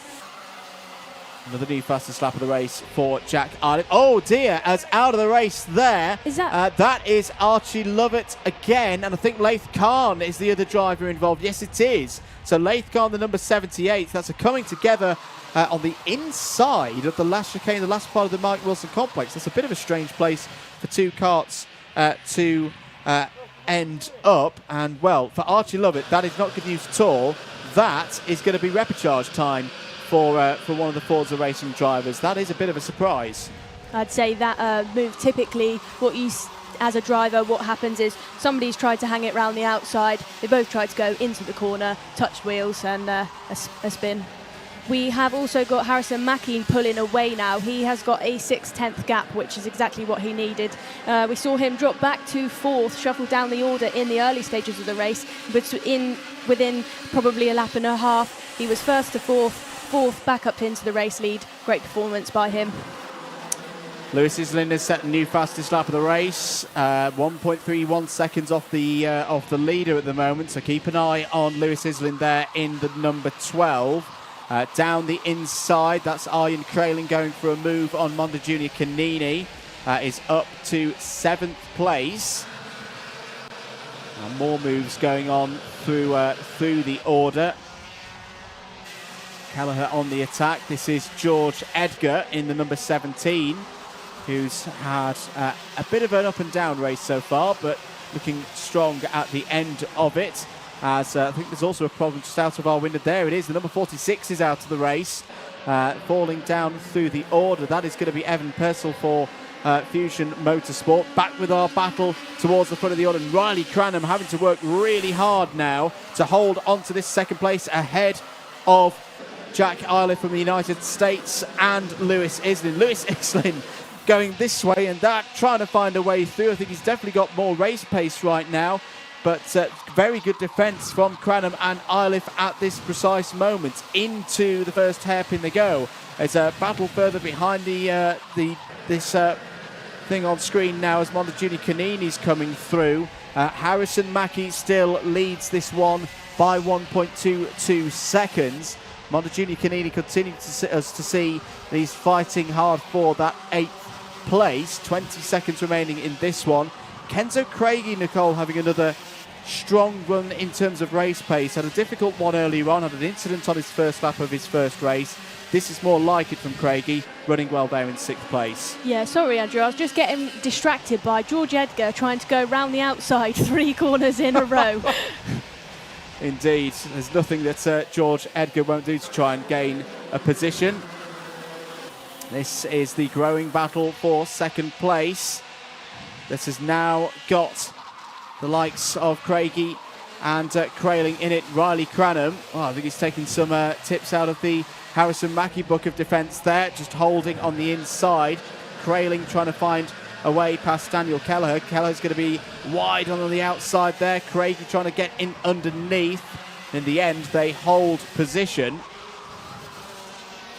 Harrison Mackie is clear and gone here. It's just the question of whether Riley Cranham can hold on to second place. Good move from Lewis Islin, taking an opportunity to get down the inside of Jack Iliff and doing so. That is for third place. We're on to the final lap now. Lewis Mackie can cruise this one home. He's got a 3.2 second lead now. Riley Cranham still holding there for second place. Is a crucial second place at the moment for this for Cranham, because right now it's giving him third place on the grid for the final. Arguably the second place spot to start a final here at PF International, such is the nature of the first corner. Lewis Islin trying to defend now from Craigie. Jack Iliff fading a bit in the latter stages, fighting now with Kelleher and Crailing there. It's all going on here. Cranham's gone. Cranham's got second place secured. It's now down to Lewis Islin. Can he hold on to third place ahead of Craigie? This isn't him necessarily defending from Craigie in terms of IC. It's defending against others, because Islin right now is in a position where he'd be on the inside for the final. I'll tell you who is going to be on the front row, though. His name is Harrison Mackie. Another victory. 3 points from the heats here today. He'll be on that front row with Taylor Orridge. Cranham, P2 in this race, books himself onto the second row of the grid. Lewis Islin, P3 in that one, ahead of Kenzo Craigie. Jack Iliff and Daniel Kelleher complete the top 6. What was there, Nicole? Another very exciting race in X30 Junior. Yeah, great performance again by Harrison Mackie, 3.25 second lead. I think probably be looking behind him when coming in, thinking, where's everybody gone? All holding each other up behind him, but works well for him. But for Mackie, it's another win. And as I say, also a good haul of championship points, of course. Championship points awarded at the end of the intermediates classification. And for Mackie, won't be a haul of 65 unless, of course, results change after they are provisional. But another useful haul of points for the early championship leader. And really good performance again from Fusion Motorsport. They are having one heck of a weekend. Riley Cranham P2 in the end didn't need to fight too hard on that last lap, because it was Lewis Islin doing all of the defensive work to fend off Kenzo Craigie. Jack Iliff has had a difficult weekend so far, but a top 5 there. That's, I think, another sign of a driver probably new to this circuit, preparing for later in the year, starting to get on top of it now, and performing well there in 5th place. Crailing behind Kelleher for that battle for 6th place. Monza Junior Canini definitely will be making it through to the final directly today with that 8th place. Mayan Patel, another good drive from Mayan Patel, up 5 places to 9th place in that one.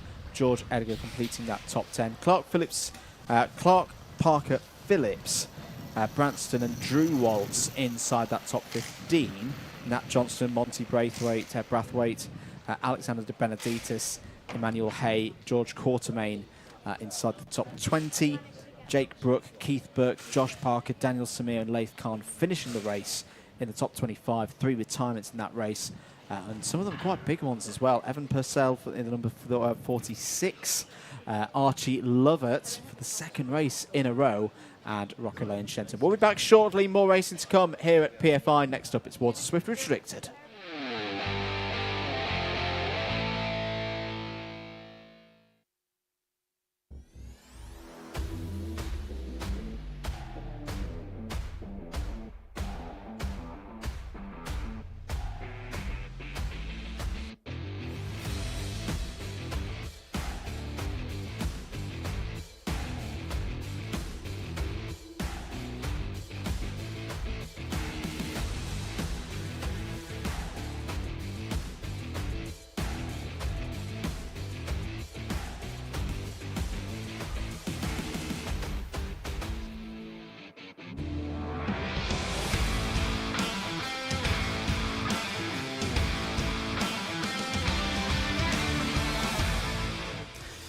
Ready to go then for race 30 of the weekend. It's the second heat today for IAME Water Swift. Let's take you through their grid.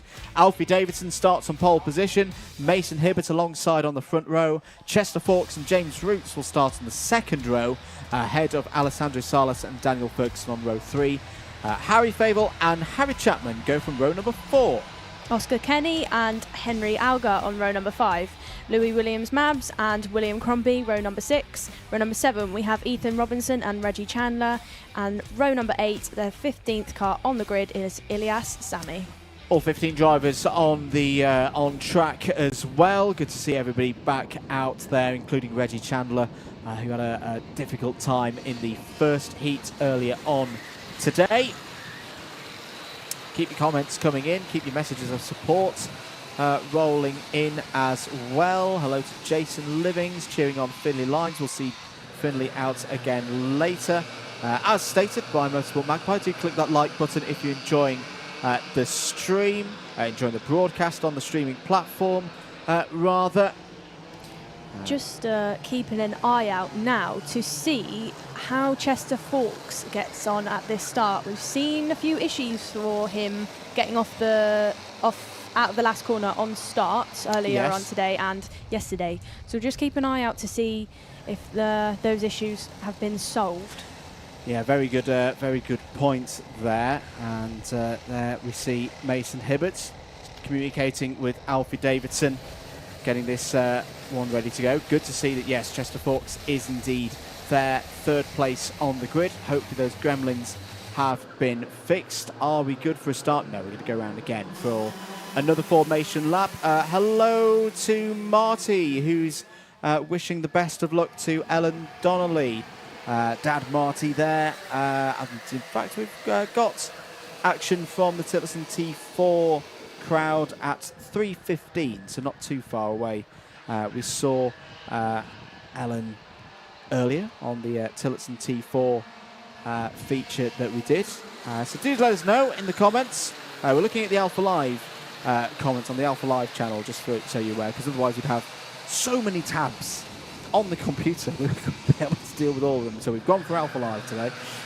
So put your shout outs of who you're supporting on the comments on that particular copy of broadcast.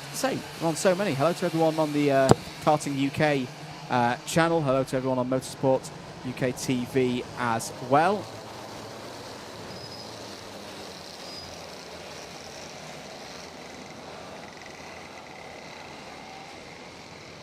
Getting ready for this next one for drivers in this race for IAME Water Swift Restricted. And for Alfie Davidson, another chance to get a race victory here. Took the checker flag in the first heat. Can he do it again here in heat number 2? Ready to go racing then. This time lights are out. 8 minutes plus 1 lap underway. Davidson immediately sweeps into the lead. Good start for Chester Fawkes this time. Immediately up to P2 from the second row of the grid. We have seen Chester Fawkes be strong in these races once the kart is up to speed. There is one driver off the back of the field which will catch up with in a short few moments' time. Davidson feeling the need to go defensive. Here comes Mason Hibbert down the inside. Lovely move from Mason Hibbert. Takes second place. And that is just what he would have wanted. A great way to respond. I think it's the number 47 of Reggie Chandler that's off the back of the main group there, Nicole. But still running, still circulating there in 15th place. Yeah, just wondering to see, has he had been in a similar position as Chester Fawkes was earlier on, an issue at the start, potentially? Maybe so. And for Reggie, he'll hope there's a bit of battling in the second half of the field, will allow him to catch back up to the main pack. But at the end of the first tour of the circuit, it's Davidson from Hibbert, Fawkes, Salas. Good start for Alessandro Salas there, up to 4th place, ahead of James Roots, Daniel Ferguson 6th. Henry Algar 7th, ahead of Harry Fable. And William Crombie's gained a couple of positions off the start as well, is up into the top 10. 6.5 minutes remaining in this one. Good scrap going on behind William Crombie there, but focusing at the front of the order, Davidson for Hibbert, Fawkes, Salas, Roots. How would this affect the intermediate classification? Well, right now, it would be another 0 score, perfect run through the heats for Alfie Davidson. Would also mean another haul of 65 championship points, would be his third of the season so far. Still, whilst it is young, Mason Hibbert at the moment would be alongside Davidson for the final. He's currently sat on a live score of 4, 5 points clear of a 3-way tie on 9 points between James Roots, Alessandro Salas and Daniel Ferguson. A reminder that when drivers are tied on points after their 2 races, the tiebreaker goes to how they did in the timed qualifying. So at the moment, James Roots did a little bit better in that TQ earlier on this morning. He would have position over the others. That has changed though, because James Roots has just got up to 4th place ahead of Alessandro Salas, so that's a point off for James Roots in a good manner. Puts him on 8, clear of Ferguson and Fawkes on 9 and 10. Situation for Alfie Davidson right now, Nicole. How's he going to be treating this race, do you think? It's a much bigger group of drivers in fairly close proximity behind him. Yeah, it's a 6-kart battle so far. Not like what we saw yesterday, where it was normally just Alfie breaking off with another driver. Also, Mason Hibbert behind him, he almost looks as if he's being held up slightly into corners. He has been pushing Alfie Davidson, which shows he is slightly faster. So we'll just see how they get on. Came out of the last corner looking as if he was a little bit faster again. Lap times are... So he is, yeah, he's a 10th faster. So we'll see what Mason does. Fastest lap there by James Roots. Yeah, James Roots on a 1 minute 6.51. I just wonder for Davidson and Hibbert at the front right now, conscious that they've got 2 drivers with very good race pace at the wheel for them behind them. This is a good scrap. This is the 8th place battle between Harry Chapman and William Crombie. Chapman there in the yellow and black helmet, Crombie in the all green. Chapman down the inside into hairpin number 2.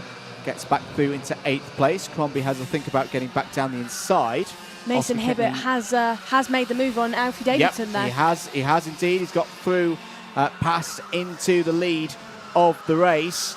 So this is going to be the question now for Alfie Davidson. It hasn't actually been out of the lead at this stage of a race so far this weekend. All the races that we saw from them yesterday, the 2 heats and the finals, Alfie Davidson led from the start all the way up to the last lap. There was one race, of course, where James Roots managed to get ahead, and then we saw the same this morning. So this is a bit of a new position now, this weekend at least, for Alfie Davidson.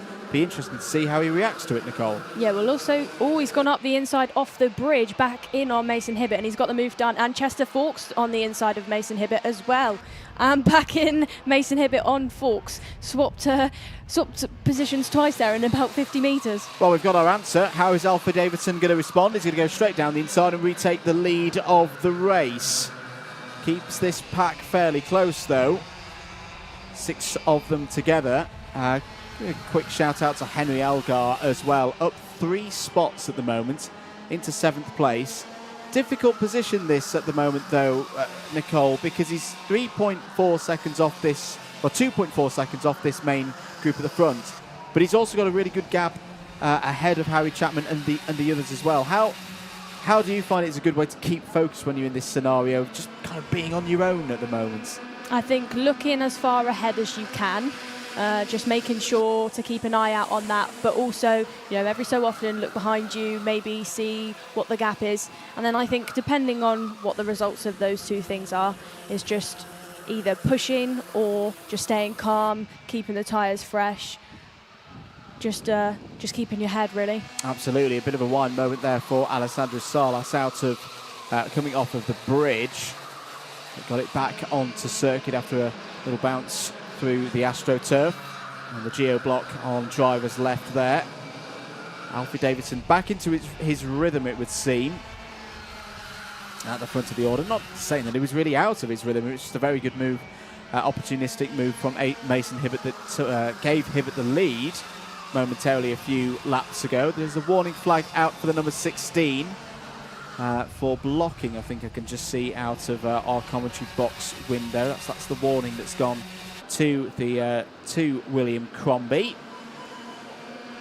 Crombie currently heading that battle for 8th, 9th, 10th, all the way down to 14th place, where Ilyas Sami currently is. Reggie Chandler still continuing round as well, actually doing some really good pace. Chester Fawkes tried to have a go up the inside of Mason Hibbert there, but has compromised his speed, and James Roots has gone past Fawkes. And Daniel Ferguson has made the move as well. Yeah, Daniel Ferguson has indeed moved himself up the order. This will start to affect the intermediate classification for IAME Water Swift Restricted. Still Davidson in full control of things at the top of the mini league table. 0 points as things would stand. Hibbert would be on 4, Roots 8, Ferguson also on 8, but at the moment the tiebreaker would go in the direction of James Roots. Chester Fawkes on 10, Salas on 11, then Kenny, Algar, Crombie and Fable completing the top 10. 2 laps to go then. Still not decided at all as who's going to win this race, because here comes Mason Hibbert down the inside. Davidson looking to shut the door and does so. James Roots coming through there as well, going for second place. Robust stuff here, going on to the penultimate lap of things in IAME Water Swift Restricted's second heat of the day. And in fact, it's Daniel Ferguson who's come through into second place. So Ferguson back up to P2. Hibbert cuts to the inside through hairpin number 1. We'll have the inside again for hairpin number 2. Ferguson trying to do a switch back there. Gets back ahead of James Roots. That was good positioning from Daniel Ferguson. Chester Fawkes still there as well in 5th place. Salas has dropped back a bit, but is looking at good points there in 6th. Last lap board about to come out. This quartet have got to stay organised, you think, for the next few corners, Nicole, if they're going to catch the race leader. Yeah, it has turned back into the Alfie Davidson show there up the front. Like you said, I think he got a bit more back into a rhythm later on in this race. But it has been a very different race from what the Water Swift Restricted have shown us this weekend. It's been more of a fight at the front rather than just a few drivers driving off. Absolutely. So Mason Hibbert still holding their second place. Now I've just seen on our timing screen, Nicole, a message, number 46 under investigation. So that is Alfie Davidson, who's attracted the eye of the officials. We are on the final lap.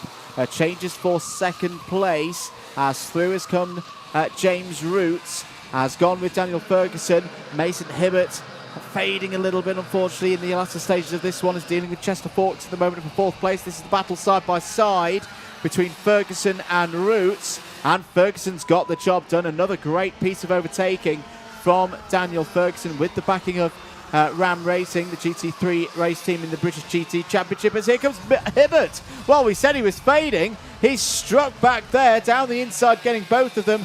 Alfie Davidson is going to take the checkered flag again here this weekend in IAME Water Swift Restricted. Mason Hibbert just takes P2 ahead of Daniel Ferguson. Chester Fawkes across the line in 4th ahead of James Roots. Really good drives from all of those top 5. Ahead of Alessandro Salas, 6th. Good drive as well from Henry Algar to keep his focus there, bring home P7. William Crombie holds on in the second big cluster of karts there ahead of Harry Chapman and Oscar Kenny. All of those drivers in the top 10. Ahead of Harry Fable, Louis Williams-Mabs, Ethan Robertson, Ilyas Sami and Reggie Chandler. Your 15 finishers in that one. Quite looking to see what Alfie Davidson is under investigation for. It might be. I just wonder if the officials would kind of a look at that moment with Mason Hibbert. That would be, I'd imagine it might be for. Doesn't mean a lot in terms of the race. It's a look. It's a further look at what happened there from the many camera angles that the officials here have at their disposal in the Wera Tools British Kart Championships, of course. And now Chris I've Simpson. just heard it. We've got Chris Simpsonception.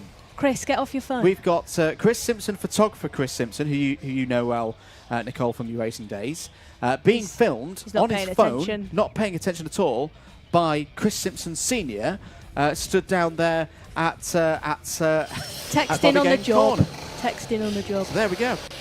Only here in the Vera Tours British Kart Championships could we have Chris Inception, and I'm gonna call that phrase for the rest of the year. Green flag in the air, though. We've got to get ready for the next race.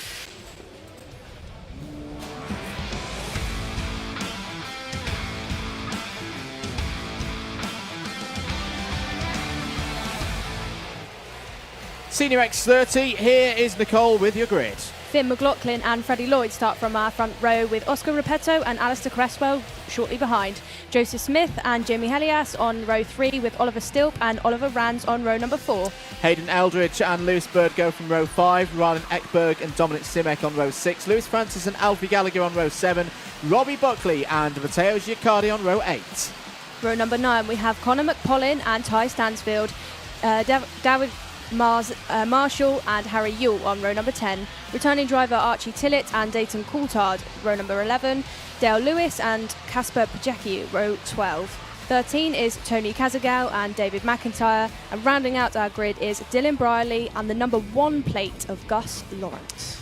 Gus Lawrence needing a good result here to avoid the repechage. Now those are words that I was not expecting to say at the start of today, Nicole. If you're just joining us and wondering what on earth has happened to Gus Lawrence, had a problem with the rear bumper in timed qualifying, so starts this one from the back, and then was involved in an incident on the first lap of race number 1, meaning that, yeah, I think you've got to see for Lawrence at least top 15, maybe even top 10 to make sure that he doesn't slip into 29th and beyond and be in that repechage. We're about to find out. 8 minutes plus 1 lap. Finn McLaughlin takes them from pole position. Away we go at the first time of asking. Good start for Oscar Repetto again, straight up into second place. We saw McLaughlin and Repetto be able to lead out a run to take the win last time out. There's a bit of shenanigans at the back of the field there. We'll capture who that involved in a few moments and see who's delayed through sector number 1. There into the first hairpin. Number 61 of Lewis Francis looking for moves. Gus Lawrence has already gained, I think, about 6 or 7 positions. Drivers delayed through sector number 1. McPollen, Marshall as well. I think Dale Lewis also didn't come through as expected, a few seconds off the back of the pack. There's Dayton Coulthard, started this race P22. Another driver needing a good result here. Wants to avoid being in the repechage as he was yesterday. And a good was right in front of Coulthard there. Big step out moments, I think, for one of the Croc promotion drivers. There's Joseph Smith trying to fight his way past Alistair Cresswell for 4th place. Yeah, it was Harry Yule who had the wild moments getting on the curb on drivers' rights through the Mike Wilson complex there, Nicole. And we've not talked too much about the curbs here at PF. They're a little bit different to other curbs that we talk about elsewhere in the country, with it being a CIK graded circuit. How do those present a bit of a challenge for the drivers? I think the thing is with this track, there's not many curves that you hit, but the ones that you do are really crucial, especially around the last corner. You really need to hook that really well. I really like the curbs here personally. I think when you get it right, you literally just ping off the corners. It's great. Out of the race is Connor McPollin there in the number 29 Mick Barrett Racing machine. Disappointment for... Oh, now! Technical flag for Finn McLaughlin, and he slams his steering wheel in frustration there, and it's for a chain guard. You can see on the digi-flag out of the front of our commentary box. Well, that is not just a big story in this race, but in the round. That has completely blown things wide open. Finn McLaughlin, quite sportsmanly, has pointed his teammate for the weekend, Freddie Lloyd, through. And, well, that's going to be the Irish driver out of this race. He also lets Repetto through. Got to give McLaughlin that. He's not contesting it. He's making it clear to everybody that there is a problem on the kart and that he is going to be in at the end of this lap. But there you see it. No chain guard on the number 25. And Finn McLaughlin is out of this race. think it was unintentional, but the way that happened as well has given Fred Lloyd a bit of an advantage there, the way that Finn let them through. But the way he handled the situation, really mature, didn't get in any of his competitors' way, accepted the flag and has come in. Yeah, well, there is Finn McLaughlin. It'll be fine. He'll be in the final. He won't be slipping into the repechage, but will have a lot of work to do. Now he's not going to be able to get pole position for that final later on today. Right now, down the inside. Hello, Oliver Stilp. It's had a quiet weekend so far, but that was a big one down the inside of the number 11 of Jimmy Elias. Elias now fighting back side by side as they run towards the Fullerton S's. Elias is going to get off the racing line. He's going to be in a bit of bother here. He's going to have one of the TWMs and his teammate Joseph Smith down the inside. It's Alistair Cresswell in the number 18 who had that difficult day yesterday. Hayden Eldridge getting involved also in the number 33. Through to complete lap number 4 then. Warning flag for Matteo Giaccardi. Oscar Repetto now the fastest driver out on circuit at 56.91. So as things stand, this would give Freddie Lloyd pole position for the final if he can hold on to this lead. Virtue of having had a win earlier on today in another one of the heats. Repetto would be alongside on the front row. Noah Wolf would be third. Change between the victory lanes, which changes straight back again. Joseph Smith down the inside of Jimmy Elias. It's all getting a bit feisty in this mid-pack there. We watch Alistair Cresswell was defended really heavily into both of these hairpins. I think that group there need to be careful. You were saying earlier that there's some drivers that have got some work to do. One of them, Gus Lawrence, up 14 positions into 4th, so great work from him. There's also a warning flag out there for Giaccardi just a minute ago, so needs to be careful where he's putting that kart on the circuit. Does indeed. Gus Lawrence is doing what he needs to do to avoid the repechage. You'd think right now he's got the number 22 ahead of him. That is going to be Ty Stansfield, who we saw have a retirement earlier on today. Alistair Cresswell getting all crossed up, going on to the bridge there. This is almost feeling a little bit more like an X30 junior race right now than the seniors, but I think that is circumstances playing into things here. There's a lot of drivers out of positions knowing they need big moves, 15 places, 20 places to get themselves into the top 28 of the intermediate classification. There's I wouldn't say panic out there right now for some of these drivers, but it's definitely that feeling, again with the body language of the drivers at the wheel, that they really need to get on with things in this race. I don't know. I'd say there's a few that I would say are panicking slightly, but not so much thinking about getting into the final. Maybe just trying to maintain what they've done in qualifying and in previous races. But great run so far by our top 3, Lloyd, Repetto and Bird. Pretty much have cleared off from the rest of the field. Repetto catching up to Lloyd gradually. We'll have a look to see what he does, but hopefully Lewis Bird can catch up as well, because always puts moving Repetto, and he's done it into the second hairpin. He has done Lloyd. Indeed. I saw Gus Lawrence going through there. That's another position for Gus Lawrence. 19 of them now for the champion of X30 Senior the last 2 years. Here you are back at the front of the order. Oscar Repetto now ahead of Freddie Lloyd. And for Jade Racing Team, great to see a real mixture of different chassis as well running well here this weekend in Senior X30.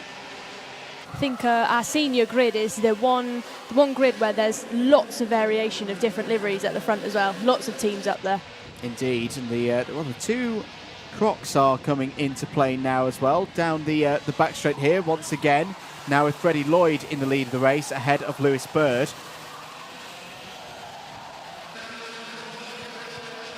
Have a look to see if Bird is going to do a move on Freddie Lloyd. Obviously, Repetto has dropped back to 3rd. Very calm race so far, though, compared to what we've seen previously. Let's see how Gus Lawrence up 20 positions into 8th. That and a fastest lap. That is really beneficial to him. We'll see if that gets him out of the repechage. I'd be pretty confident that kind of performance would get him into the top 28. And using all of his experience there, we'll want to just keep things, I think, nice and clean now. The worst thing to do when you've had a huge drive through the field like that, Nicole, is of course you clip someone or something and you get a bumper drop. Yeah. But all looking good right now for Gus Lawrence. Time is up. We are on the penultimate lap of this race. Freddie Lloyd doesn't right now need to win this race. Oscar Repetto being there in third means Repetto scoring 5 points.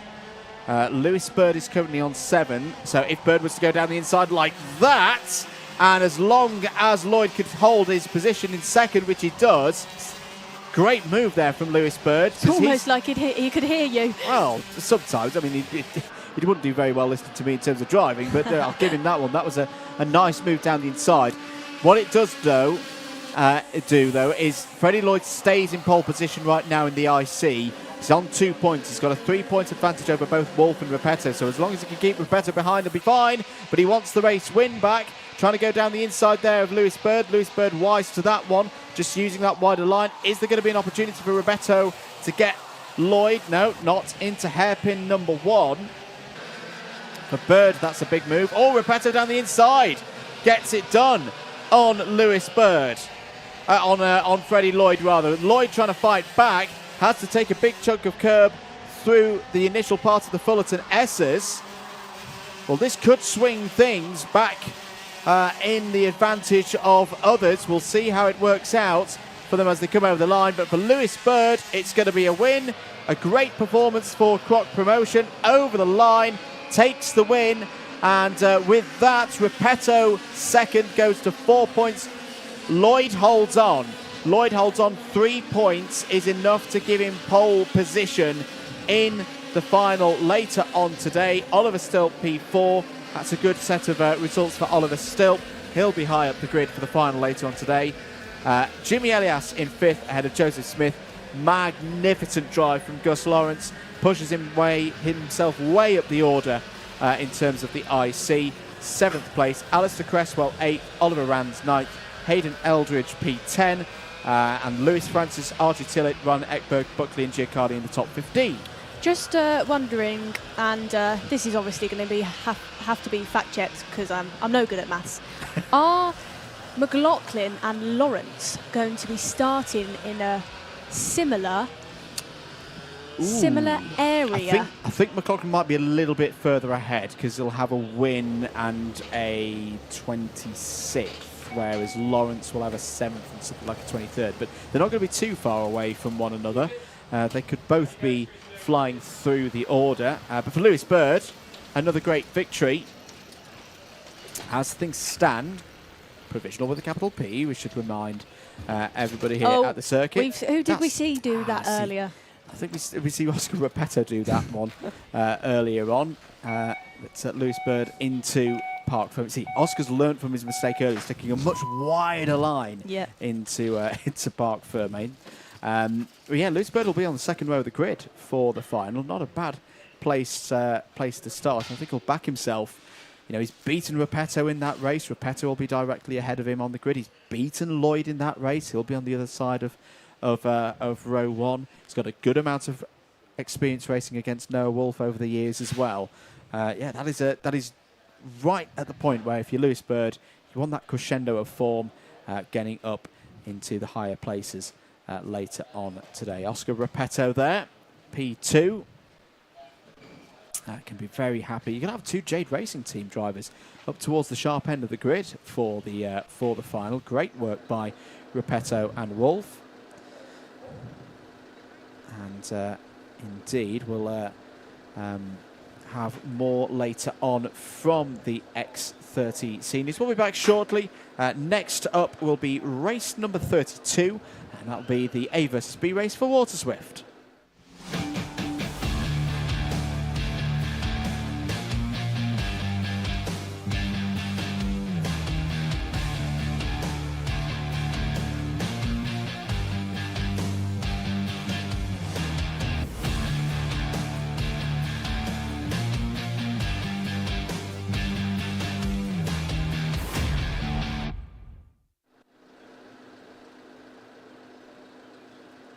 Back here at PF International, racing through the schedule here today, getting ready for race number 32, and it's the A versus B heat for Water Swift.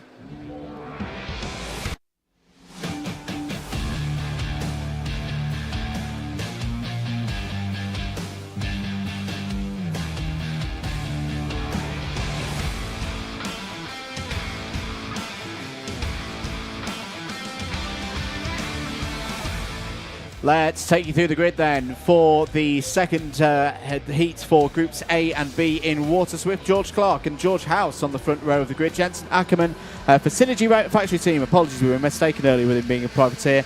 Does start alongside Zednek Babicek on that second row of the grid. Colby Patterson and James Nolan on row 3. Johnston Stewart and Will Green on row number 4. Row number 5 is Blair Smith and Oscar Miller. 6 is Freddie Wood and Henry Clark. Row number 7, Knight Measures and Jala Sayer. Row number 8, Harry Williams and Oliver Rowlands, Christian Kobe.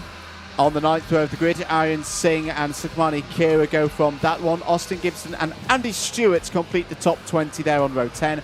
Callum Graham and Finley Lines go from the 11th row of the grid, ahead of Pato Medina and Jesus Bartolos of Spain on row 12. On row 13, it's Aryan Naya and Xavi Fonch. So, formation lap is nearing its completion. George Clark, great run earlier on today from a similar position on the grid. Good opportunity here once again to score some good points. George House has been strong so far this weekend for BMR. Zednek Babicek was impressive earlier on today as well. This will be the last heat, of course, for Water Swift. We'll find out our grid for the final once this race has been completed. Are we good for a race start? 8 minutes plus 1 lap? No, we're going to go round for an additional formation lap, which gives us a little bit of time to check in with some of our comments. Do keep them coming in. I'm going to change things up. I'm going to go across to the Karting UK comments and see who we've got in there. Thank you for your support. Hello to Stuart Pemble, Dara Rice, William Omar, Isaac Barker as well. Who else have we got? I'm going to switch back across to the Alpha Live comments now. Thank you. I think we've got a poll on the go as well in the chat. What professional racing driver would you like to see do a wild card? And the options for you are Norris, Sutton or Loeb. Ooh, that's an interesting one. Who would you pick? I'm going to go Ash Sutton. I'd love to see some of the BTCC's finest on one of these grids. Keep your comments coming in. I say, bit late commenting. Hello to Nanny June, cheering on Harris and Mackie. A bit late for us reading the comments as well, but hello, Nanny June. Keep your messages of support. Let us know who you're supporting here today. We're ready for the next heat for IAME Water Swift.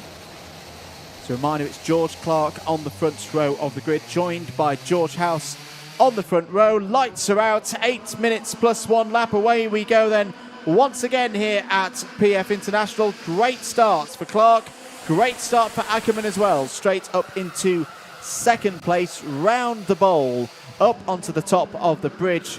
Now you can see Will Green trying to go around the outside there. Started on the 4th row of the grid with the number 2 on his kart. Down towards hairpin number 1 we go for the first time. And oh, Babicek, beautiful switch back to the inside. Oh, and there's a bit of Harry Williams has had a spin towards the back of the field. The number 27 of Aryan Singh there as well. 7 minutes and 15 seconds remaining.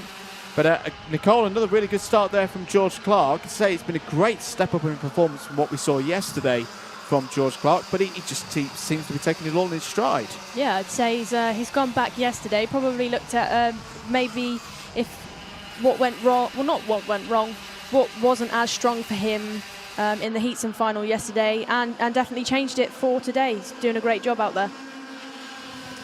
End of lap number 1 then. Clark leads from Patterson. Ackerman there in P3. House, Green, Babachek, Smith, Nolan, Clark and Wood. That is your top 10. Most positions gained on lap number 1. We're going down to 15th place.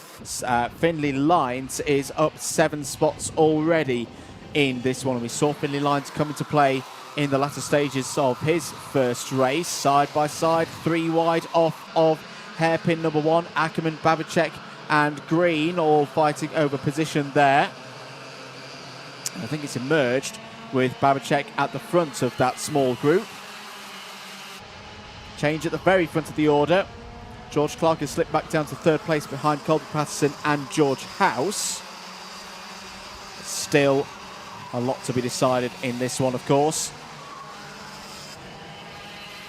Through onto the pit straight once again. Colby Patterson has been in this position of leading races recently.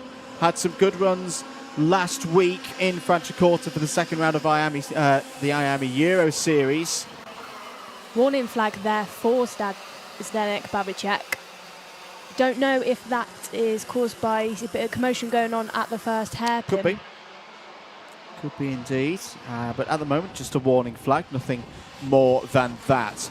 Top 3 working together. Patterson, House and Clark trying to get a bit more of a gap over Babachek and Green behind. About half a second is their gap, or was their gap at the last check. It's a lot less than half a second now. Good couple of hairpins there for Babachek, means he's pulled back towards the number 42 of George Clark. Will Green as well. Winner 1 week ago in Italy.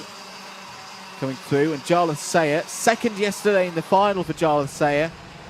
Is a very competitive young driver. Was a bit disappointed. Had led the race for so long. Yes, a good haul of championship points, but he wants to bounce back from that. There is George House going down the inside of Colby Patterson for the lead. 4.5 minutes to go. And again, George House building with confidence. A lot of speed the last few weeks. And again, here for the Wera Tools British Kart Championships, Will Green's having a look down the inside of George Clark now for 3rd. And sweetly gets by, gets the move done. Up another position.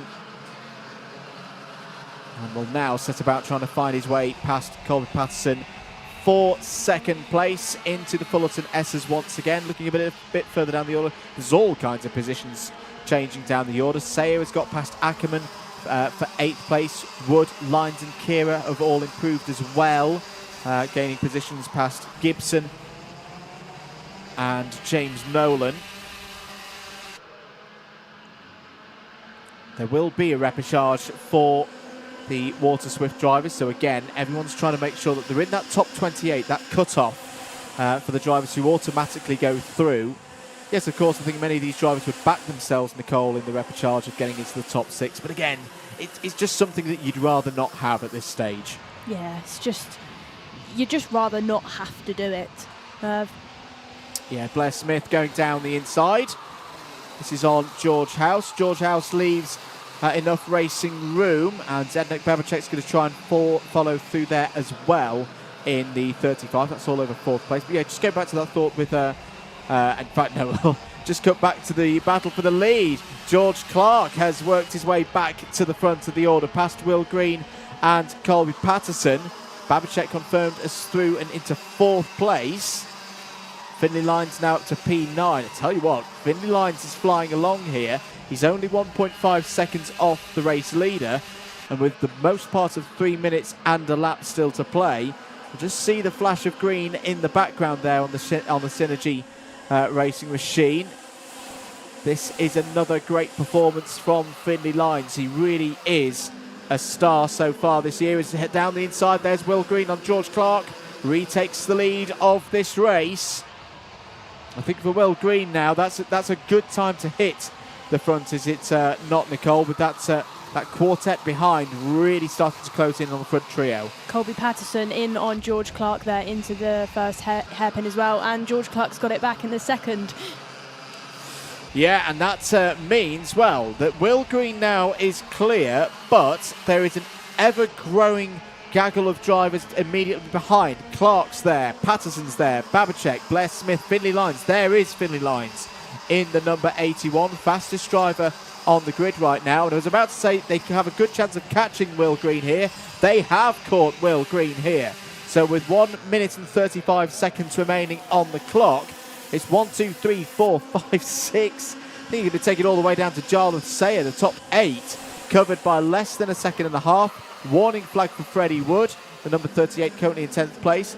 Something tells me, Nicole, this top 8 are not going to stay in this order for the remaining laps in this race. Babachek up the inside, going up onto the bridge into 3rd, directly behind George Clark. So have a look to see what Finley Lines there. Is that... That's yes, Lines in 4th. Yeah, 4th place now for Finley Lines. And we have seen some drives through the field this weekend.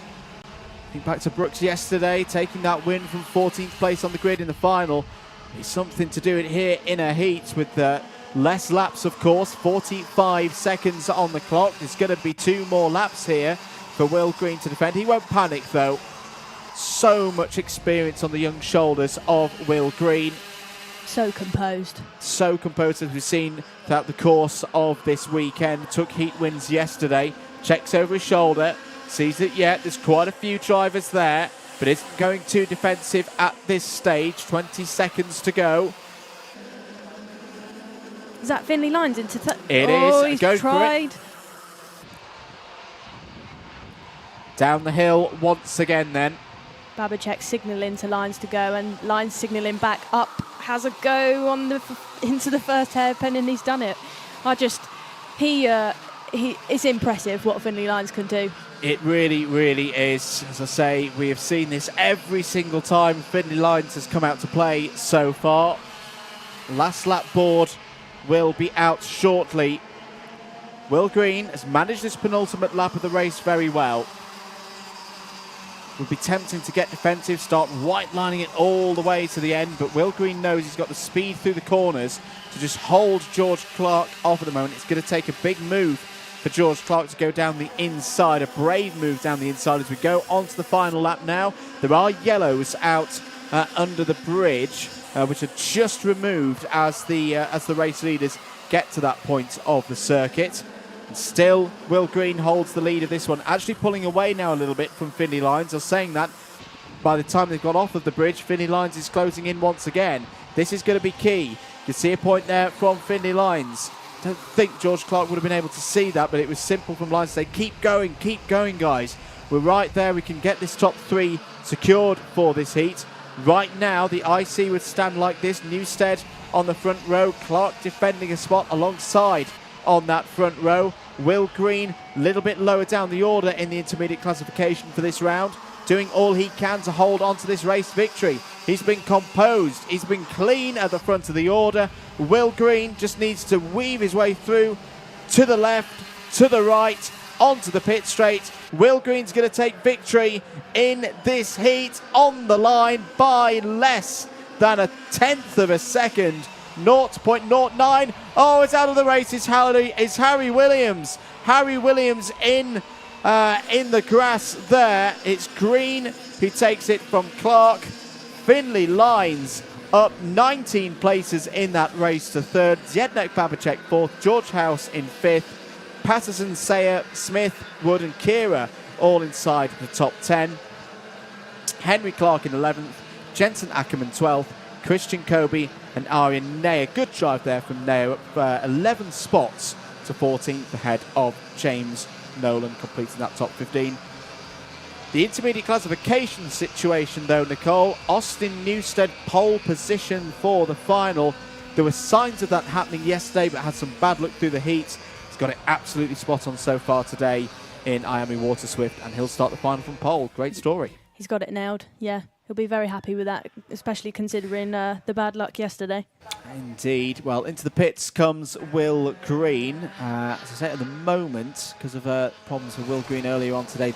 Well, that's good to see that Harry Williams is out of the kart. Obviously disappointed. Will be classified in 26th in that race. But it'll be Newstead and Clark on the front row as things stand provisionally. Babachek and House on row 2. Good position there for Babachek on the inside of row 2. Colby Patterson and Teddy Porter on row 3. Finley Lines is going to be on the 4th row of the grid.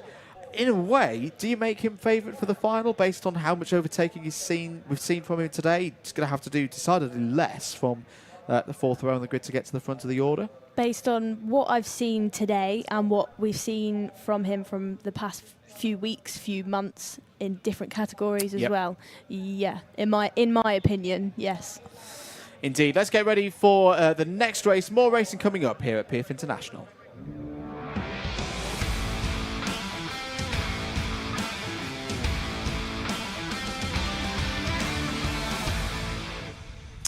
Time to welcome the Tillotson T4 series back out onto circuit for the next race. This is their second heat of the day, part of their qualifier for the T4 Nations Cup to represent the United Kingdom later on this autumn in Valencia at Cartodromo Internacional de Lucas Guerrero for the biggest event of the year in Tillotson T4. The first result for the drivers looked like this. Philip Rawson took the win ahead of Mike Coppin, Bradley Beavers and George Townsend. We'll be back shortly with more action here at PFI, here for the Wera Tools British Kart Championships.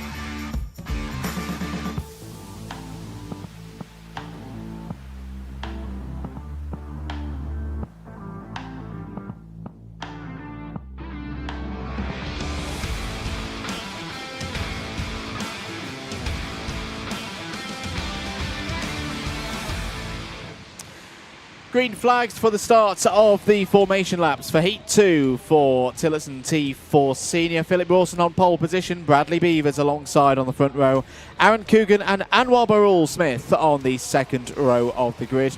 Mike Coppin and Matt Wildman on the third row of the grid alongside, or ahead I should say, of Jason Bradbury and George Townsend on row number 4. Chris Alcock and Owen Roberts on row number 5. Paul David and Marco Ferrazzini start on row number 6. Christian Reza and Ellen Donnelly start on the 7th row of the grid ahead of John Nuttall and Yuri Bechtel. Ben Higginbotham and Olivier Lemon start on row number 9.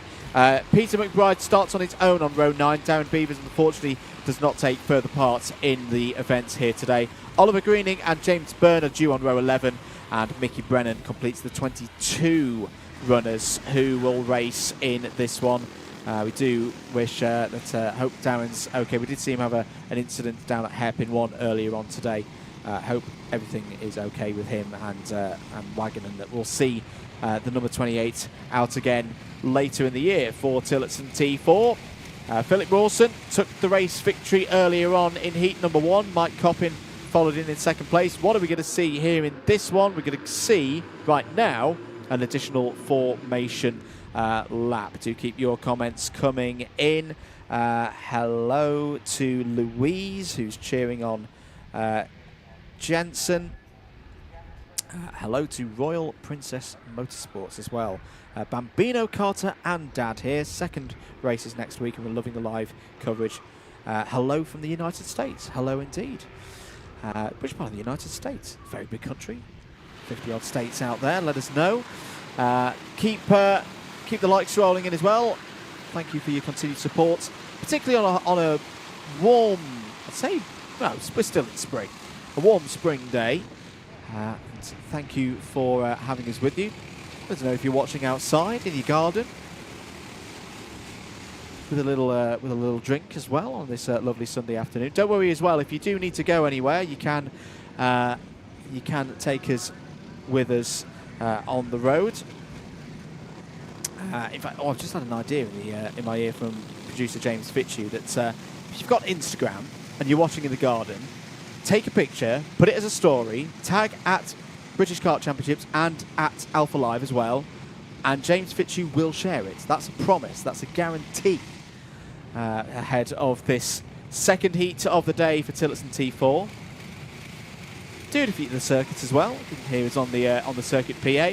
Ready to go then for heat number 2 then in Tillotson T4. 8 minutes on the clock. Green light, away we go. Good start for Philip Rawson. Checks straight across. Oh, that's a very close moment there, and somehow Rawson has held on to the lead ahead of Bradley Beavers. There have been a couple of drivers been delayed through and under the bridge there. We'll track who those drivers are in a moment's time. And, well, for Rawson, heading into the first hairpin, it looks like Anwar Barul-Smith has come through into second place ahead of Jason Bradbury, and a slow procedure for the first time today. The race is neutralised on lap 1 here.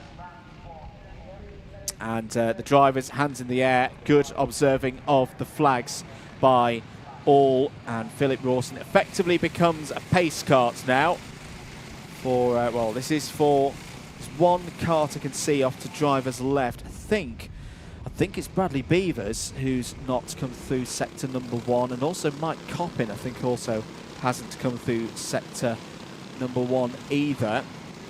I'll see the kart that was stranded down by driver's right through turn number 2 has now been recovered off the road, which indicates as well that driver, of course, is out of the kart as well. It's a bit too far away for us to confirm anything beyond that in terms of race number details, etc. But we stay, of course, under slow zone, end of slow procedure, end of lap number 1. Rawson from Barul-Smith, Bradbury, Wildman, Alcock, Townsend, Roberts, David and Bechtold. That is your top 10. So the clock will keep ticking on down.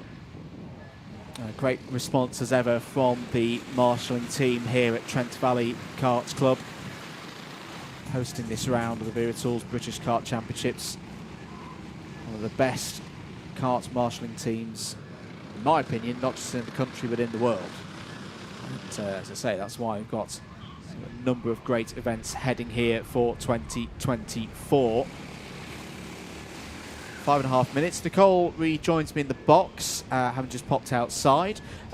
Temperatures still feeling like European conditions out there? Even warmer than Even it was. warmer? Not warmer than Europe. Not warmer than Europe. Warmer than it was earlier on today, and warmer than it was yesterday as well. Indeed. Well, thankfully for now, no sign of those thunderstorms that were reported or forecasted earlier on in the day. Meanwhile, we're back to green, we're back to racing. Philip Rawson takes things from the front once again and leads out from Anwar Barul-Smith. There's a battle already raging on for third place. Jason Bradbury, in fact, for fourth place, as Chris Alcock goes down the inside of Matt Wildman. Two drivers who know each other very well, of course, have raced through the karting pathway, have raced for a good number of years in Club 100 in the arrive and drive segment to a very high degree.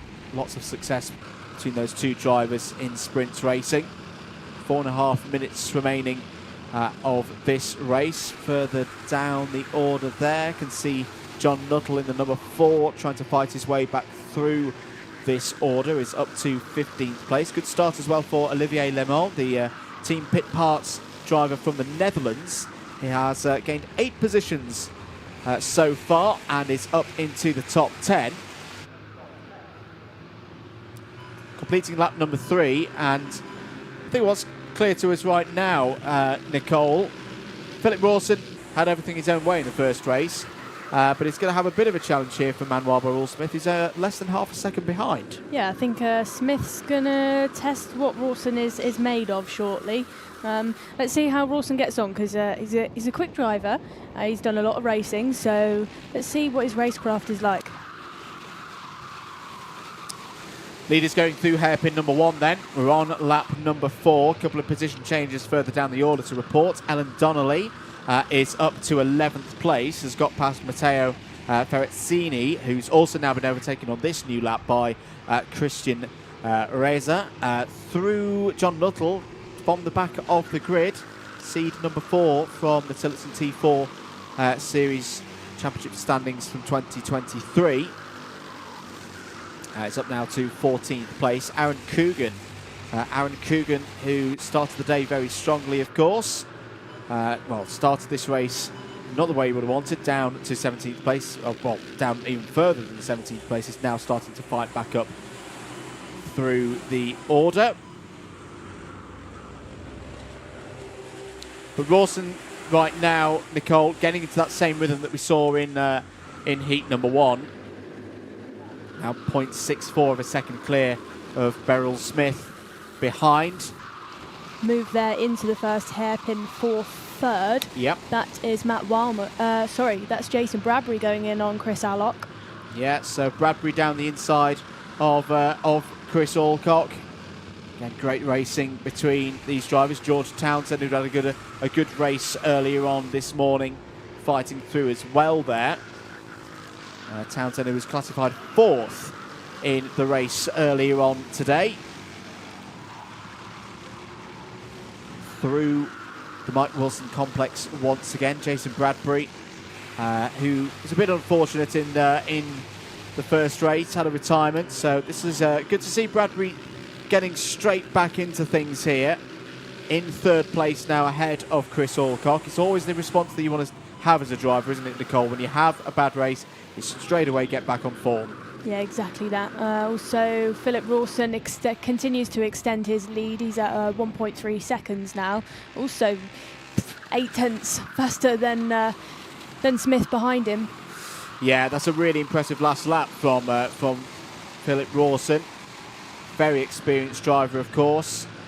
And I think as well, you know, with the control tyres, the Maxxis Sport tyres that Tillotson T4 drivers are using, it's probably fair to say there's not as much of the conservation game. This is a really good platform, this Maxxis tyre, to get into the middle of these races and keep pushing on, keep going for those fast laps. So unfortunately, I think there's a problem there for Oliver Greening in the number 10. But that must be really rewarding as a driver, that you could just get into the focused mindset of just racing as hard as possible with this kind of tyre. Yeah, I think some other tyres, like especially probably the D5, you could be absolutely rapid, but you can only do so much before you ruin the tyre. And sometimes it's quite frustrating because you want to go faster and you want to extend your lead, but you can't because you've got to preserve the tyre. But on these, slightly different, and the driver can keep pushing, like we're seeing from Rawson. Indeed. Well, I do know it's from some of the work they've been doing with DDMM so far this season in the FIA paddock, where they also use a Maxxis compound, that it is a very, very stable. It has on the new ones at that level of the sport. You do have. Oh, it's round. There's the number 83. Is that Ellen Donnelly has had a spin, and sadly for her, that's going to be Ellen falling down from 15th place. Looks like it's just a spin, and yes, Ellen Donnelly has got going again. The driver that we spoke to earlier in the Tillotson T4 feature. If you missed that at the lunch break, don't worry, you can watch the whole thing back on the Karting UK YouTube channel. If you've not subscribed yet to the Karting UK channel, do click that button and lend it your support. But yes, as I say, in the FIA series we have a Maxxis tyre, control tyre, which again has a very peaky first few laps, but then really has a good level of longevity. Oh, there's an incident to driver's right just coming under the bridge. One driver off to driver's right there. That was all a bit close there. Around, I want to say, 12th position. Couldn't quite make out which of the drivers didn't make it through. I think it might be Ben. No, it's Christian Reza who's not come through sector number 1. There's the number 29. Still in the lead of this race. This result, of course, would book Rawson onto pole position for the final. He's on the final lap, and he's going to take 2 heat wins from 2. A great run for Philip Rawson through this Nations Cup qualifier so far. He takes another victory here at PF International. Anwar Barul Smith, second place, and will start on the inside of the second row pending confirmation of these provisional results. That is a good effort from Anwar Barul Smith. George Townsend, third in this race, will join Rawson on the front row for the final. A good haul of points for George Townsend with a third and a fourth across the two heats so far today. Good race for Jason Bradbury as well. Through retirement earlier on today, bounces back, P4. Can be very pleased with that. Chris Alcock as well moves himself up the intermediate classification with that result through to fifth in that race, and at the moment will be sixth on the grid for the final, which, just to go through the intermediate classification as things stand, would be Rawson and Townsend on the front row, Barul Smith and Roberts on row 2. Paul David's got a bit under the radar, a French driver, with a P7 in that race, but another move up through the order for Paul David gets himself onto the third row of the grid, and then Alcock, as mentioned, also on that third row ahead of Wildman and Ferretzini on row 4, Coogan and Bechtold on row 5. But so far, it looks like a walk in the park for Philip Rawson, but we've watched this sport long enough, Nicole, to know that when you get to a final, when you get to one of those longer races, anything that's happened in the heats is in the history books. It's a completely brand new race. So, well, drivers will go through the procedures at the end of the race. There's Anwar Barul Smith on the scales. Can be happy with that performance. We are just having a look outside of our commentary box window. Testament to the safety of these machines. A fair bit of damage to one of the karts that we can see out of our window, but all drivers okay. So great work from Tillotson and from Praga as the chassis provider, of the base chassis that is worked on by Tillotson to make sure that everyone's emerged from that okay. Yeah, does look rather twisted, so hoping that the driver is okay, because when a car ends up like that, it's because something's gone on. Yeah, I think that's one of the karts out of our window there. You could just see being recovered back in. Mike Coppin on his feet there, good to see. Unfortunate results for Coppin, but we'll see him in the final. We'll be back shortly after this ad break. Next up out on circuit, it's repecharge time for X30 Junior.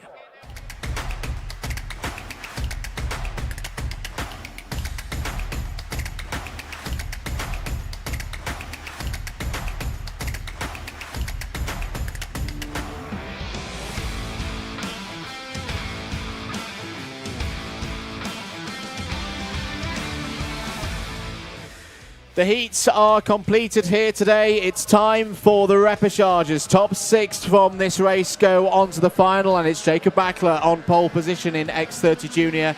Sky Parker alongside on the front row.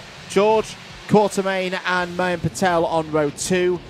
For Devin Waltz and Archie Owen, it'll be a third row start. Adam Holmes and Jarrett Clark go from row number 4. Row number 5, we've got Monty Braithwaite and Dylan Patel. Row number 6 is Drew Waltz and James Harris. 7, we have Emmanuel Hay and Zeth Nürnberger. Row number 8 is Josh Parker and Jake Brook. On the 9th row of the grid for this repecharge, Laith Khan starts alongside Evan Purcell, Keith Burke and Gian-Matteo Russo go from row 10. Alexander De Benedictis and Charlie Myers start on row 11. Ashley Haza and Archie Lovett start on the penultimate row of the grid. Louis Cachet and Harry Walsh complete the 26 runners in this one. However, already I think there's a bit of drama here, Nicole, because according to our information here in the box, admittedly the field are out of our view for our right, no Jacob Backler. And yes, that is confirmed. No number 69 at the front of this grid. That does... Yeah, well, it's good for George Quatermain, but... We'll go around again for an extra who is that lap. emerging from that is the going to be grid? Backler. So Jacob Backler is back out. Maybe perhaps just had some troubles getting going from the pre-grid. But will now, hopefully his sake, get an opportunity to get back to the front of this order. So, top 6 drivers from this race progress through into the final. For all other drivers, it will be the end of their round. It will be the end of their weekend, unfortunately. Quite a few drivers in this race who, based on their records, are not going to be happy being here in the repechage. Particularly the likes of Jarrett Clark, Archie Owen, Drew Waltz, Archie Lovett, Louis Cachet are all drivers that you wouldn't have said, they might have a bit of a struggle making the final. You would have said they were strong bets for making it through to the top 28, but this is where they are, and it's an opportunity for them now to race through. And we have seen drivers, of course, Nicole, race through from the repechage and then do well in the final. Yeah, most definitely. Into the tram lines again then. Are we good for a race start? Yes, we are. Repechage is underway with Sky Parker effectively from pole position now, with Backler at the back of the field. Good start for Sky Parker through and under the bridge. She leads in the early stages as they round onto the bridge for the first time. Looking clean and tidy for the rest of the field. Don't want to take yourself out of contention early on in one of these repechages. It's about keeping yourself in the game for the latter stages. 8 minutes are underway. All of them running through hairpin number 1 now. And for Sky, is round there. Is that back? No, it's not Backler. It's the number 89 MDL towards the back of the field. And that's going to be James Harris. As there's an incident there involving the number 33 of Ashley Harza. And I think that was Jacob Backler this time in the number 69. So it has all gone wrong there for those drivers. They'll be out of contention of racing through to the top 6 unless something extraordinary happens. Change at the front of the order. Mayim Patel has come to lead this race at the end of lap number 1, ahead of Sky Parker, Archie Owen, George Quartermain, Devin Waltz and Jarrett Clark. If things were to finish right now, those would be your top 6 drivers going through to the final. Let's have a look to see. Archie Owen has made the move on Sky Parker, and out of view, I can't see where she's gone. Sorry, third. She is the third. Yep. Still there in third place. Backler confirmed out of the race. What a disaster. Was meant to start this race from pole position. Retires at the end of lap number 1. Ashley Harza has got going again, as has James Harris. Do you know what's why I've lost Sky there? It's because she's got the split design in her helmet. So I was thinking, where's the pink gone? Where's the pink gone? We were seeing the green side from our position here in the commentary box. 6 minutes to go, end of lap number 2. Still a very close affair at the front of this order. Patel continues to lead from Owen now. Parker, Waltz, Clark and Holmes in the top 6. So George Quartermain has just slipped outside the advancing positions right now. Who's coming through the order? Archie Lovett is up 10 positions so far in this one to 14th, and it's only 3 seconds off the race lead. Archie Lovett, who's had a difficult day so far, 2 retirements, but we know the speed in that Forza racing effort. You've already started to see the defensive moves as well, Nicole. The Forza racing number 37 of Jarrett Clark defending hard there, with the 34 of Devin Waltz as well. Out of the race, I think that was Ashley Harza there in the number 33, flying the flag for Jamaica this weekend. Unfortunately, that is the end of the weekend for Harza, classified 25th in this one. Yeah, let's keep an eye on Archie Owen here with Mayim Patel in front of him. He was 2 tenths faster than him on that previous lap, so is quicker, the quicker driver at the moment. Is indeed. 5 minutes to go in this one. Change of position confirmed. Clark passed Waltz for 4th place. We talked a little bit about this yesterday, Nicole. The psychology of one of these repechage races, but for the benefit of those who weren't here, 1st, 2nd, 3rd, 4th, 5th, 6th, how does it differ in a driver's mind mid-race depending on what position they're in? It also depends on the gap we're talking about. Yesterday when we were saying if you're 1st, 2nd, 3rd, the pressure is off. As long as you've not got a drop down. Laith Khan out. Laith Khan out, and that's going to go nowhere in a hurry, unfortunately. Is beached up on top of one of the bollards separating the run down to hairpin 1 and down to hairpin 2. So that will be the end of Laith Khan's weekend. But no, you go back to those thoughts on how the drivers treat these 6 positions? Yeah, I think first, second, third in a rapid charge, it's always much easier. Pressure is off. You know you're getting through as long as you've not got a nose cone. And then 4th, 5th and 6th, that is, I think that's commonly where you see maybe a few more crashes caused by a bit of desperation, trying to guarantee that place. Right now, the top 6 have actually got a bit of a gap over Dylan Patel behind, so there's no reason for them to fight too hard. There's also a yellow flag out, of course, for the stricken Laith Khan in the number 78.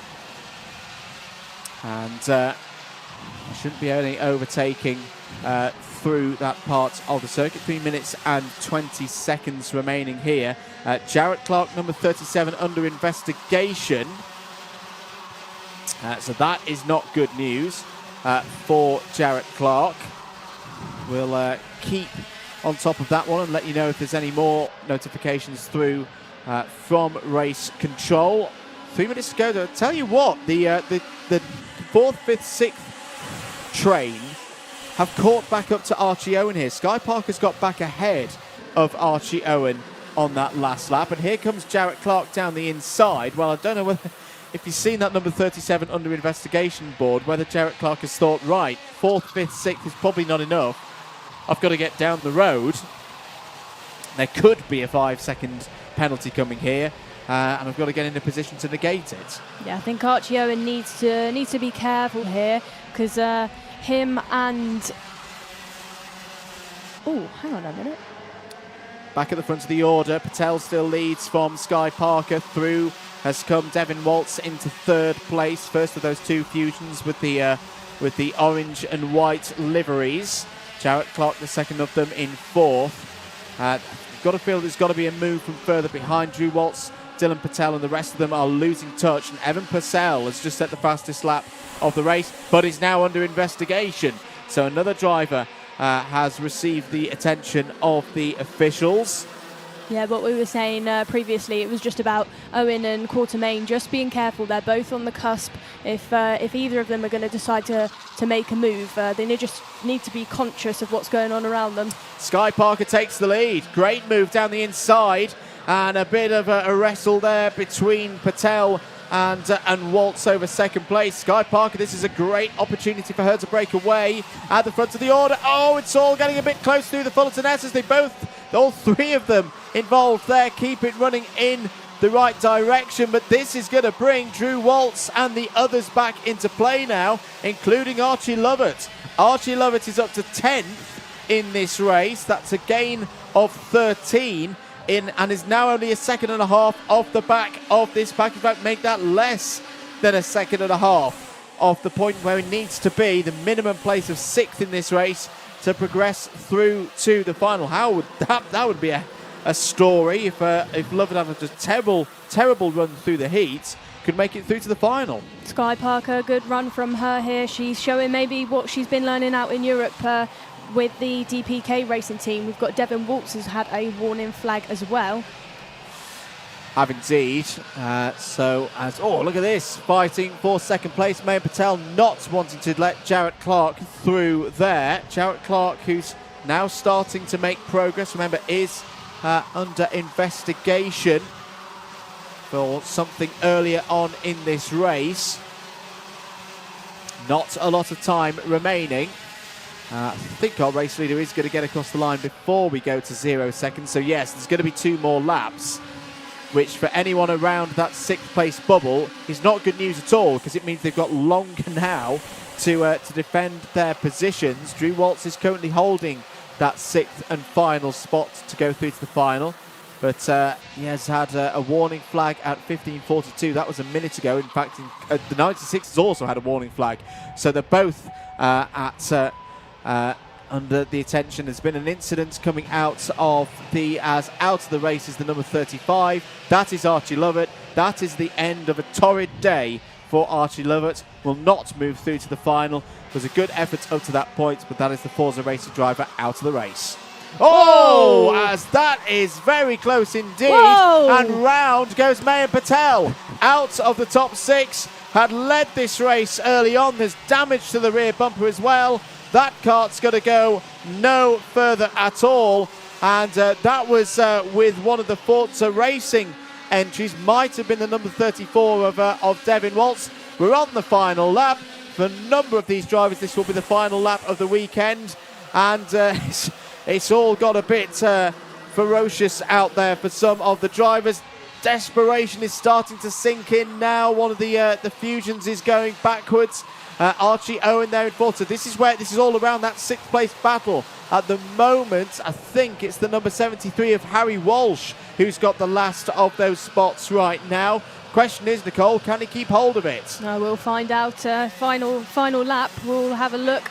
It's all getting a bit feisty into the later stages of this race, definitely. Got a victory lane kart there going into the 90 right, trying to defend from the kart, trying to go on the inside. We have a change as well. For sixth place, yeah, it looks like Purcell has got through. Sky Parker, brilliant run, has got through. Jarrett Clark under investigation is there, P2. Devin Waltz, P3.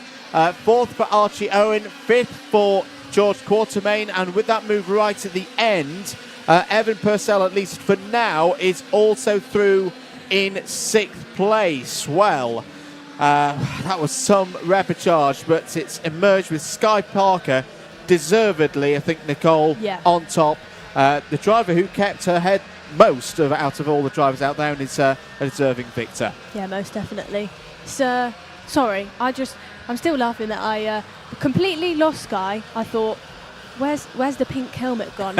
That split design caught me off guard. I do like it though. It is a good design, and well, it's one we'll see again in the final later on this afternoon. I should just note that the number 20 of Mayan Patel is under investigation, joining the number 46 of Evan Purcell and the 37 of Jarrett Clark. So yes, we've got two drivers there in that top six on the road at the end of the race who are under investigation, so just bear that in mind for the final results. For the number 20, it won't matter too much because Mayan Patel sadly classified down in 19th place on that one. Parker from Clark, Waltz, Owen, Quartermain and Purcell the top six. Walsh, Patel, Hay, Cachet and Rousseau in the top 11. Waltz 12th, Nürnberger 13th, Holmes 14th, De Benedictis up 6 to a spot in the top 15 there ahead of Parker, Brathwaite, Brook, Patel and Myers. That was your top 20. James Harris and Keith Burke, the last of the finishers. 4 retirements in that race: Archie Lovett, Laith Khan, Ashley Hazer and Jacob Backler. I think all these drivers coming over the weighing scales now will feel a lot of relief. They've obviously got to put some work in the final, but now that you're in there, I think for a lot of people the kind of nerves settle slightly. The nerves settle, and hopefully they can enjoy the final as well. It's been a long weekend for all the drivers here at PF International. They'll have one more race and an opportunity to score some good championship points for those that are the regulars in the Vera Tools British Kart Championships. If it's the X30 Junior final that you're particularly looking forward to, 17:05, 5 minutes past 5 will be the time that race goes here. Let's have a quick look into the control room, into the CCTV room. There you can see David Manchester, as I say, busy at work, looking over some of the footage from that last race. I think we got a quick sight of Nigel Edwards there as well. We'll be back very soon. The Senior X30 repechage is up next after these messages.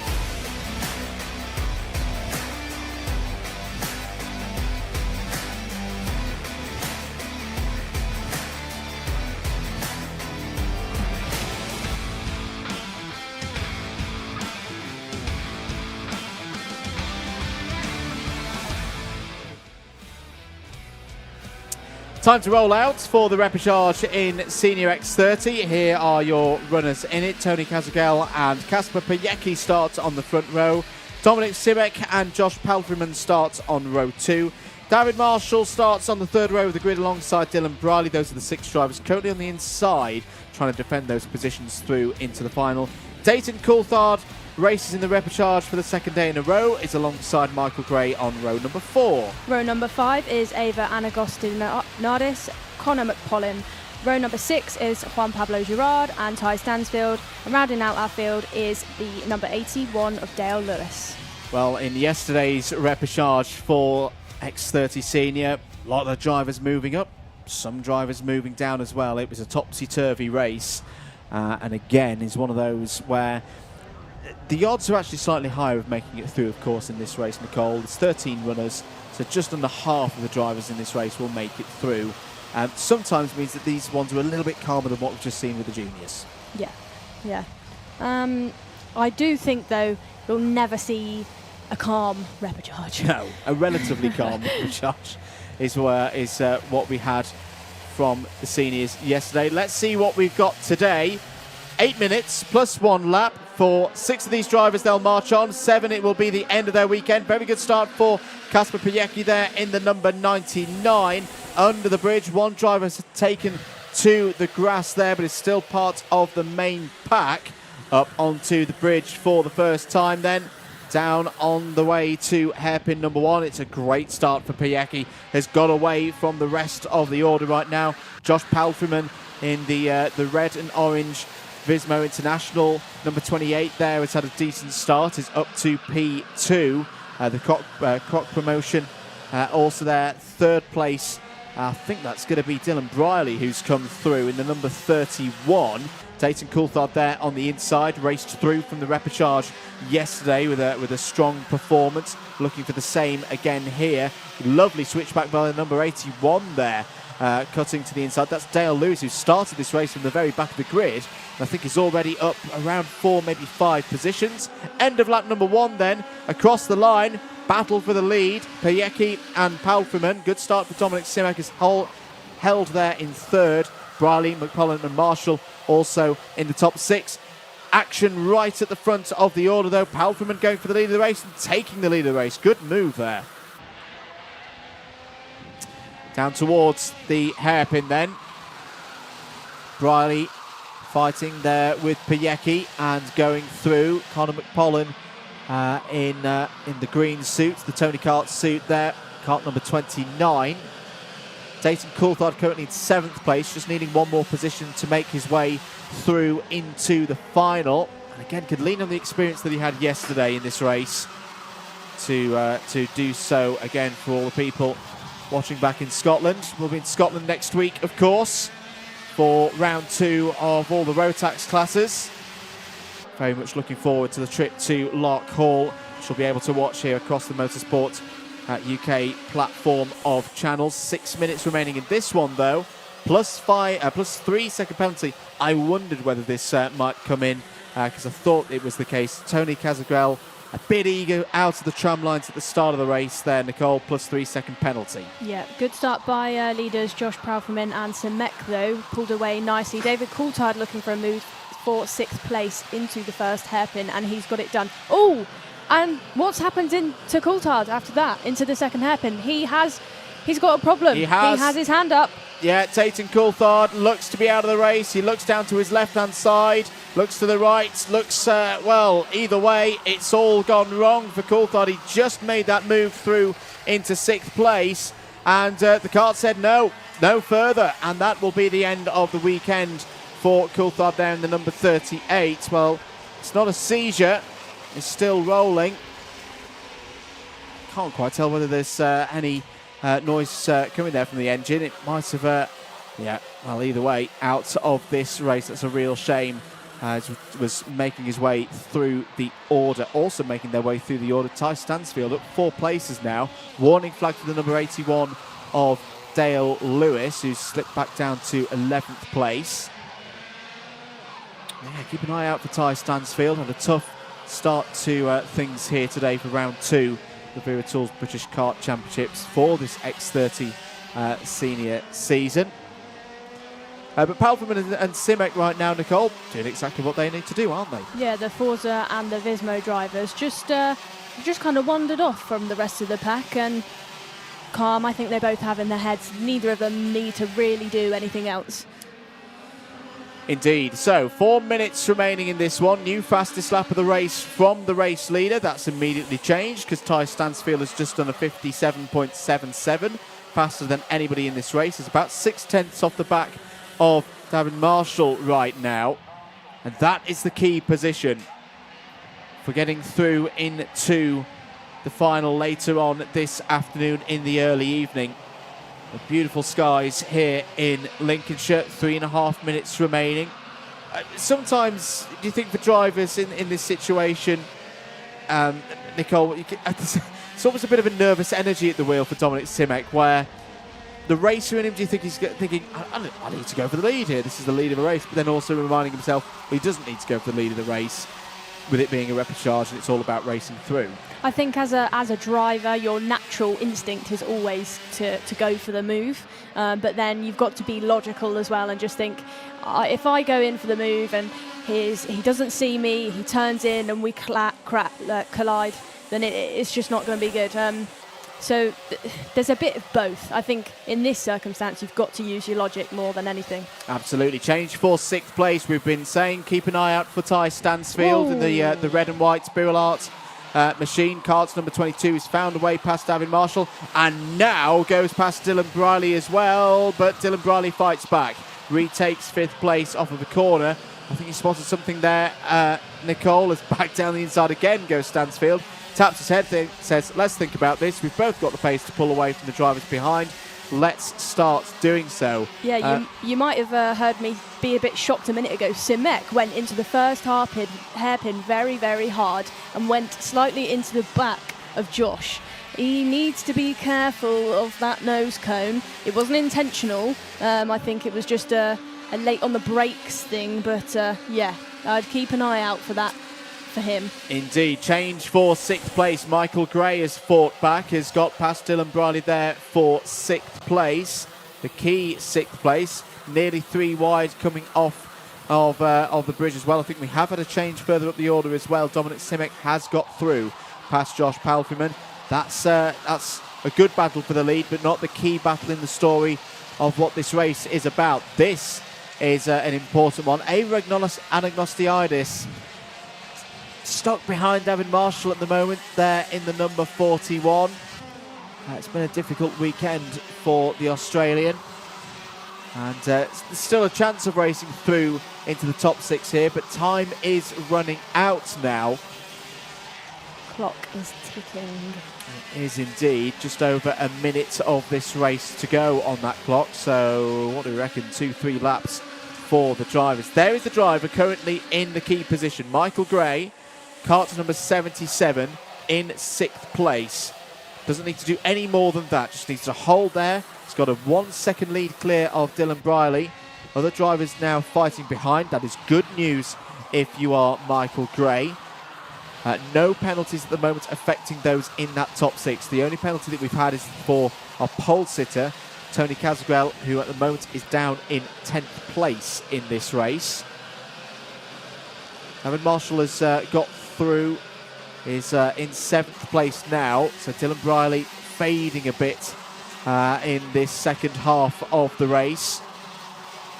Surely right now, Nicole, it's that stage where these two have got to work together just in the eventuality that someone ahead of them has a 5-second penalty.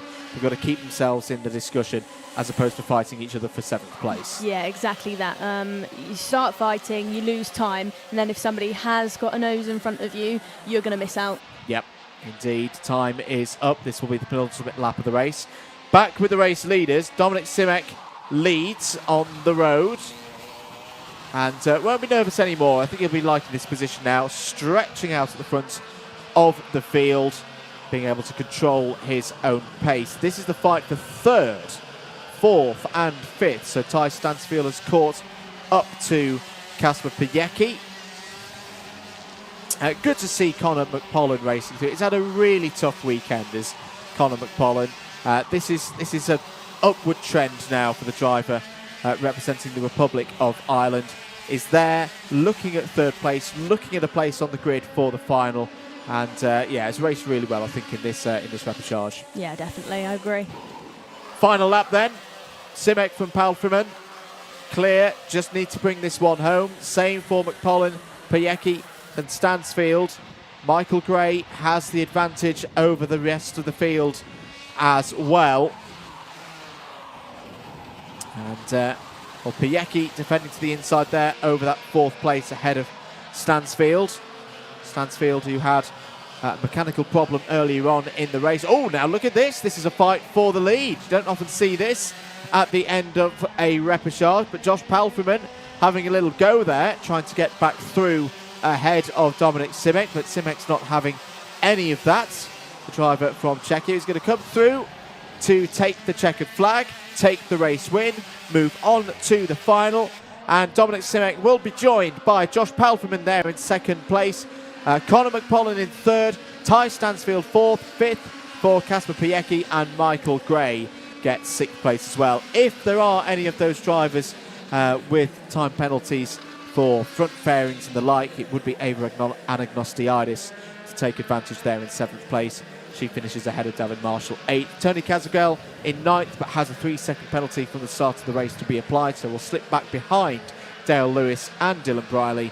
Juan Pablo Girard in 12th. Unfortunately, a retirement from the race for Dayton Coulthard. As repechages go, however, that was That was mellow. Yeah, it was a mellow bit repechage. reserved. Hopefully they're just saving it all for the final. The wisdom of the seniors. That's what I'll put that one down to. Well, one more repechage to go here for this segment of the day. It'll be up shortly. It'll be the IAME Water Swift repechage. Drivers coming in at the culmination of that Senior X30 repechage. Keep your comments coming in.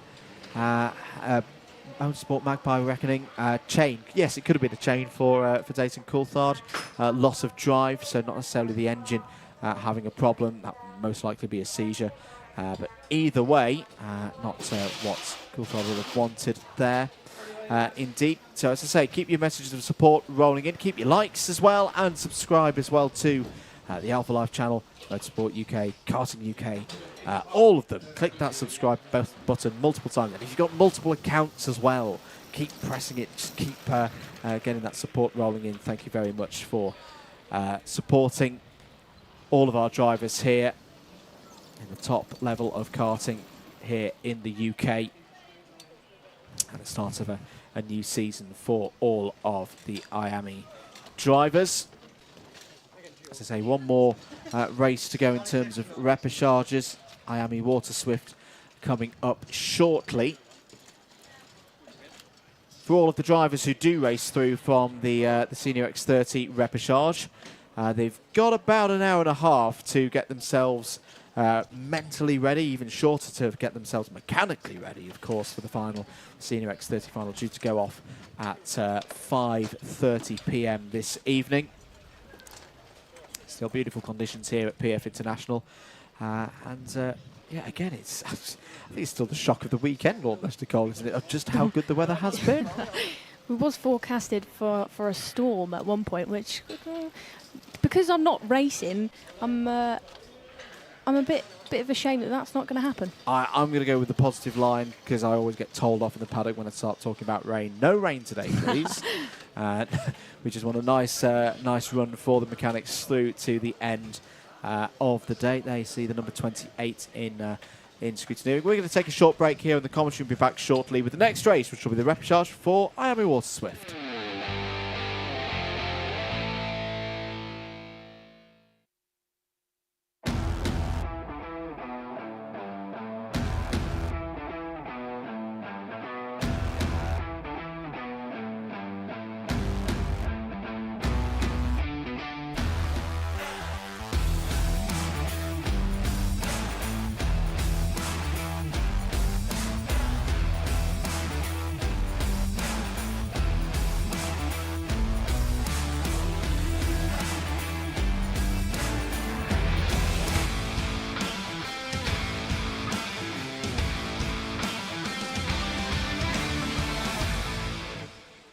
Back here at PFI, getting ready for the next race, which will be the Water Swift Repechage. Xavi Fonge on pole position, Jonty Restrick alongside on the front row. Johnston Stewart and Charlie Clough go from the second row of the grid, moving on to row number 3. Austin Gibson and Oscar Miller go from that one. Aryan Singh and Sophie Campbell will look to improve from the 4th row of the grid and get into those top 6 positions. Pato Medina and Jesus Bartolos also go in this one. All drivers out on circuit for this race, which is very good to see. It'll be 8 minutes plus 1 lap once again for the drivers. Josh East is very warm outside the commentary box, I can see. It's just a warm and sticky day. Dan Ashton's puffing his cheeks. We're all ready to go for the repechage here in IAME Water Swift. Into the tram lines, we're going to go around again for another additional formation lap. Positivity, everybody. It's been a long weekend. Hard-working officials here at the circuit. And I'm sure we'll get through this repechage, and then the finals will perk everybody up with a bit of energy for the latter part of this second event of the year for the Wera Tools British Kart Championships. If you've missed any of this weekend, if you've missed any of Event 1, if you've missed any of the Rotax O-Plate, you can watch it back all on the Motorsport UK platform of channels. And who would have thought it? 3 weeks ago we had the jumpers on, the long johns, everything. This weekend the calipos are out. The British weather, everybody.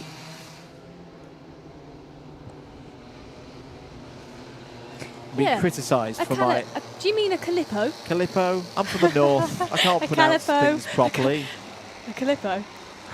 Anyway, repechage time for IAME Water Swift. Good chance this for Xavi Fonge. Had a chance to go through from the repechage yesterday. Here is another one from pole position. 8 minutes on the clock. Are we good for a start? Yes, we are. Away we go for 8 minutes plus 1 lap. Good start for Jonty Restrick. Sweeps into the lead. Oh, there's a few karts off towards the back of the field. I think that's taken 4 runners out of the equation right now. Is everybody running again? I think everyone but one driver is running again, and that driver is out of their car. It is the number 26 of Oscar Miller, unfortunately, who I think is out of this race. Now, that could make it quite simple for the drivers still remaining in this one. Looks like Charlie Clough has come through to lead the race. And, well, I'm seeing 5 karts at the front of this this group here, Nicole. This makes it very simple for these drivers now. Just bring it home. No need to fight too hard. Don't have any mistakes. Don't pick up a front fairing penalty, and you'll be through. Yeah, if the finals are going to be anything like what we've seen, it's going to be not easy, but there's going to be a lot of positions to be gained from different things going on. So I think I'd almost be thinking, do you know what? Stay where you are. Yes, well, Fonge has gone down the inside of Restrick there for that spot, back up into second place. Yes, we've had 6 drivers come across. Well, now we've got 7, now we've got 8. So the top 6 were all the drivers who weren't involved through turns 1 and 2. Pato Medina, the last of those. So this does become one of those races where, yes, just got to tick the laps off, tick the minutes off, and make sure that you get to the end. Down the inside there, that's the number 52 of Austin Gibson. The champion, of course, in IAME Water Swift Restricted in 2023. I wouldn't have expected to be in the repechage, but that sometimes is how racing goes in the very competitive Wera Tools British Kart Championships. Now, slippery surface flag / something on circuits that shouldn't be is out, showing through turn 1 and turn 2. It's not rain.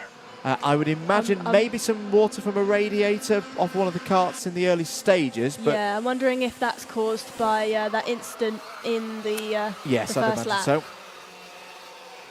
But for the drivers, as I say, it might not even be a fluid. It could be a piece of debris, a bit of gravel and debris from off the circuit that was brought on.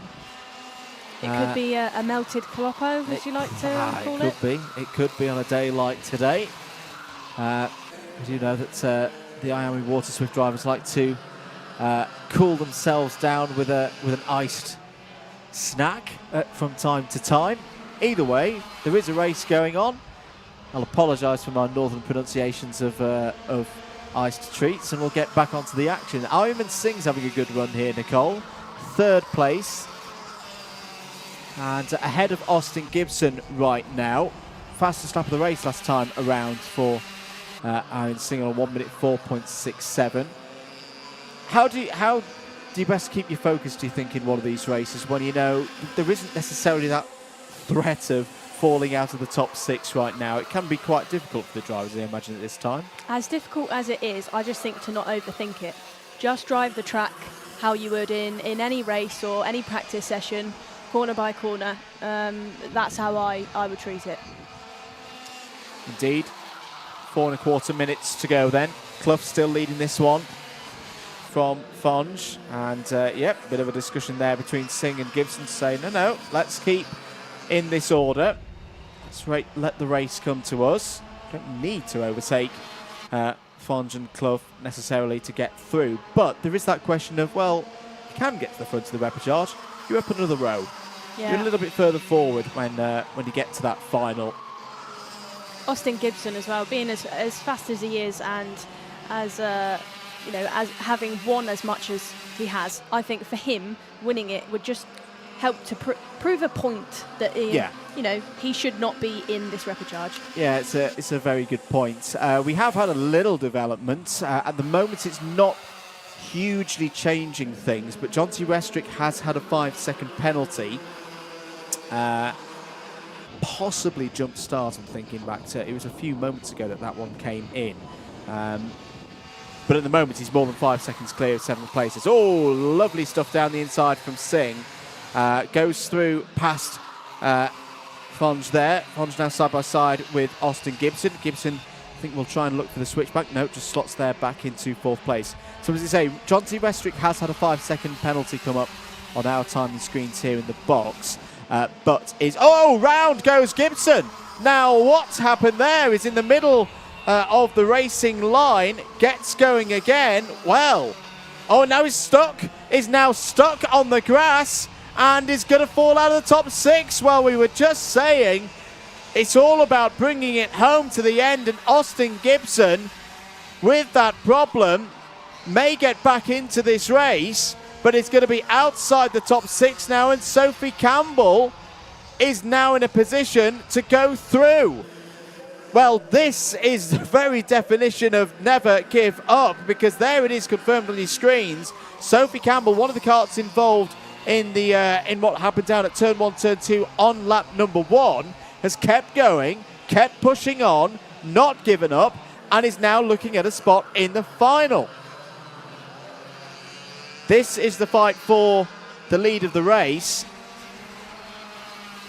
Through the Fullerton S's, there is Xavi Fonge in 3rd place. Pato Medina is now looking a bit more comfortable in 4th. Jonty Westrick 5th, still with the 5-second penalty. Doesn't change anything at the moment in terms of classification. But Sophie Campbell, I wonder if Sophie even knows that has been the case, that she's in 6th place now.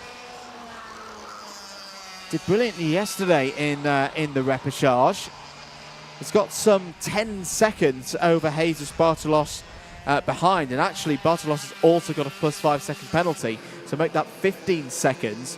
Johnston Stewart there in 8th place looks to be out of this one, and unless something really extraordinary happens.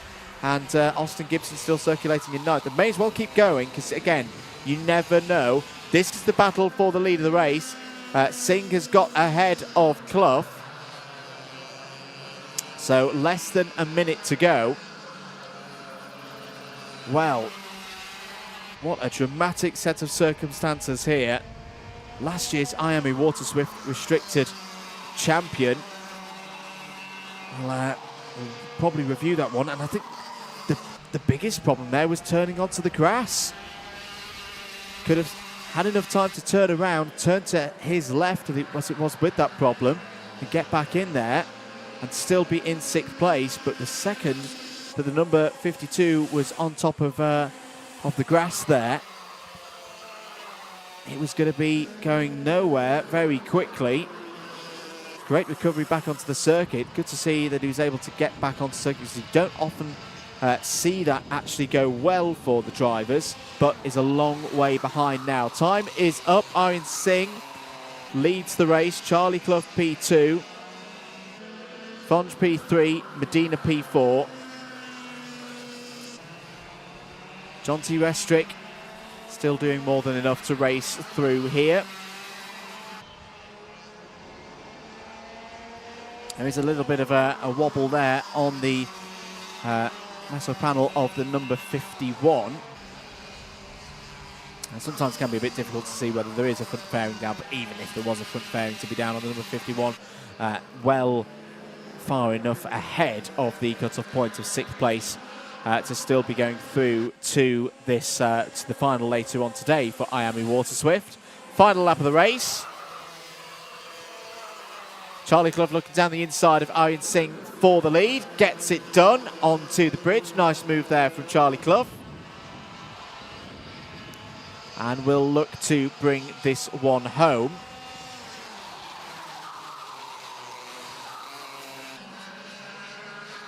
In and through hairpin number 1 towards hairpin number 2. No other changes of position to report. Fairly spread out in this one at the moment. But Charlie Clough, hopefully this can be a bit of a confidence boosting win. We have seen drivers come through from the repechage and really kick on when they get to the final. Charlie Clough, this is a great opportunity for that to happen. Formulated the race well, resisted the attacks from the Fusions, and takes the checkered flag in the repechage for IAME Water Swift. Marches on to the final. We'll start it from the 15th row of the grid. Ahead of Aryan Singh, Savi Fonge as well through, Pato Medina, Jonty Restrick, even with 5-second penalty. And Sophie Campbell also goes through. A good drive there. Could have given in, didn't give in. And due to incidents for other drivers, gets that 6th and final spot through into the final through from the repechage. But there's the results. Clough from Singh, Fonge, Medina, Restrick and Campbell, your top 6.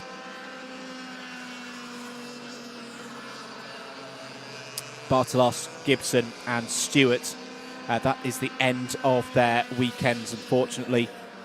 But we will hopefully see them back once again, of course, for the next round for IAME, which of course will be the second weekend of June at Wilton Mill. Well, that is of course the, well, not quite the end yet. Still got a couple of drivers circulating the circuit, such as was quite spread out at the end of that one. The number 13 coming back in soon, as is Austin Gibson, as is Johnston Stewart. We'll be back shortly. The finals are up next.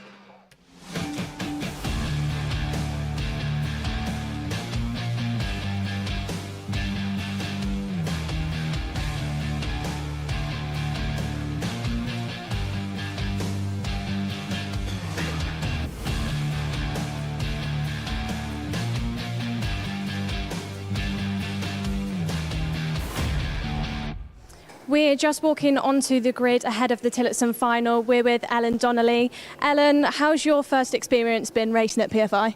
I'm really enjoying it so far. I mean, I think I've had quite an unlucky weekend, unfortunately, but I honestly feel really lucky to be here at all, so I'm just grateful to have the experience and just to be here. And this is the first time we've seen the Tillotson class here with us. What brings you to the category? Well, Tillotson in general is more of a affordable and competitive class. So for me personally, I was in X30 before and I just couldn't keep up with everything to be top of the grid. Not that I'm top of the grid here right now either, but at home I'm a little bit quicker. So I like the way you can be competitive but not have to put in thousands of pounds. And I've been in a similar position to you before, where being one of the only females on the grid and sometimes in the paddock. What's your experience been as a female in motorsport? I think generally it's been good, but you do get the odd person who doesn't want to be beat by a girl, but I think, as you might know, a bit of fire in the belly and just makes you want to beat them more, you know. Great to hear from you, Ellen. We'll let you get on, let you get concentrated, and we'll go back up to Andrew ahead of this race. Personally, really looking forward to watching this final. Don't miss it. Thank you very much, Nicole. Great to hear again there from Ellen as we're getting ready for this Tillotson T4 senior final race that acts as the qualifier for the T4 Nations Cup later on in the year. You can see the drivers getting ready on the right-hand side of the grid. Driver's right-hand side of the grid, your left-hand side of the picture at home. All around the track, if you're watching the broadcast on mobile devices. Philip Rawson will take this one from pole position. And it's joined on the front row by George Townsend. For the drivers in this one, in this final, it will be a 12-minute plus 1 lap race. Engines have been fired for all of the karts on track. Have confirmation hopefully soon as to whether we will see the drivers such as Bradley Beavers and Mike Coppin join us on the grid for this one. We did see them having some problems in the previous heat of the race, just leaning out the window to see if we have got them. Let's get ready then for the next race. It is the Tillotson T4 final.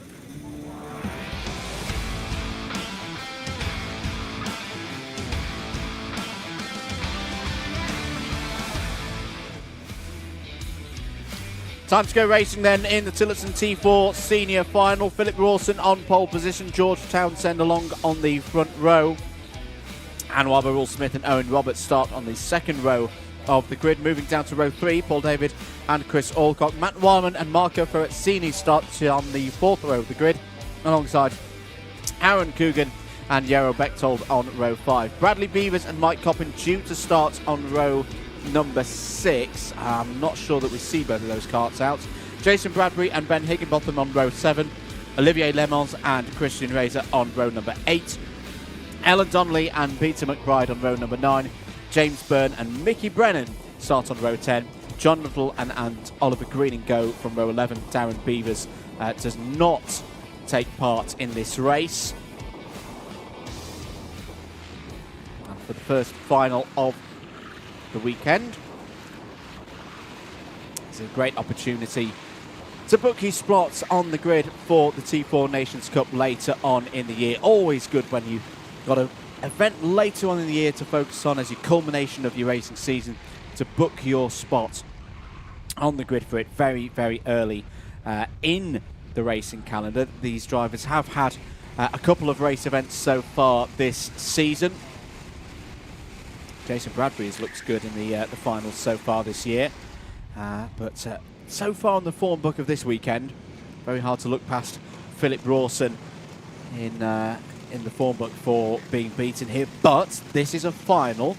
There was a race I talked about last week where that was the case in the senior category, and the strong favourite didn't win it 7 days ago. So let's see what happens here in this one. Who can take the fight to Philip Rawson, in particular George Townsend, who's driven through the field pretty well so far this weekend. 12 minutes on the board, looking pretty good for a race start, and the lights stay red. Are we racing? I think we are racing, so away we go then for the start of the Tillotson T4 final. Good start for Philip Rawson. No, we're going to go round again. Now the chevron boards have come out. The lights did not go out there, so we'll go round for another formation lap. So just to be clear, we've got 20 karts on the grid. Darren Beavers does not take this final start. Bradley Beavers and Mike Coppin also unfortunately don't take the start. Bradley Beavers and Mike Coppin both had incidents on the first lap of the second heat, and unfortunately haven't been able to get karts repaired in time for this final. They were quite heavily damaged, of course, testament to the safety on these Tillotson T4s that both drivers are okay. So round through another formation lap. Rawson and Townsend on the front row. Burrell, Smith and Roberts on row 2. And Roberts knows how to win a one-off race, of course, being the O-plate holder. Paul David and Chris Alcock there on row 3. Matt Wildman and Marco Ferrazzini on row 4. Look out for Aaron Coogan as well on row 5. Very strong in qualifying earlier on today. Had a bit of bad luck in heat number 2, but did race back through. Here we go then. Second time of asking. Lights are out. Away we go then for 12 minutes plus 1 lap here in the Tillotson T4 final. Good start, very even start from both drivers on the front row. Townsend really giving a challenge to Rawson there through under the bridge, but Rawson has come above it and gone into first position. Risen to the task of holding there.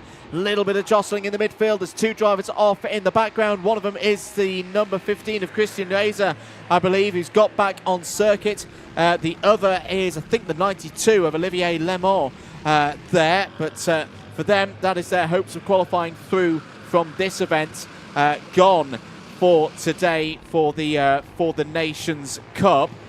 Towards the Fullerton S's for the first time then. And looking good at the moment at the front of the field already. Philip Lawson breaking away from the rest of the pack, doing what he needs to do, get into that comfortable rhythm and book himself on that plane to Spain. End of lap number 1. Rawson leads. The gap is 0.94 of a second. Here comes the number 6 of Aaron Coogan down the inside of Chris Alcock there. Chris Alcock holds on to 6th place. Well, that's Coogan ahead of Matt Wildman now for 7th place. So that's 2 positions gained by Coogan on that first lap. Also gaining out there, Jason Bradbury had a strong second heat, but had a retirement in his first one. Has gained 4 places, is up to 9th place now. Also going up 4, Ben Higginbotham has, a bit of a moment there for the number 66 of Aaron Coogan. Well, all that work from the first lap has just been undone. Lost a couple of places now. Very hard braking into the first hairpin, of course. Well, Philip Rawson looking in full control right now. Alcock a bit wide out of the Fullerton S's. There is Jason Bradbury in karts number 17. Number of these drivers very experienced, know each other's racing styles very well indeed. Matt Wildman, Jason Bradbury both confirmed back ahead now of Aaron Coogan. So Aaron Coogan back to where he started in the number 66. Now, Owen Roberts has come forward, is into 2nd place now. Has he got the speed to chase Philip Rawson down? Well, we see a move to the inside there by Paul David. I'd say it's gone a little bit under the radar as Paul David, but has got through there into 5th place ahead of Anwar Burrell Smith.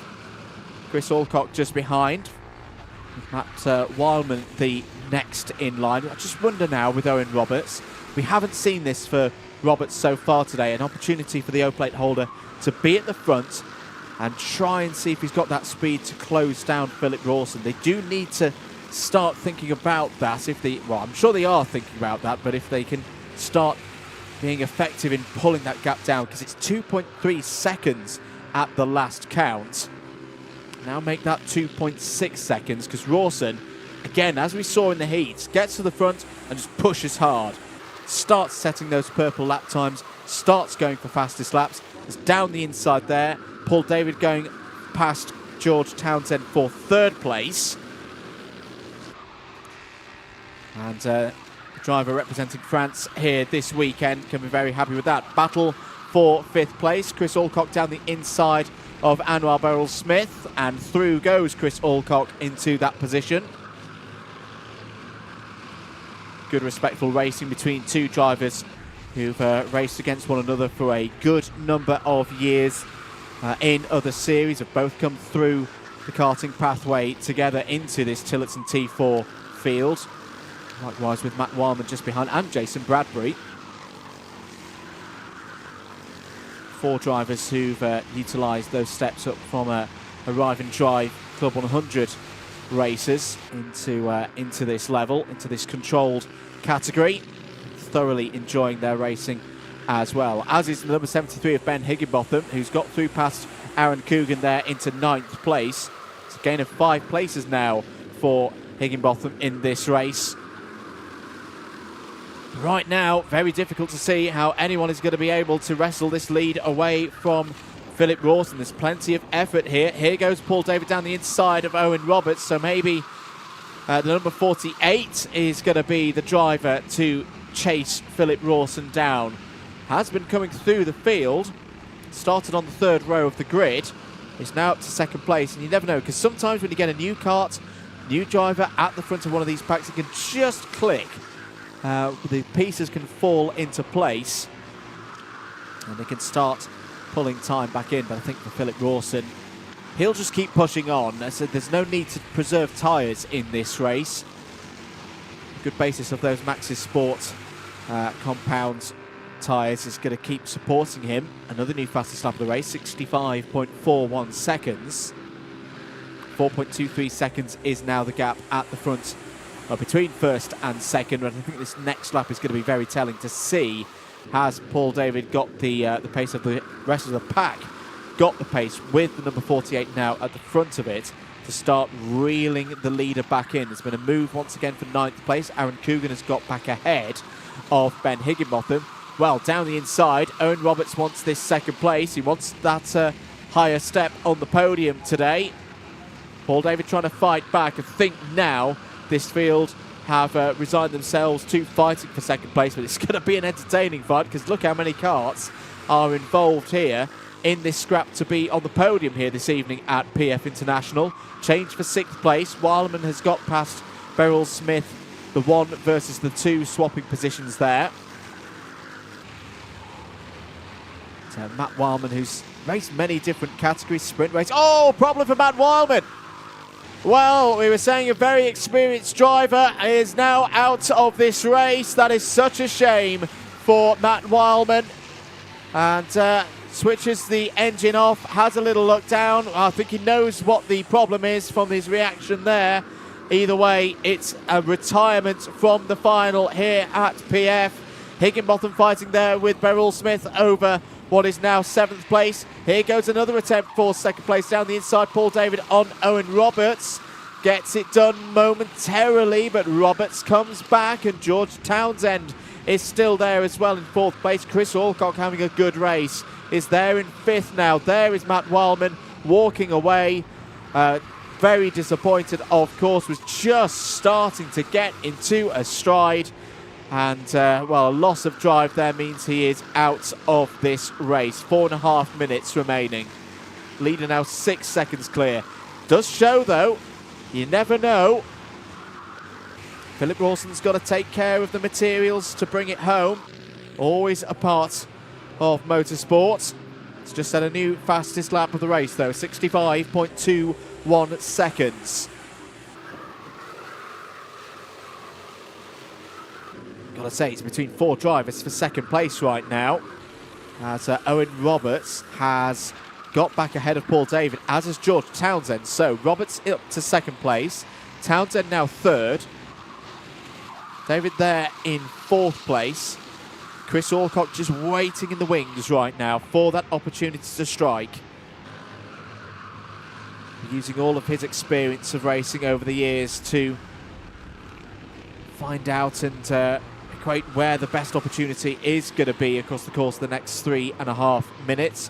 Roberts round and out of the Fullerton S's. Chucks the kart in through Bobby Game corner. Looking confident right now at the front of this group that's fighting over 2nd, 3rd, 4th and 5th places. I'm going to give it to Aaron Coogan as well. He's not given this one up at all. Started back there on the 5th row of the grid. You can smell an opportunity for one of the Irish drivers. Great contingent of drivers coming over from Ireland to PF International this weekend. They would love to see one of their own on the podium here at the Premier Kart circuit in the UK. But a lot needs to happen between now and the end of the race for that to happen. There's the second chase group on the road, headed up by Anwar Barul-Smith right now.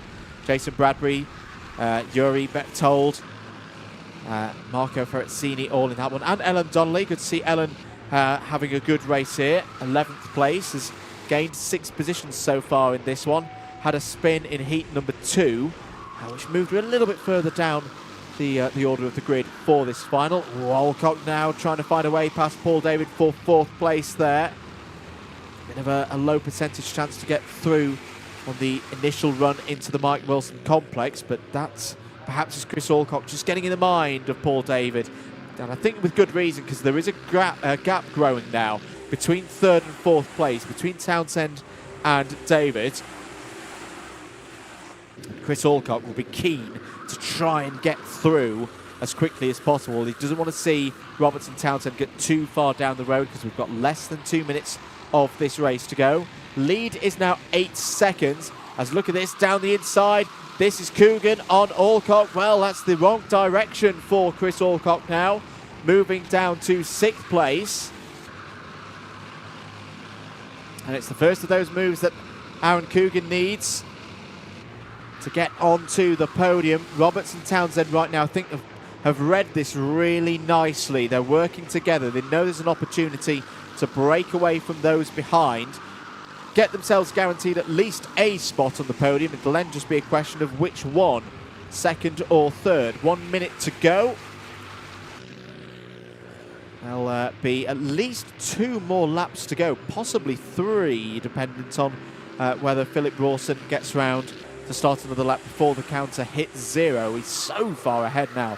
8.7 seconds clear is Philip Rawson. This has been a magnificent performance from Philip Rawson this weekend. I say, not a lot of time to get the job done. They were straight into timed qualifying yesterday, just the one session. He put it on pole position. He took it from the start of each of the heats, didn't look back. Got both heat wins. Same again so far in this final. Change for 7th place, we can just see there. Bradbury now ahead of Beryl Smith for that position. 5 seconds to go. I think this will count through to 0. Yes, it will. So the last lap board is shown to the race leader, who just crosses the line now. Is there going to be a move from George Townsend for this 2nd place? Is there going to be an opportunity for Paul David, Aaron Coogan and Chris Alcock to get onto the podium here? This is the closest and highest battle in the order right now. George Townsend has been patient so far across the course of the last 6 or 7 laps. Now he's got to make an opportunity work for himself if he wants to be the runner-up here today. Roberts is going to go defensive, going to go hard to drivers right on the run down to hairpin number 1, but steps open the door, through goes Townsend. Can he get the drive out of the corner? Is there going to be an opportunity for Paul David to get alongside Roberts? Yes, there is. Great reading of the road there by Paul David. He's got through into 3rd place. Paul David is on to the podium now. Philip Rawson is away. Philip Rawson is going to take the win surely here. He's going to go to Valencia. He's going to be representing the UK at the T4 Nations Cup later on in the year. Philip Rawson wins at PF International, and joining him on the podium, it's been a great fight for 2nd place, and it's going to go the way of George Townsend. Townsend finishes P2. Paul David is on the podium as well, just ahead of Owen Roberts in 4th, Aaron Coogan 5th, Chris Alcock 6th, Jason Bradbury, Anwar Barul-Smith, Yuri Bechtold and Marco Ferrezzini completes the top 10. But it's Philip Rawson's day. He's dominated from start to finish and is a well-deserving recipient of the 1st place ticket to the T4 Nations Cup later on in the year in Valencia, Spain. Wins by 11 seconds after 12 laps, and well, can be very, very proud with the effort there ahead of the rest of this field. Rest of the order: Ben Higginbotham in 11th place, Ellen Donnelly in 12th, James Byrne Peter McBride and Christian Reza in 15th place. Good to see Reza coming back through after that spin on the first lap. Oliver Greening in 16th place ahead of Mickey Brennan. Retirements from that race, John Nuttall, Matt Wileman, and fortunately for Olivier Lemont as well. Good to see Bradley Beavers, Mike Coppin and Darren Beavers as well. Across the course of this weekend, they did not take the start in this final. But there's your winner, Philip Rawson. I don't think it was ever in doubt for Philip Rawson this weekend. He's kept his concentration all the way through and will go on to continue his season and march on to the T4 Nations Cup to represent the United Kingdom at the top event for the Tillotson T4 series in Valencia, as we say, later on in the autumn. Quick few moments for Philip Rawson to gather his thoughts. I'm sure Nicole is down there to gather the thoughts with our winner today here at PF International. Let's head down to Nicole now. Phil, race winner, absolute class drive. He won over by 10 seconds.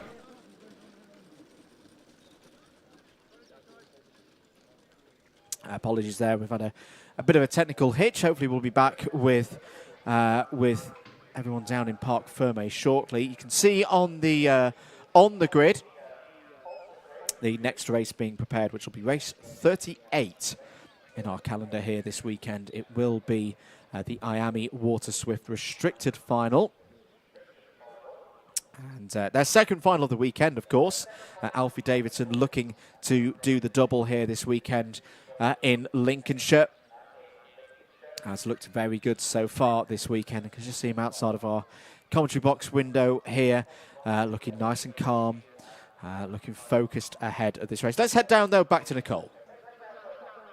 Absolutely class drive there by race winner Phil. Phil won the race by over 10 seconds. Can you talk us through it? Yeah, it was a great race. I'm not going to say it's easy because no race is easy. However, I've been driving this track for 18 years now, and I've got a lot of experience around here. First ever weekend in a T4, usually race road tax. So it's nice to do something different for a change. And yeah, I just got my head down from the start. As soon as the green light went, didn't look back, and just concentrated on driving smooth and being consistent, really. So yeah, and then luckily won the race. So. Absolutely amazing, Phil. Congratulations, provisional winner. Great. That's all we've got time for. Oh, of course. Yeah. Sorry, I'd just like to thank Andy Fallon at Tillotson for giving me the opportunity.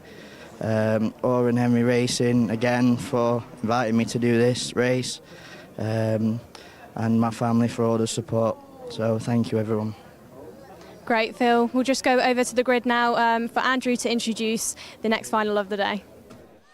Absolutely. Big thanks to Andy Fallon and Mark French as well for all of their efforts bringing the Tillotson T4 series to the grid here this weekend at PF International. 30-second board in the air.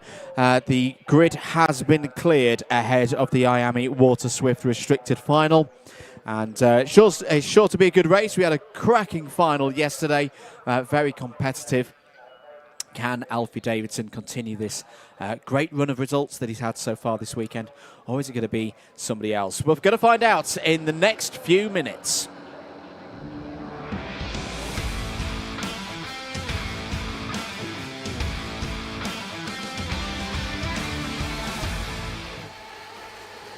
Formation lap underway then for IAME Water Swift Restricted second final of the weekend. Alfie Davidson starts from pole position. Mason Hibbert alongside on the front row. Daniel Ferguson and James Root start on row number 2. Chester Fawkes goes from the third row of the grid. Is joined by Alessandro Salas.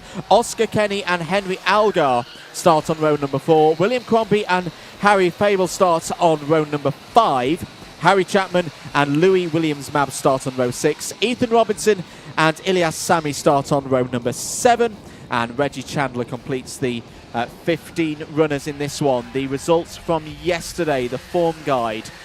Davidson took the race win from Ferguson. Chester Fawkes was on the podium as well. Mason Hibbert, 4th place. looking to improve on that from the front row of this second final for the year. Oscar Kenny was in the top 5 as well.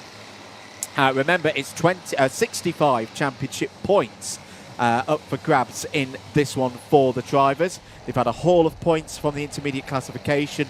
So at the moment, Alfie Davidson has extended his championship lead.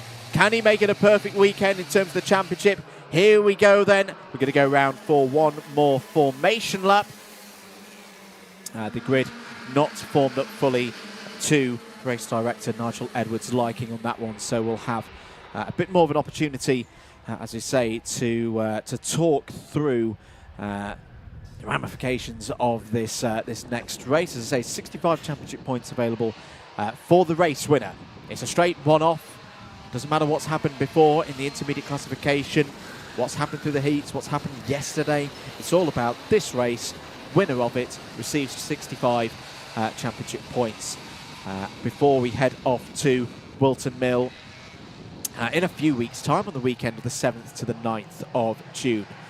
A few discussions, a few instructions just being given there by Clerk of the Course, Dan Ashton, as the drivers come round on their additional formation lap. Yesterday, it was a clean sweep of the IAME powered finals by Fusion Motorsports. It all started with Alfie Davidson. Is it going to be another great day in these finals, or is it going to be one of the other teams that takes one of the P1 trophies and the winning mechanic medal home with them here today? Are we ready for the final here in IAME Water Swift Restricted? The answer is yes. Away we go for 12 minutes plus 1 lap. Good start for Alfie Davidson. Leads through the first couple of corners. Round up onto the bridge for the first time. Drivers on the inside trying to take advantage of the shorter line. William Crombie coming through the middle there and running a bit wide out of the final corner, but it's Davidson in control. Daniel Ferguson's had a good start as well there in the blue and white number 15 kart with the Ram Racing graphics on the side into hairpin 2 for the first time. Very close there in that battle for second place between Hibbert and Ferguson, but it's once again Alfie Davidson in full control. Chester Forks trying to take advantage of Davidson's slower pace off and into the Fullerton S's. Now he takes advantage into Bobby Game corner. Good stuff from Chester Forks there. I think there was a bit of help from James Roots behind in the number 21. But the effect is that at the end of the first lap of this Water Swift Restricted final, it is Alfie Davidson leading for Fusion Motorsports. Second place, Mason Hibbert for ORM. Third place is being now fought forward. James Roots goes through past Chester Forks there. Daniel Ferguson into 5th. Good start as well for Harry Chapman. This is, of course, his second final at this level. Winner of the Bambino Championship in 2023 as part of the Vera Tools British Kart Championships. And great work there from Chapman. Up 4 places into 7th. Also Ethan Robinson gaining spots there, the driver from Northern Ireland. Another one of the Fusion Motorsport drivers in this race has gained 5, is up to 8th place at the end of the first lap. That is that second group with William Crombie at the head of it. This is the battle over 6th, 7th, 8th and 9th places, including the aforementioned Chapman and Robinson. Now plus 3 second penalty for the driver in second place. I reckon that is going to be for just straying out of the tram lines before the lights went out. And that means for Mason Hibbert, it doesn't mean he can't win the race, but it means he's got to get ahead of Alfie Davidson and then break away by at least 3 seconds. So, bit of a change of story now for Mason Hibbert. The tactics will change for Mason Hibbert. 9.5 minutes remaining in this one. There's a plus 3 second penalty for Alessandro Salas as well, and a plus 5 second penalty for the number 12 of Henry Algar. Those are all latest ones that have come up on the screen here in the box. No troubles at the moment for your race leader, Alfie Davidson, as he's done throughout the whole weekend here at PF International. Has led so many laps in this IAME Water Swift Restricted category. He's doing what he needs to do to finish this weekend with a perfect score of 260 points. He took a full amount of 130 yesterday through being first in the intermediate classification and then first again in the final. He's already achieved first in the intermediate classification again today, but he's still got some hard work here because there is Hibbert, Roots as well. Chester Forks has tended to be pretty quick in the second half of races. Also, not just today, but yesterday as well. Fought hard to get onto the podium 24 hours ago. But we're on the fourth lap of the race. There's been some changes further back. You can see Henry Algar has got through past William Crombie at the rear of your screens there. 12 past the number 16 for 6th place. Alessandro Salas, who has unfortunately fallen to the back of the order, has just started a recovery drive. He's got past Reggie Chandler for 14th place. The trouble is, there's some 7 seconds off the back of this of the main pack. Louis Williams-Mabs there in 13th place. Davidson through into the Mike Wilson complex.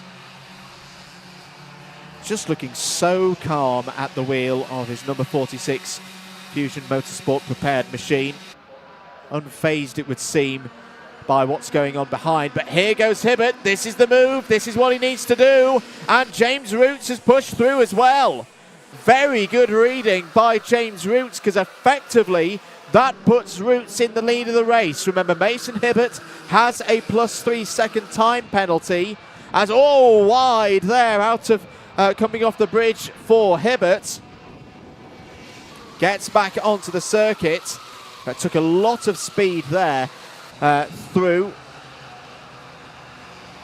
and off the bridge. Has kept things tidy through hairpin number 2. Alfie Davidson won't panic right now as helicopters flying in here to PF International. Chester Forks has got the fastest lap of the race. I tell you what, these 3 drivers need to keep an eye on that number 38 machine, because Chester Forks, we've seen some problems when the kart's been a bit cooler. Startup issues, it would seem, for Chester Forks, but that's not affecting him right now in the cut and thrust of this IAME Waterswift Restricted Final, and he's starting to build that pace. Another 1 minute 6.7. Here goes Roots for the lead overall. He doesn't need penalties to get him to the front of this field. Here comes Davidson as well, back down the inside for second place. Roots now has a bit of a gap from the rest of the drivers. This is a great opportunity now to try and break away. It's going to be hard. It's going to be difficult for James Roots to do so, but he's going to give it his all. He has beaten Alfie Davidson in a race this weekend. It was one of the heats yesterday. So James needs to remember that. He needs to trust in himself and his own driving that he can win this final. Davidson closing in there. That was a big move from Davidson, an opportune moment for Davidson to get himself back in terms with James Roots, because effectively Mason Hibbert's in a different race to these 3. With that 3 second penalty, it's almost like a bit of a ghost kart at the moment. He's there, but he's not competing for outright positions with these drivers right now. He's more racing the drivers further down the road, the likes of Henry Algar, the likes of William Crombie. As here goes Davidson, looking to return to the lead. No, not this time. Good speed down the straight for James Roots in the number 21. The driver from Wokingham. Looking like he's at least going to be in the discussion for a podium this weekend, but there's still a good amount of racing to go here. 5 minutes. Looking a little bit further back. That's the Algar Chapman Crombie battle as Davidson's down the inside. It's a hairpin one. Has got the move done. He's got the move done. Back into the lead goes Alfie Davidson. A little communication there to say, yep, happy with that. Let's again try and push on. Chester Forks is still not too far away. What are the lap times like? Well, it's purple through sector number 1. Oh, as William Crombie is out of the final. Not the end to the weekend that William Crombie would have wanted. He'll still score points for most likely 15th place. But William Crombie falls to the bottom of the order. But you can remember he had a great 2023. Remember watching his races where he really kicked on in the middle part of the year. And there's all reason to believe that William Crombie can do that again. He's raced well this weekend there. quite often in the top 10. Back at the front of the order, though, Davidson has control once again of this one, back in his customary position at the front of the field, leading these ones out. Good work by these three. They're dropping Chester Forks now. Chester Forks is about 0.8 of a second back from this top three. Hibbert, at the moment with the 3-second penalty, would be slotting in between Daniel Ferguson and Henry Algar on the road. That's before the number 12 has received their own 5-second penalty. But saying that, there's also been another one for the number 28 of Alexander Salas. So that's a 3 from the start of the race, a 5 a few moments ago. So 8 seconds of penalties for Alexander Salas in this race so far. Meanwhile, focusing back at the front of the order, 3 minutes to go. Davidson, Roots, Hibbert. New fastest lap of the race from Mason Hibbert, so it's 65.84. I'll tell you what, that is not far off fastest lap record territory. Only a couple more tenths to find for the lap record from June 2023. So 1 minute 5.57. Davidson keeping that control at the front. I just wonder if James Roots, as we saw in the heats yesterday, will try and work with Davidson, not go for a move in the next 2 minutes or so to just try and drop Mason Hibbert out of this equation. Just make it a little bit simpler for the two drivers at the front of this race right now. It's a good spot for Mason Hibbert to be in, though, right now, because he is doing a brilliant job. Not great, of course, to get that 3-second penalty, but he's racing himself into a position where he could still be on the podium here. There's 2 minutes to go.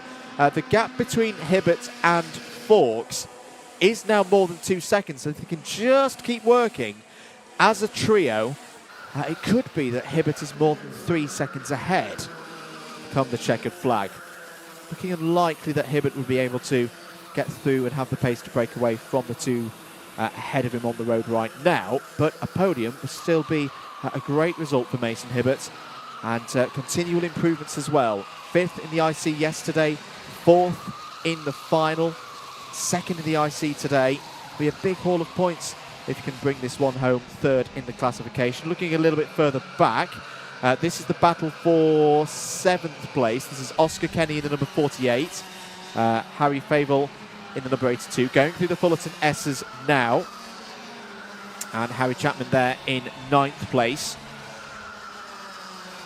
Number of drivers stepping, of course, from the Bambinos into the cadet categories.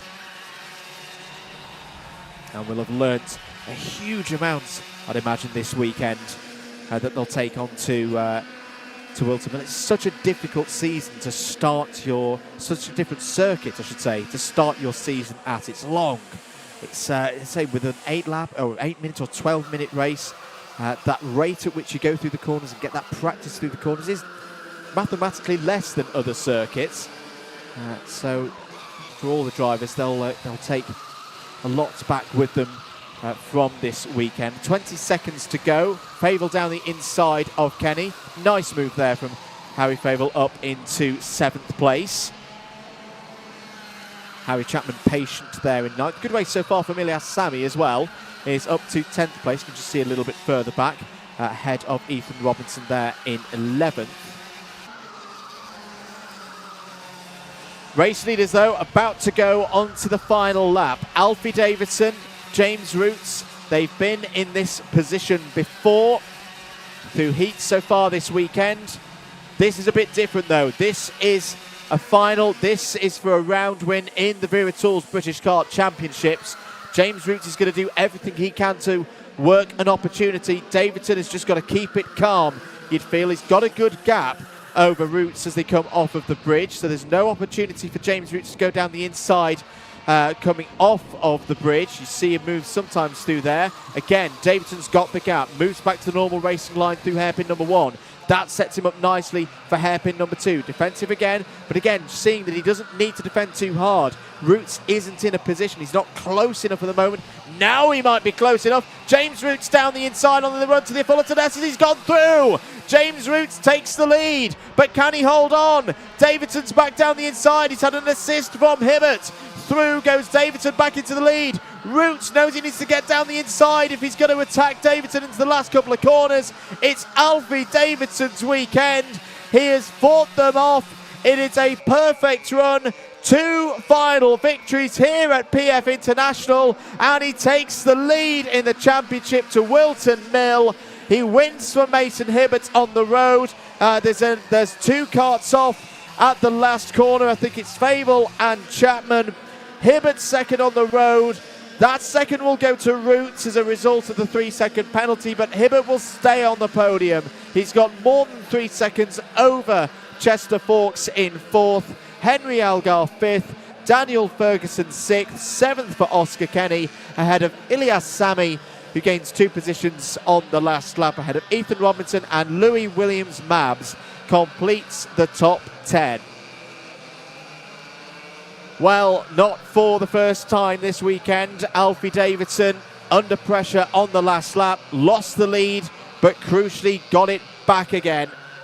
And Alfie Davidson sets himself very much as the driver to beat this year in IAME Water Swift Restricted. He's had a tremendous weekend, and he'll taste the sweet tones of victory again. Good sportsmanship there between Davidson and Mason Hibbert, and I think Alfie Davidson's got a lot to thank to Mason Hibbert there. There was a little bump draft there from Hibbert, it looked to be from our angle here in the box, that just helped Davidson get back through ahead of James Roots. It's crucial for Mason Hibbert as well, because the gap that he had over Chester Fawkes was 3.25 seconds. So once the penalty is applied, he holds on to a spot on the rostrum by 1/4 of a second. But onto the weighbridge. Alfie Davidson won't go left, he'll go right once again towards the P1 spot for the podium there. For the second time in just over 24 hours, he is a race winner, a round winner in the Vera Tours British Kart Championships. Let's head down to Nicole, who's in Parc Fermé. What a race by our mini restricted category. Some of the youngest drivers at this race this weekend, but nonetheless gave us some fantastic action. We've got Alfie running over to us, Alfie race winner. We've referred to this weekend a few times as the Alfie Davidson show. Can you tell us about your weekend, Alf? Yeah, it's been a great weekend. We've had a lot of good results, what we needed. So we've just done the clean sweep all day, so that's good. Yeah, big congratulations to you. And how are you feeling going into the rest of the year? Feeling confident. I just won, so I think I can win again all the championships, so we'll see. Is there anybody you'd like to thank for this weekend, Alfie? My nan, my granddad, my mum, my dad, my mechanic, Johnny for giving me the waft, and everyone else out at home who's watching. Fantastic, Alfie. We'll see you on the podium later on. Congratulations. What an action-packed race there for everybody. We'll throw back up to some highlights to just recap exactly what happened. Indeed, let's look through some of those highlights. Good starts for the IAME Water Swift Restricted drivers. All of them knowing it's a long race, 12 minutes plus 1 lap around this PF International circuit. A little bit of jostling coming off of the bridge there. William Crombie fighting his way through. Early on we would find out, of course, that Mason Hibbert had a 3-second penalty. He knew he needed to run this race quickly, keep the amount of battles down to separate this top 3 out from the rest of the field. That's exactly what James Roots and Mason Hibbert did with Alfie Davidson. Chester Fawkes gave it his all there in 4th place. Early stages, James Roots came to the front of the order, looking really confident, but that would be a moment for Alfie Davidson to fight back down the inside into hairpin 1. It went into a more stable phase of the race as the top 3 pushed away from Chester Fawkes, but you always knew there was going to be some overtakes later on in this race. Good fight between Oscar Kenny, Fable and Chapman there. This was going into the latter stages. Great run off of hairpin 2. James Roots got down the inside, got the move done initially through the Fullerton S's, but immediately Alfie Davidson would strike back. He'd get a little bit of help from Mason Hibbert as well, and that was the key move that gave Davidson his second round win in just over 24 hours. An amazing start to his championship campaign, and another win for Fusion Motorsport, their fifth final win here this weekend. Let's head down though to Nicole ahead of this next final. We're over on the grid here with pole sitter Taylor. Taylor, how's your weekend been so far? Yesterday was really bad, like really bad. But we've come back. We're starting on pole. Hopefully we'll have a bit of a better final. Got a crash yesterday, but we're gonna have a good one, aren't we? Hopefully. And you're under the guidance of the Croc promotion team. What have they been saying to you ahead of this final? Just give it a go. You know what I mean? What else am I meant to do? Great to hear from you, Taylor. Very best of luck. Giving it a go. We'll just throw back up to Andrew, who will introduce the race. Thanks. Indeed, so the second final of the weekend for X30 Junior, and arguably this has been the most anticipated category of the weekend. This mix of drivers with a rich history in the Wera Tools British Kart Championships, a number of international drivers visiting the UK for some race practice for them ahead of the World Championships later in the year, finding out about this PF International Circuit. It's been a while since FIA racing has been to this part of the world. Of course, Harrison Mackie, fresh off the great form last weekend in Italy for the IAME Euro Series. He took the win in the final 7 days ago. He took the win in the final yesterday as well. He starts this one from the outside of row number one. A quick little bit of encouragement from his mechanic, older brother Lewis Mackie. Taylor Orridge looking over there to his fellow front row teammates. Next up, it is the X30 Junior Final.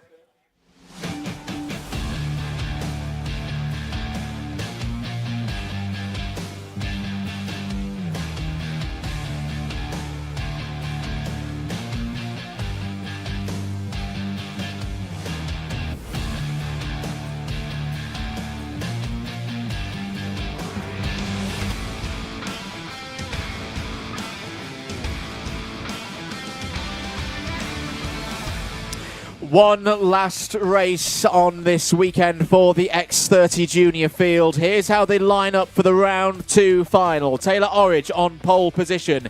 Harrison Mackie alongside on the front row. Riley Cranham and Harrison Whitcomb go from row number two. Cian Geraghty and, Lewis Islin and Jack Iliff start on row number three. George Edgar and Daniel Kelleher start on row number four. Thomas Minspearing and Rocco Coronel start on row number five ahead of Nicholas Schaufler and Arjen Kraling on the seventh row of the grid. Monza Junior Canini, no need for a repechage today. For Canini starts alongside Aston Sharp, Morgan Moore and Aaron Richardson start on row number 8. On to the 9th row of the grid. Kenzo Craigie and Max Ewell. Iskender Sulfikari and Alex Dodds go from the 10th row of the grid. Hamish Forrest and Joey Brown start on row 11 ahead of Rocco Leon Shenton and Jesse Phillips on row 12. Dries van Langendonk and Zach Green will look to move from row 13 there ahead of Samuel Branston and Nats Johnston, the last of the automatic qualifiers on row 14. Here are your runners from the repechage. Sky Parker and Jarrett Clark on row 15. Devin Waltz and Archie Owen on row 16. The 34 kart field is completed by George Quartermain and Harry Walsh. Well, yesterday we saw a race typified with drivers with a lot of experience around this circuit towards the front.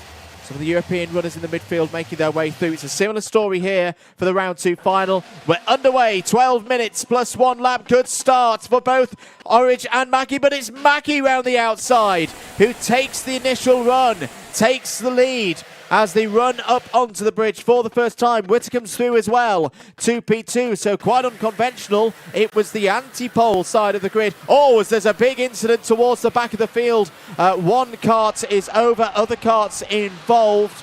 And, into hairpin number 1 go the rest of the field.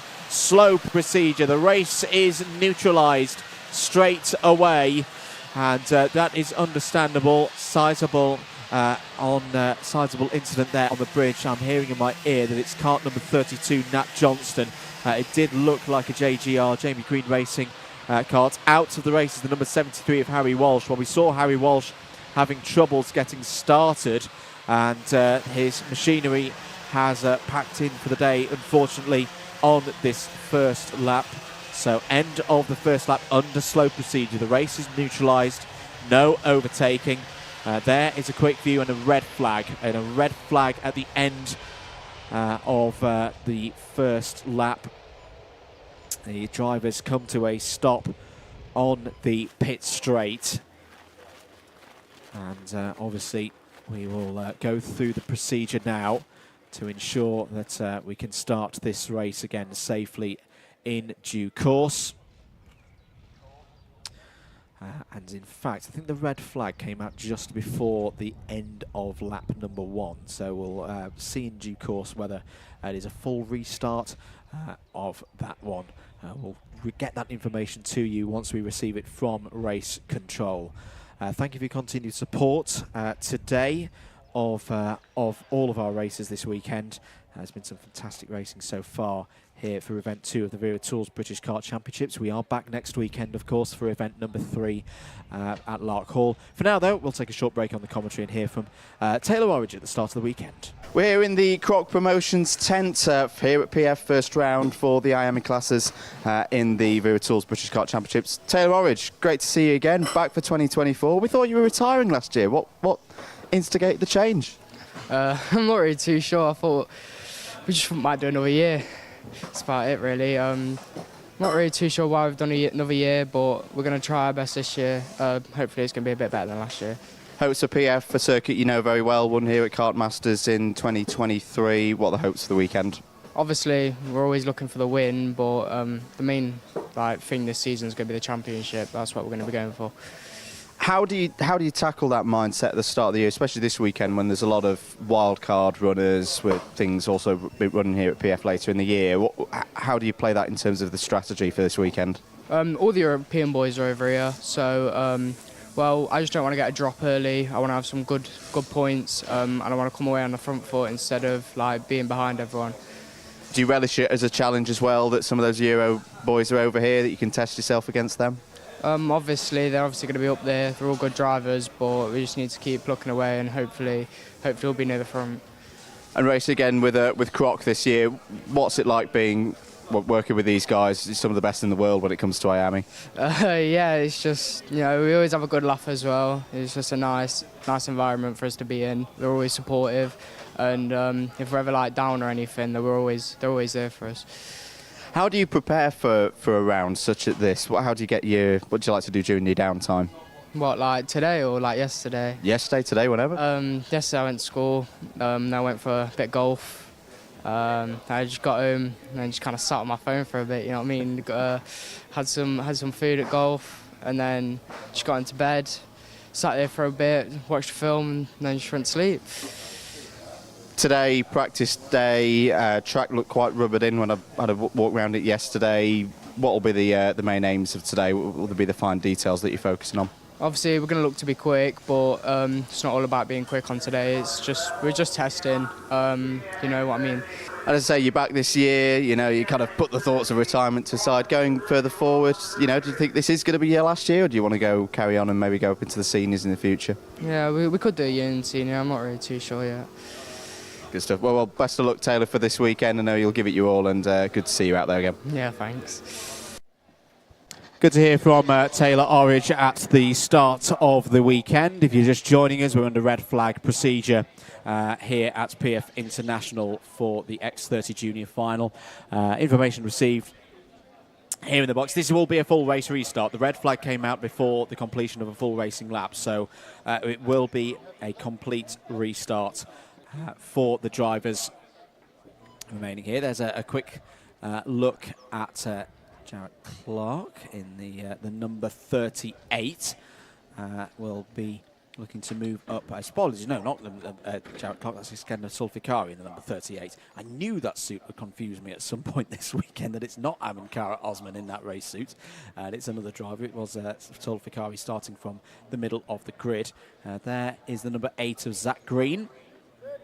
And a difficult day so far, difficult first heat, that's why he's a little bit further back in this grid. But look to him to move through. Drivers will need to get themselves refocused ahead of this restart. There is Jesse Phillips, who's continuing to get to grips here with X30 Junior. Little chat there between the Argenti Motorsport teammates, Hamish Forrest and Kenzo Craigie. Kenzo Craigie, another driver who had a difficult first heat, but has got good race pace. Had good race pace in the final yesterday for round 1 and was able to push through, race through to a podium. But the driver's just being arranged back into the grid order, because as I say, this will be, as I say, a full complete restart of the race.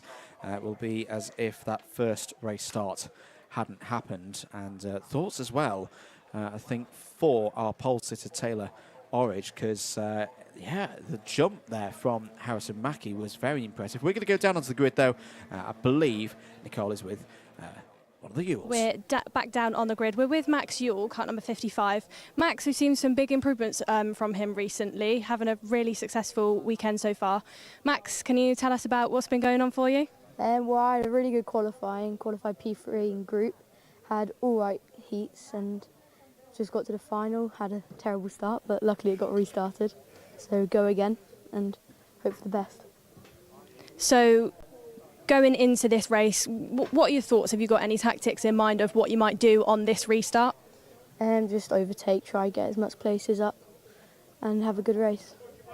Great to speak to you, Max. We'll also head over towards Harrison Whitcomb. We'll go in his direction, although he's just running off, actually. See who else we can catch up with. Morgan, we spoke to you yesterday on the grid. You had a really good day yesterday. What's today been like? We've been driving really well. An unfortunate penalty in the first heat set us back. But, you know, we're starting 13th or 15th, so a lot of opportunity there to go forward.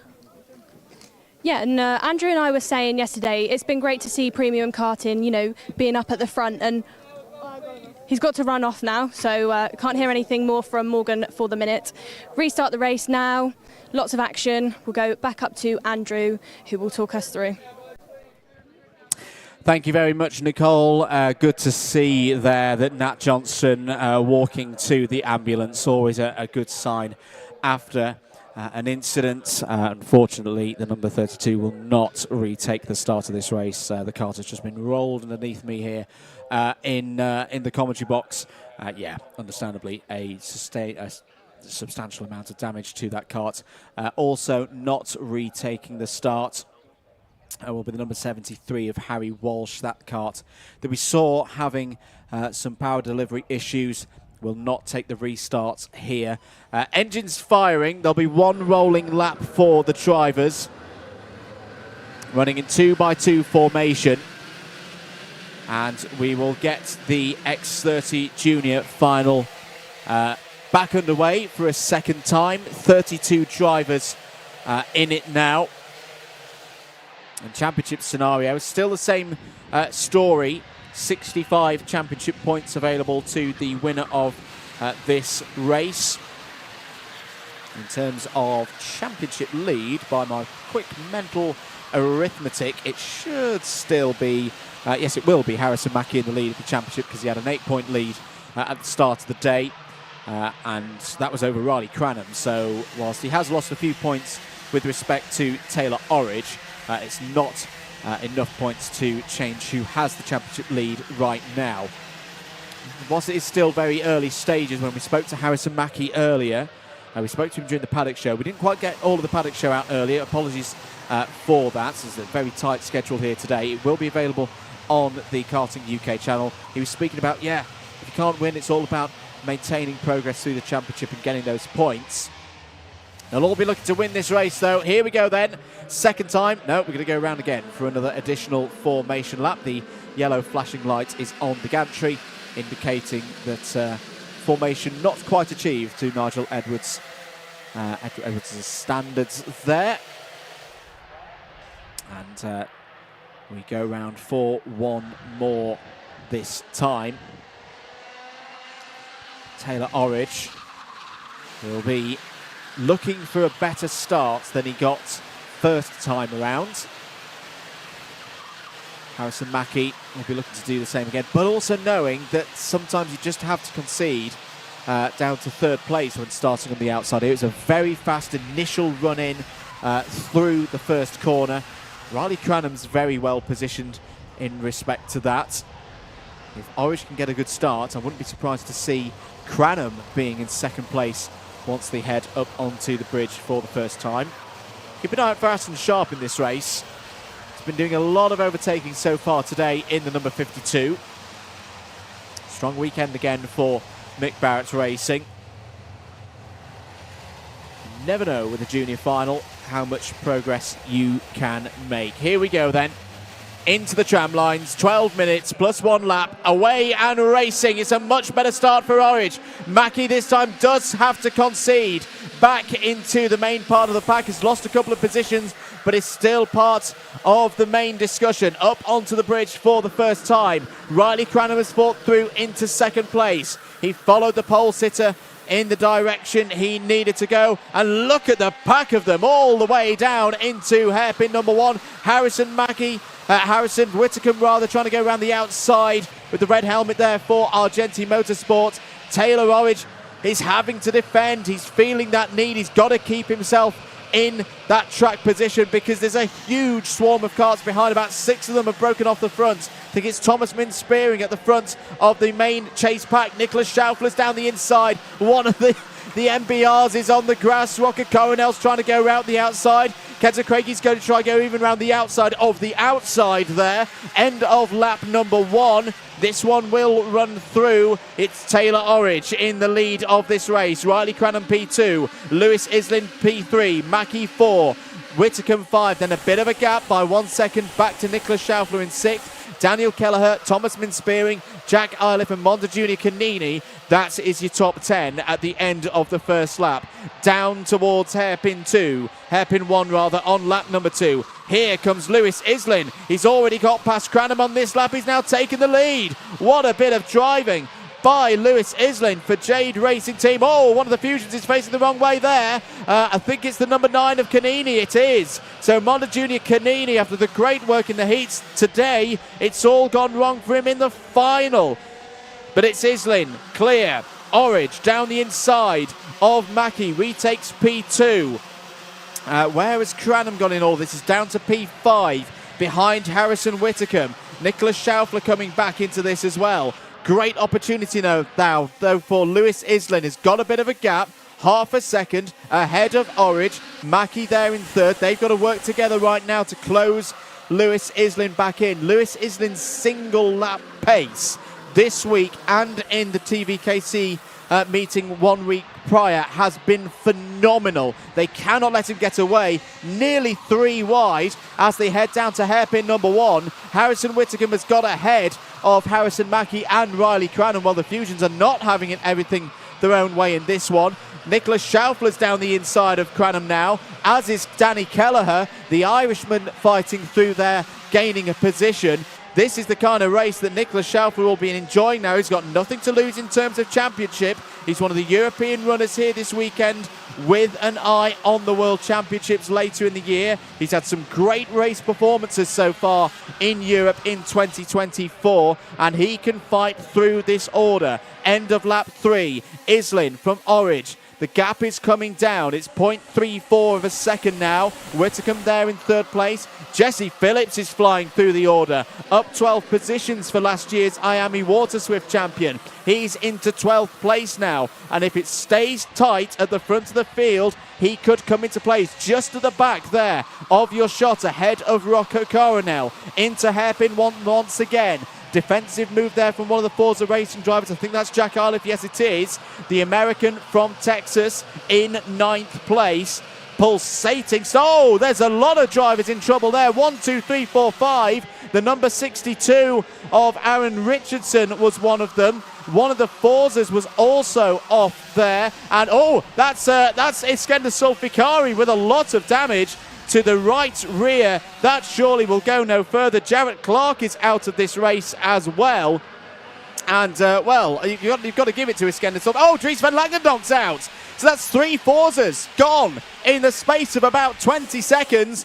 The reigning junior world champion is out of this final. 7 minutes and 45 seconds to go. Harrison Mackie starting to get into his stride. Has just set the fastest lap of the race. There's been a change at the front of the order. Orridge has got past Islin. Whitcomb into P2. More trouble. This time it's Aaron Richardson in the number 62. I think George Quartermain has also had problems. He's there in 28th place.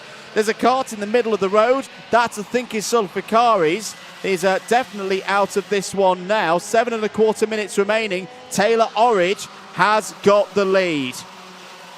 Well, that has got to be 5 of the most dramatic laps that we've seen so far this season in the Vera Tools British Kart Championships. Lots of work for David Manchester, you'd imagine, in the CCTV room there. End of the 5th lap. Orridge still leads from Whitcomb. Under the bridge they go.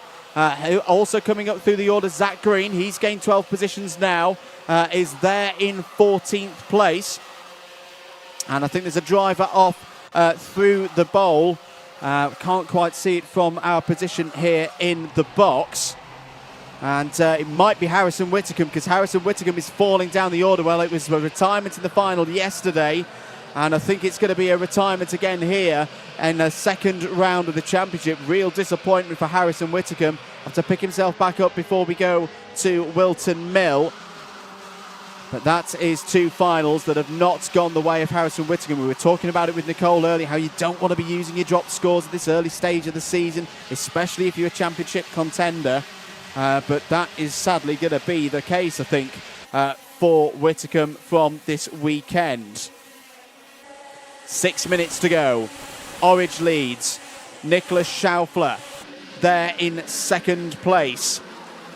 They call him the Austrian Mouse, but he's got the heart of a lion, and he's a very dangerous driver to have behind you, because he will go for big overtakes. That's Arjen Kraling trying to go round the outside, and here's Argenti facing off against his teammate for this weekend, Thomas Minspearing, and another driver who's familiar to him, another one of his Kart Republic stablemates, Daniel Kelleher.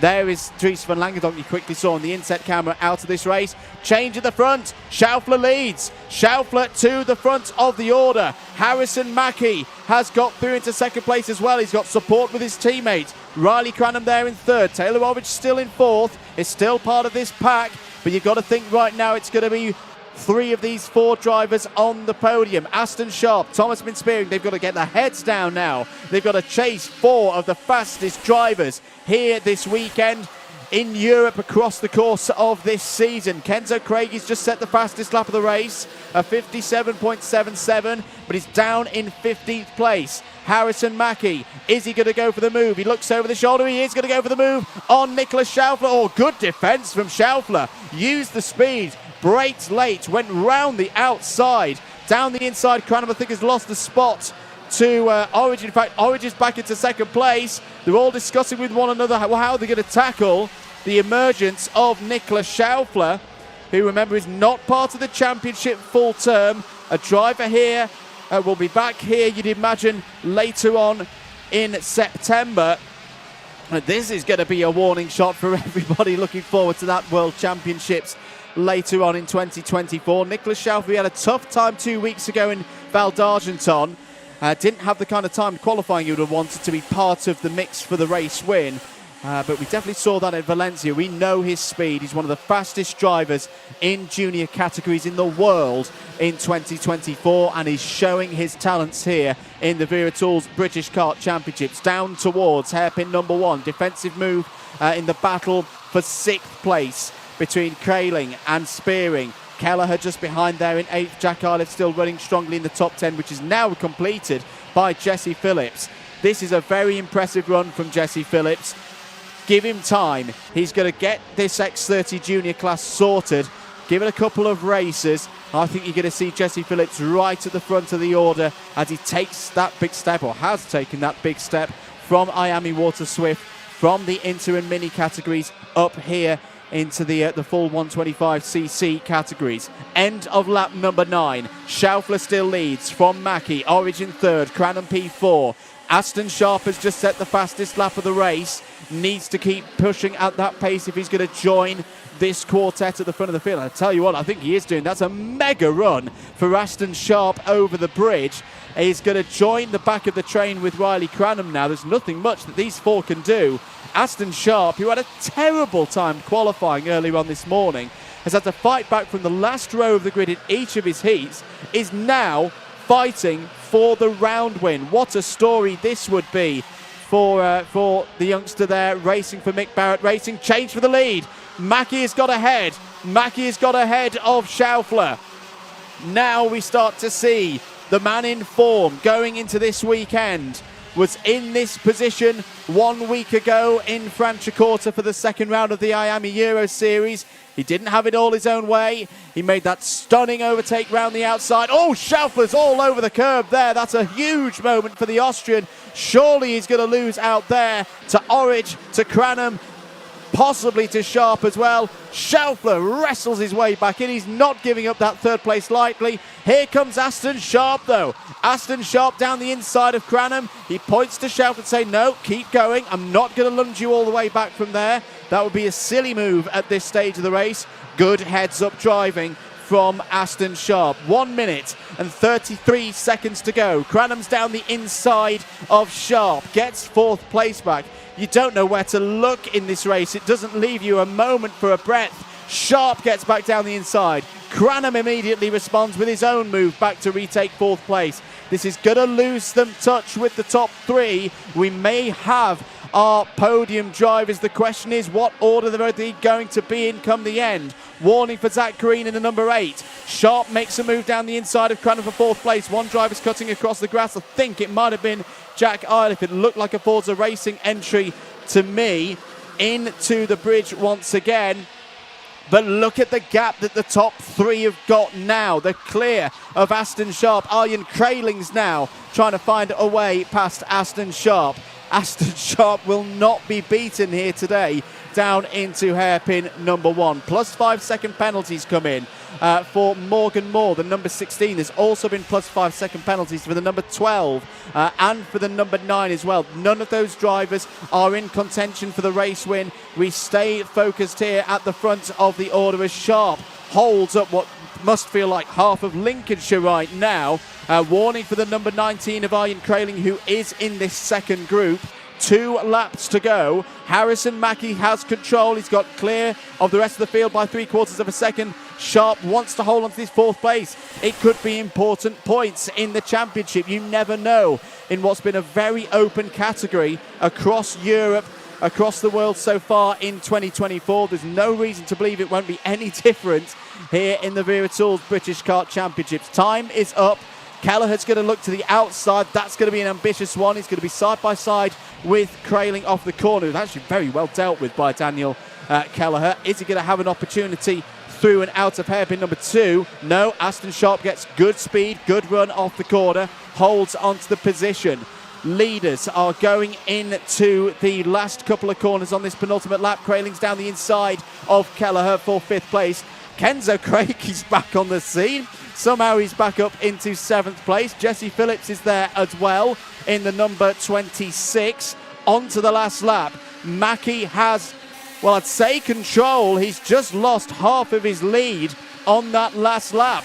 This is not done. Taylor Orridge won here last summer to win the GP plate at the British Kart GP for Kart Masters, but he was a bit wide there off of the bridge. That might be the point where Mackie has this one sewn up, because Orridge isn't able to attack into hairpin 1. All sorts is going on through hairpin number 1 in the battle for spots in the top 10. Kelleher is out of the race, won't see the checkered flag, won't see the top 10, but Harrison Mackie, corner by corner, is going to get this one, you would think. You would think. Taylor Orridge is still there in 2nd place, Schaufler in 3rd. What a weekend for Harrison Mackie He is the man in form, unbeatable in X30 Junior across Europe at the moment, and he takes his second victory this year in the Wera Tools British Kart Championships. He wins by 0.41 of a second from Taylor Orridge, extends his championship lead. The podium is completed by Austria's Nicholas Schaufler. What a run, what a drive. A lot of promise ahead of the World Championships later in the year at this circuit. What a race. You couldn't take a breath across the course of those 12 and a bit minutes. And once again, the third final in a row where Harrison Mackie has raced, Harrison Mackie has won. He is getting this run of form going. Well, it is going now. The trouble for the opposition, it just seems like it's getting stronger and stronger and stronger. He will head to Wilton Mill as the championship leader, and with a big target on his back, of course, but every time questions seem to be asked of Harrison Mackie in the month of May, he answers and delivers after such a difficult start to the year. Had the pace, but not necessarily the results that he wanted back in February when we started the European IAME season at Valencia. Had a difficult time at Wera for round one, but I say last weekend something clicked. Started delivering the race results that have been promised throughout the year. And as I say, that is 3 finals now. 1 last week in Italy, 2 this week here in the United Kingdom, where Harrison Mackie at the end of the race has been able to have those little moments with his brother Lewis. Lewis will have a winning mechanic medal for the second time in just over 24 hours.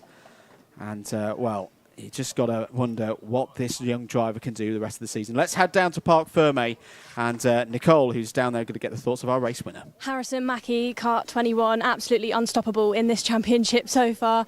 Harrison, 2 out of 2, how are you feeling? Amazing. This is something that, like, last year we've been learning to all year, and finally the start of the year everything's sort of going to plan. And going forward into the championship, confidence-wise, how are you feeling? After these 2 rounds I'm confident. All the rest of the tracks I know I'm like all right at, and know when we go testing there we'll be fine. But at the moment, now we've finished this, we've got to move on to the next one. I know you've got a lot of support behind you, lots of people in the comments on the live stream. Nanny June, your brother, who else have you got to thank? I want to thank everyone at Fusion Motorsport. Without them this wouldn't be possible. Everyone, Joe, Aventus Power, without him it obviously definitely isn't it's impossible without him. I want to say thanks to my mum and dad, obviously for the reason I'm here, and then my brother because he supports me, believes in me and believes what I can do. Congratulations, Harrison. We'll see you on the podium later on. We'll quickly throw to a quick word from our partners, and then we'll introduce the last race of the day, Race 40, Senior IAME.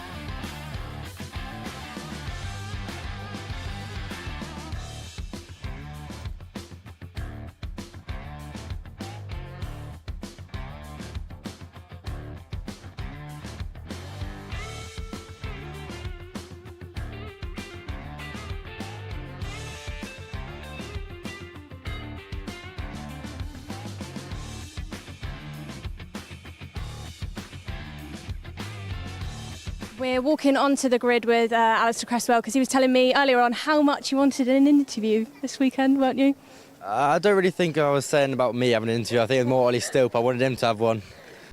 So you're starting from ninth in this final, which, you know, mid-pack, good place to be. There's obviously going to be a lot of commotion going on in front of you. How are you feeling? Yeah, I feel a bit nervous, but the plan is to stay out of trouble, try and move some places forward and end up with a good result. And I know previously, you know, you've done a lot in your kart career. A couple of years ago, you were part of the Motorsport UK Academy. Lots of advice going on from Motorsport UK there. Can you tell us about how that's helped you with your performance in the past couple of years? Yeah, Motorsport UK Academy were great help for me with the online sessions and in-person sessions and a load of workshops. Really helped to build me as a character in interviews and everything like that. So, quite good. Well, it's great to hear from you. We'll let you get on and let you concentrate. Just make our way up the grid. We've got absolutely great mix of karts through here. Victory lane. Let's talk to this driver, Guy Albag. I know you like to also be called, is it Guy Albagino, yeah. I've heard? Yeah. How's your weekend been? How's your visit to the UK been? First time on track, first day was not so good. In the final, I managed to finish 11th after being, I think, 31 in the first in quali overall, and then today we are starting 13 and we see. And I can only assume that you're here this weekend to prepare for the OK World Finals later on in September. How are you going to put your learning from this weekend over to later on in the year? Just testing for being world champion. Great to hear from you, Guy. We'll let you get on and concentrate. We'll head up the grid again. Great to speak to the drivers from overseas. They don't join us that often, so great to see. We've got Alistair there, who we caught up with before. We also have Henry Gregory. Henry, how's your weekend been going so far? I know you're sporting the Vismo Graphics new team out there. How's it been going? It's been okay so far. Quite unlucky in the final yesterday, but been quite consistent in the top 10. But other than the final, it's been quite a good weekend. Well, best of luck to you for the final. We'll see how you get on. I think they're just about to clear the grid, I believe. Actually, I'm being told I've got another minute. Ollie Stilp there as we're walking past Croc Graphics, supported by Croc for quite a long time now. We've also got Noah Wolf in here. Noah busy with his mechanic. Oscar Repetto, we would like to catch up with. Been having a really good day. DPK suit on here with the Jade Kart livery. Oscar, how's your weekend been? It's been a very good weekend. Very fast the entire weekend. And how are you liking driving in the UK? How do you like PFI? It's a very nice track, very complicated, very bumpy as well. From my standards, very bumpy. And going into this race, what's your tactics? What's your mindset before a big race like this? Not fight at the start, like pull away from the others, and then final 3-4 laps, go for it. Great to hear from you, Oscar. Very best of luck to you. Hopefully we'll catch up with you a bit later on. We'll go back up to the box now. Very much looking forward to this race. Over to you, Andrew. Thank you very much, Nicole. Great work as always. Well, I've recaptured my breath after that amazing X30 Junior final. I hope you have as well at home as we get ready for the X30 Senior final, and 34 drivers on the grid for this one, who've raced themselves through time qualifying, 2 rounds of heats so far today, and for some of the drivers through the repechage as well. It'll be 12 minutes plus 1 lap for the drivers here on their last race of this doubleheader weekend to kick things off for the IAME part of the season for the Wera Tools British Kart Championships Event 2. If you have missed any of the action this weekend, don't worry, you can watch it back for free on the Motorsport TV platform and channels. Take your pick, whether it's the say on Motorsport TV's own streaming platform, whether it's on Motorsport UK's Motorsport UK TV streaming platform, whether it's on their YouTube channel, the Karting UK YouTube channel. Remember, you've got all of the features from across the course of the weekend there as well, and on Alpha Live also. Looks like we're about set to go. The grid has been cleared here at PF. Boards in the air to indicate that we've got 30 seconds before the start of the formation lap here at PF International for round 2 final for the X30 senior class. That's up next.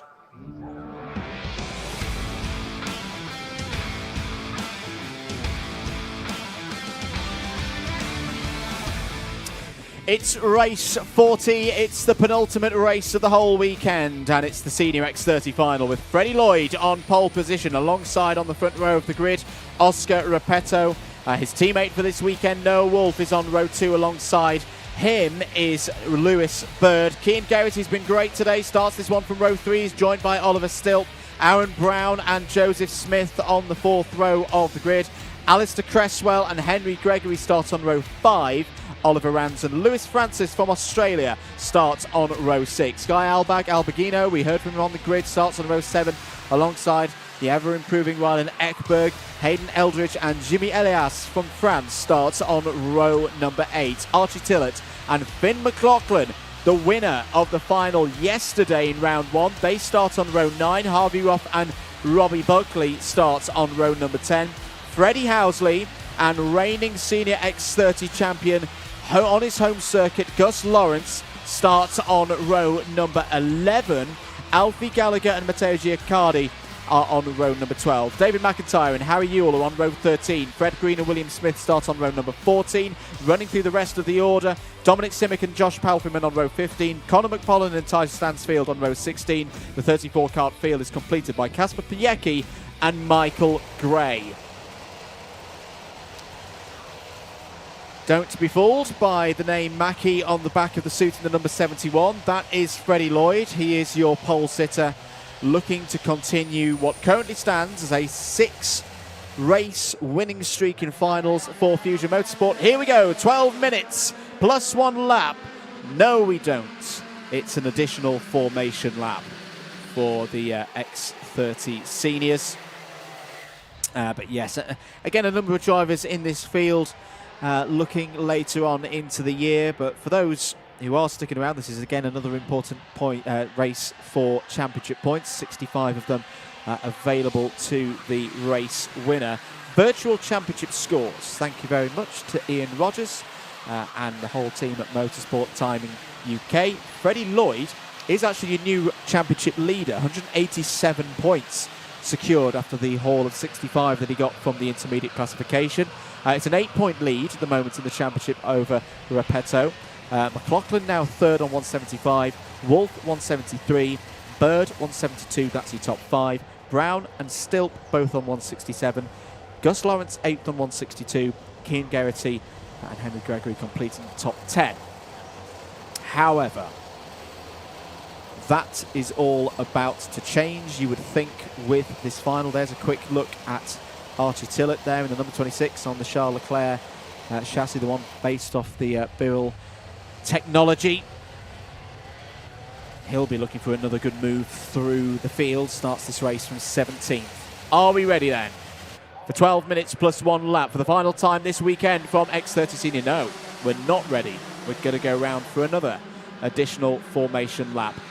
And I think the hand gestures I just saw there from Nigel Edwards, there he is that slow it down. The drivers are just going a little bit too early, I think. There's that yellow painted line across the track that's, say, around 5 rows back from a standing start perspective. That's when the drivers are meant to hit the loud pedal.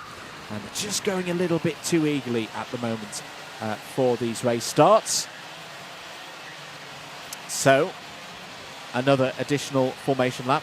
Keep your comments coming in if you've not liked the liked the broadcast already.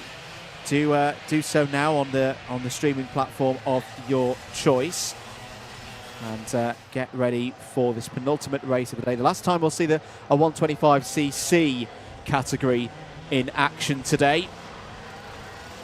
We've still got the IAME Water Swift final to come as well here at PF International. So don't skip off, don't go away after this race.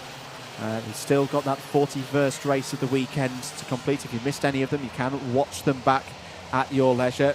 All the features, the behind the scenes and the interviews across the course of the weekend as well, being posted up in due course on the Karting UK YouTube channel.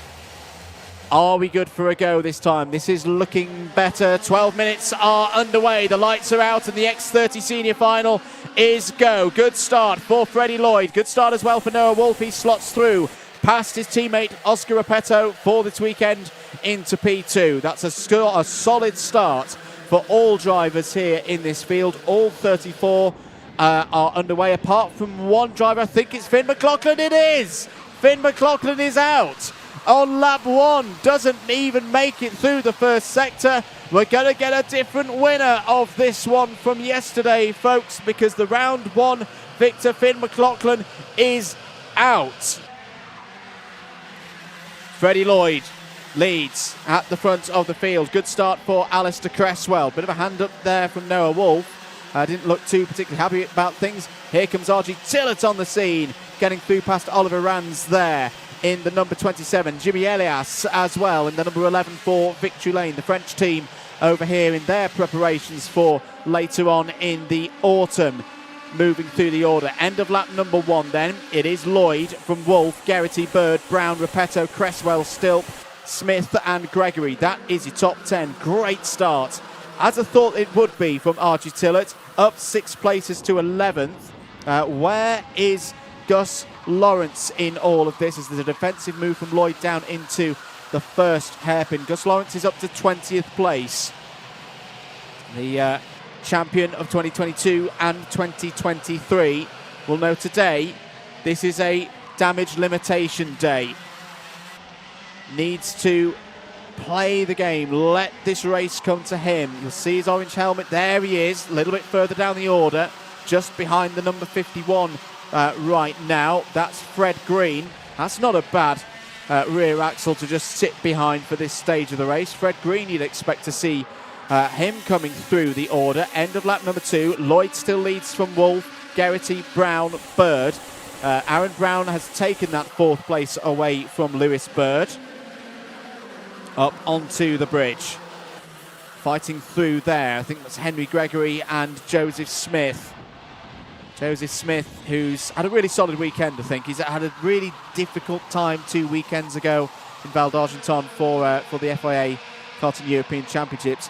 Built it back up a little bit last weekend at Franciacorta for the IAME Euro Series.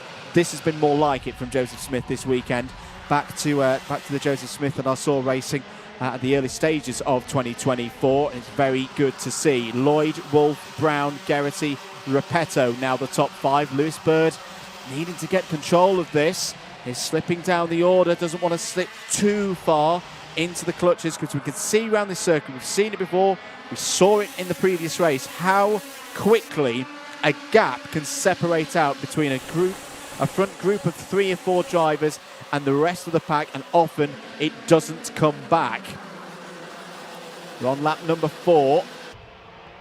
No move yet. Oh, there's a problem there for Harry Ewell. Harry Ewell looks to be out of this race. Cian Geraghty down the inside. What a bit of work from the Geraghty Motorsport team so far today. They really have responded after a testing day yesterday. They're into 3rd place now. And for Cian, he started his 2024 X30 season with a podium in the IAME Winter Cup in Valencia. A great drive in that particular final. I think he's been a bit of a dark horse this weekend, but is starting to become a bit more than that. There's been some good race pace today in that number 73 machine. 8 minutes to go, 4 down. We're a third of the way through this race, and that's a warning sign to the rest of the field. Gus Lawrence, 56.79 seconds, new fastest lap of the race, is up to 17th place. Remember the points here, 65 points for a race victory, 62 for second place, 60 for third place, and then it's a point less for each position all the way down to 34th position in one of these finals. So every position matters in terms of championship points. It's not like other series where there's a top 15 that only receive championship points. It really does mean everything for these drivers to wrestle those positions off the other drivers, even if it's for a little bit lower down in the field. Another lap ticks on by then. Lloyd still leads from Wolf. Geraghty now in third place. Aaron Brown starting to drop back a little bit. It's looking like that top three can start thinking about working together, booking in their spots for the podium, and then debating who's going to have the top spot later on in this race. There's Gus Lawrence making another overtake. That's the thing in these finals. It's not a heat. This is all the best drivers in the category here this weekend.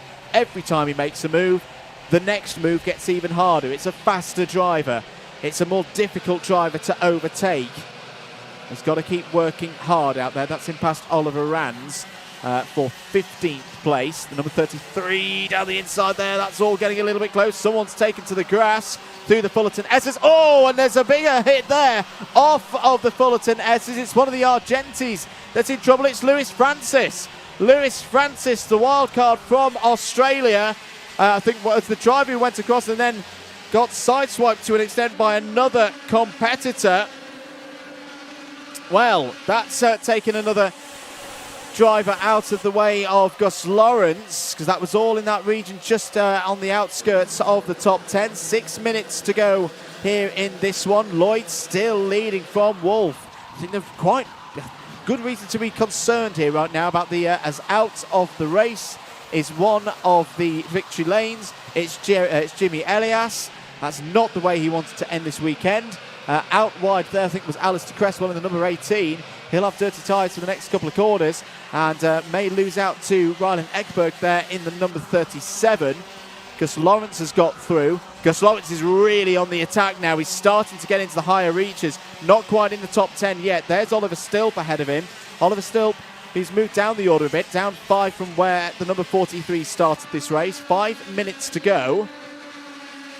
Gus Lawrence can see the front of this chasing pack. Again, I think it's going to be a bit much to ask of the reigning champion to get all the way through this field and back towards the likes of Lloyd, Wolf and Geraghty. But he's going to give it a go with 5 minutes to go. Lawrence has found his way past Stilp. That's another spot. This is a bit further up the order. This is the fight for 4th place, still being headed up by Aaron Brown. Soaking up that pressure really well is Aaron Brown. Out of the race is the number 13 of Robbie Buckley. The Irish driver becomes the 5th retirement in this race.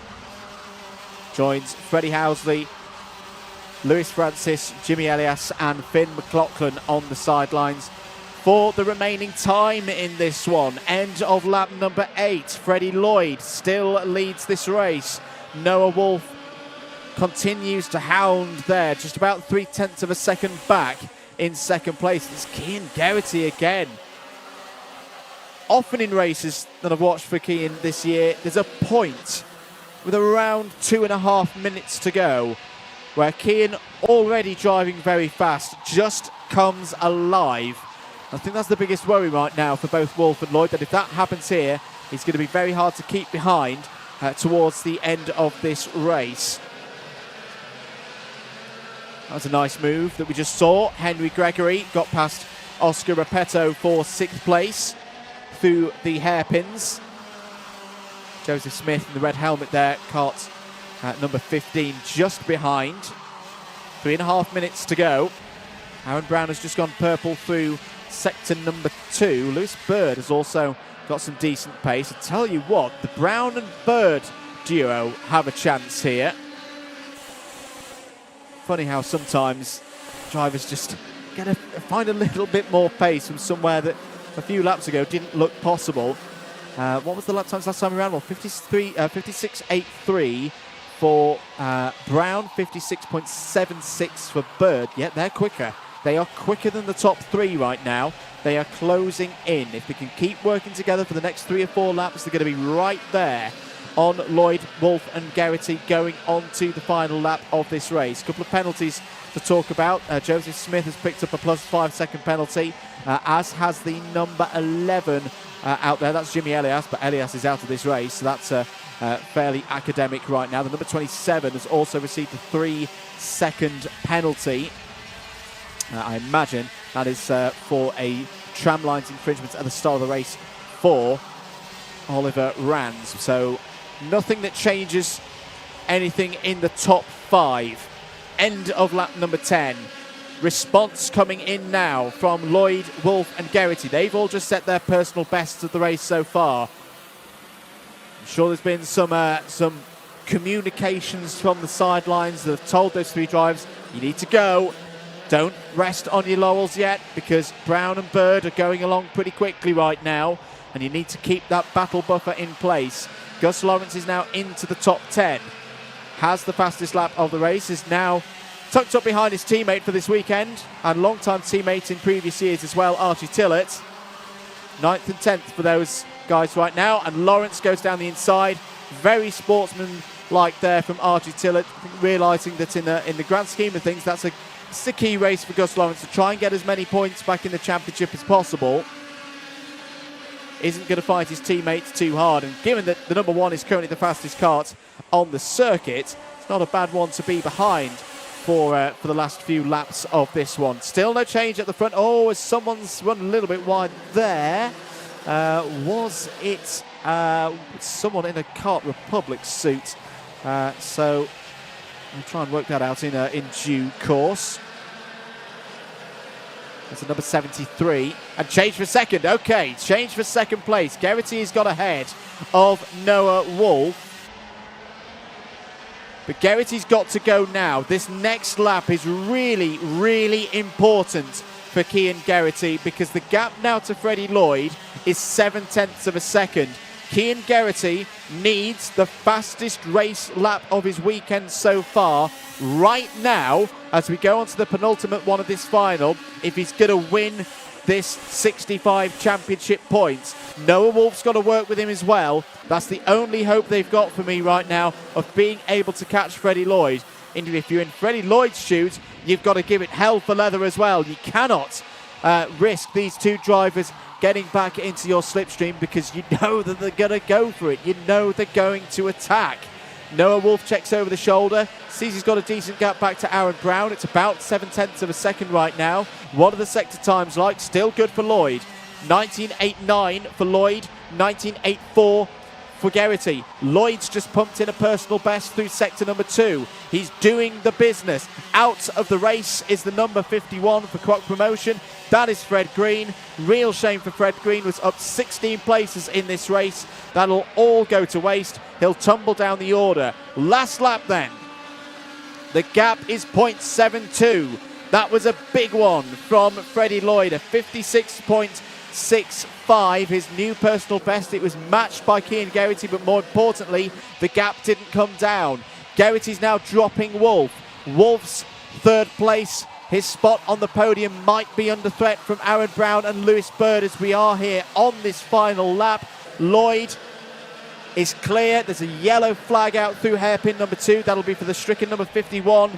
That it's his off 2 drivers left there. Noah Wolf's got to defend into the Fullerton-Etters. He's got to get the drive off the Fullerton-Etters right as well. He's going to sit to the inside, so there's no move for Brown into the first corner through Bobby Game corner and then into the Mike Wilson complex. Freddie Lloyd is going to make it 7 in a row for Fusion Motorsport this weekend in the finals. He takes it from pole position. Freddie Lloyd wins at PF International ahead of Cian Geraghty.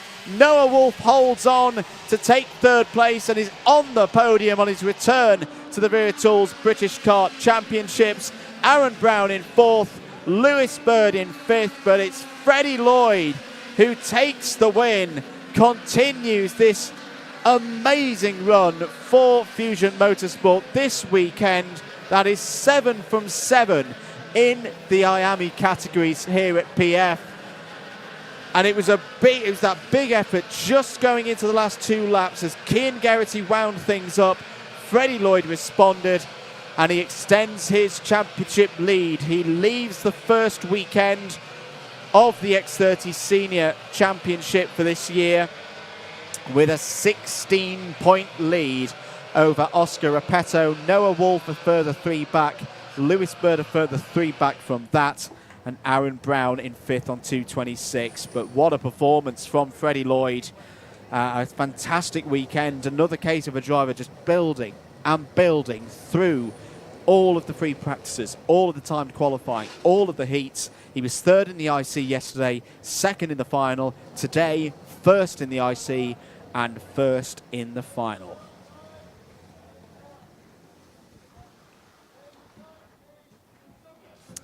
Noah Wolf can be pleased with the weekend as well. P3. More good form for Noah Wolf, who's scored his first points earlier in the year in the OK Senior category in the FIA Karting European Championships. And yeah, can be very proud with how he's returned to things here at PF. Cian Geraghty as well. I've got to say, there's going to be an award for some of the best work overnight to turn performances around. You've got to look there to that number 73. And was in amongst it, was, top 15 yesterday, but definitely not part of the fight for the victory. That changed today. That's another reason to be happy for Cian Geraghty. But for Freddie Lloyd there, places his number 71 Fusion Motorsport prepared machine in front of that P1 spot, moves up from where he finished yesterday in the final. And yeah, takes the lead in the championship as well. Absolutely fantastic performance from Freddie Lloyd. On a weekend as well where other potential protagonists in the championship haven't quite been scoring as many points as perhaps we would think here from PF. That could be a very telling result for Freddie Lloyd come the end of the season. He will next race at Wilton Mill the weekend of the 7th and 9th of June. Let's get some of his thoughts with Nicole down in Parc Fermé. Absolutely fantastic results for the Fusion Motorsport team this weekend so far. Fred, pole to a win, how are you feeling? Feeling very good, just consistency in the final, got me the win, keeping my head straight, thinking smart. Just good weekend, P2 yesterday, P1 today, really good weekend.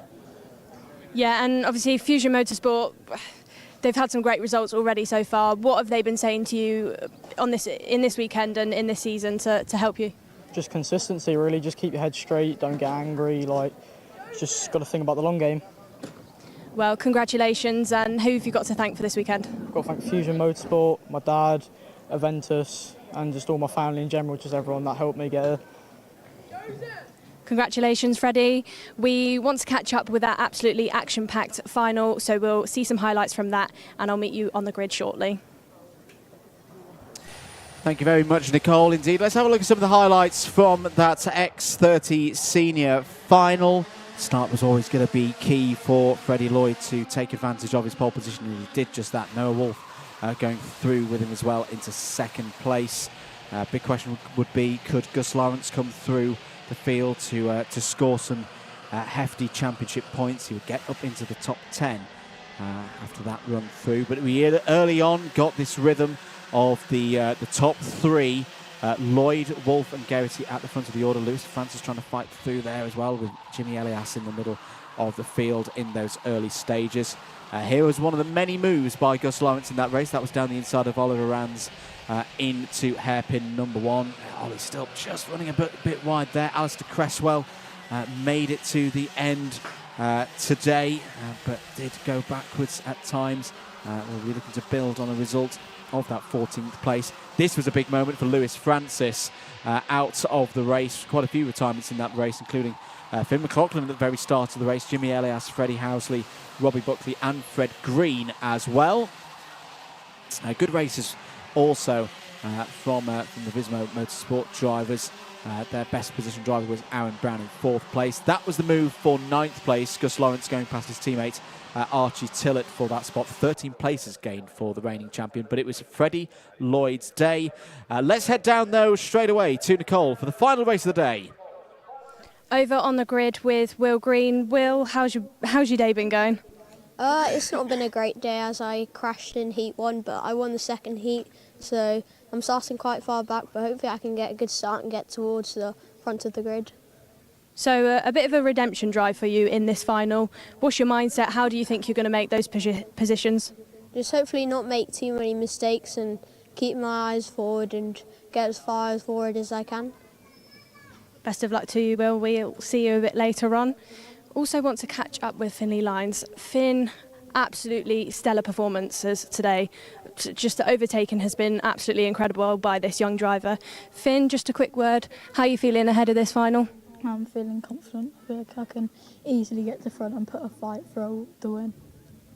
Great to hear from you. Best of the luck. We'll see how easy that is for Finley. But we'll go up to Andrew to introduce this race. Thank you very much, Nicole. Indeed, the last race of the weekend. We've had 40 of them so far here at PF International. And we'll have race 41, the last one of the weekend, up shortly.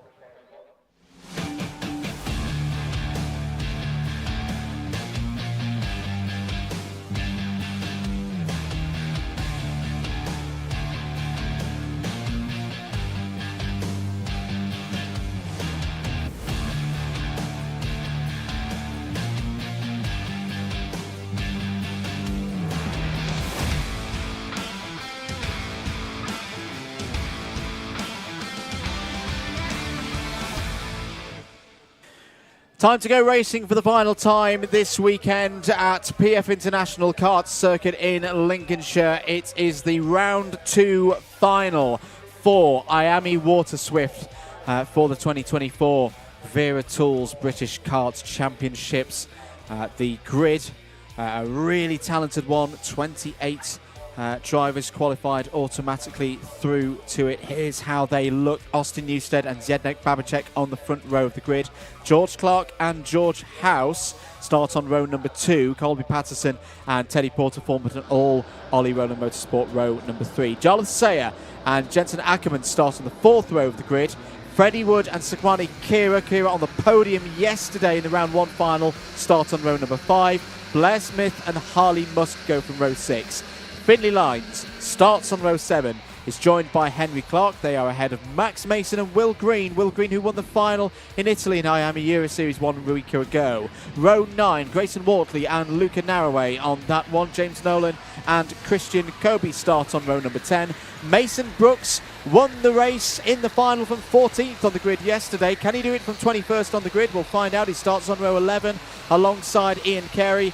Aryan Nair and Harry Williams go from row number 12. Cooper Snedden and Callum Graham start on row 13. Knight Measures and Andy Stewart through into the final start on row 14. Here are your qualifiers from the repechage earlier on this afternoon.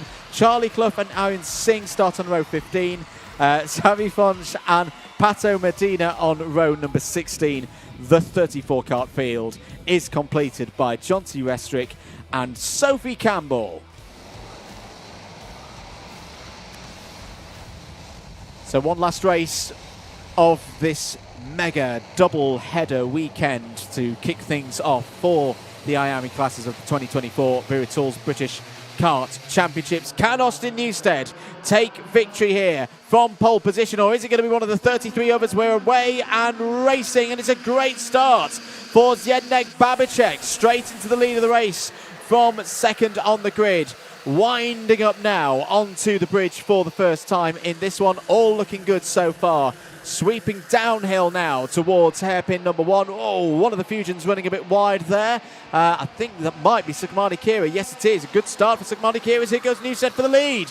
Back to the front goes Austin Newstead down the inside of Zdeněk Babicek into hairpin number 1. Babicek responding back down the inside through hairpin number 2 to keep second place. Teddy Porter's had a great start as well. The number 66 is up to third place. Jensen Ackerman is fourth. Well, we don't often say this on a first lap here at PF, but that's a great start for a number of drivers on the outside into the first corner. Babicek, Porter and Ackerman, 2nd, 6th and 8th is where they started. And they've all at least held position or gone forward. End of lap number 1 then. It's BMR's Austin Newstead at the front of the field. Babicek P2, Porter P3, Ackerman and Patterson completing the top 5. As I said, a good start for Sukumani Kira. She's up to 6th place in the number 9. Good start for Finley Lyons as well. Has gained 6 places and is up to 7th.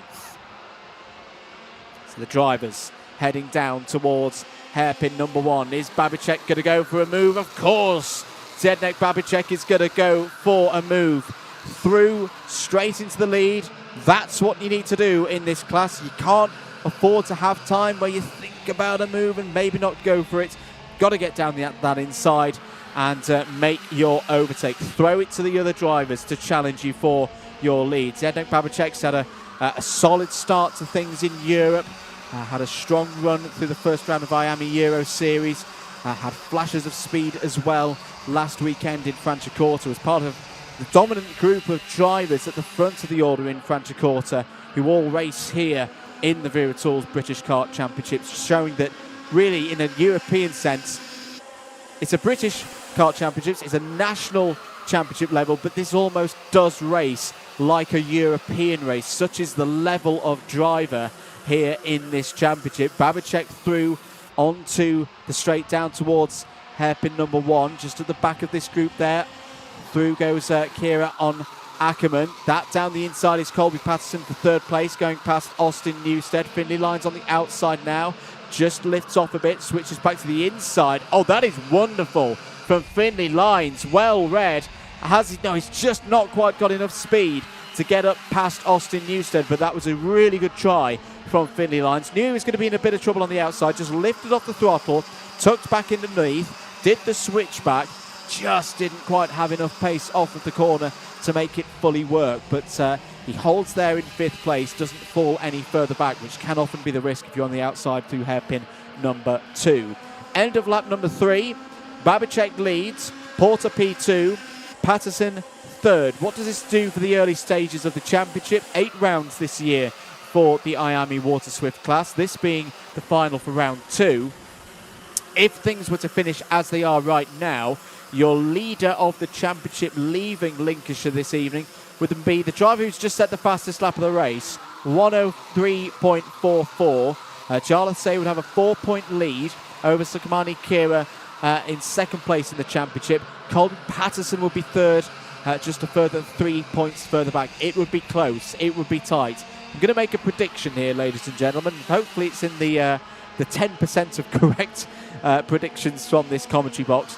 This is going to be the closest category throughout the course of 2024 across IAME's platform of classes, because every single time I've seen these drivers race, whether it be here in the UK or elsewhere, it's been a different driver coming to the fore, even across the course of weekends. You can never confidently predict who's going to be the winners of these races, which is keeping things close and competitive.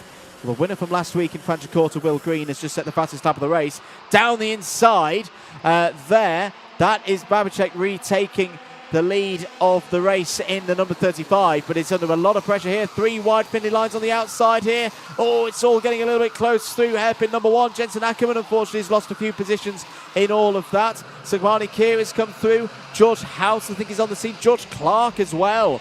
Had a great time qualifying earlier today, did George Clark for the ONS Racing team. Another team joining the battle here at the front of IAME Water Swift, with the likes of Fusion, with the likes of Ollie Rowland Motorsport and Synergy and BRM.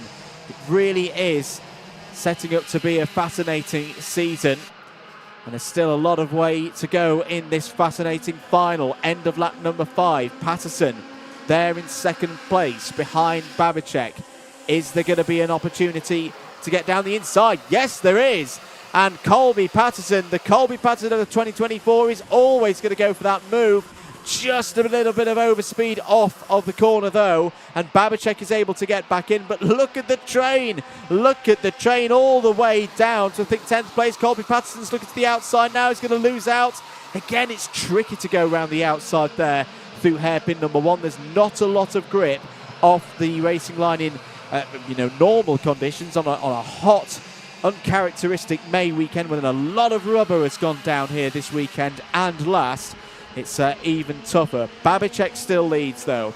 Newstead is now up to 2nd place. Porter there in 3rd.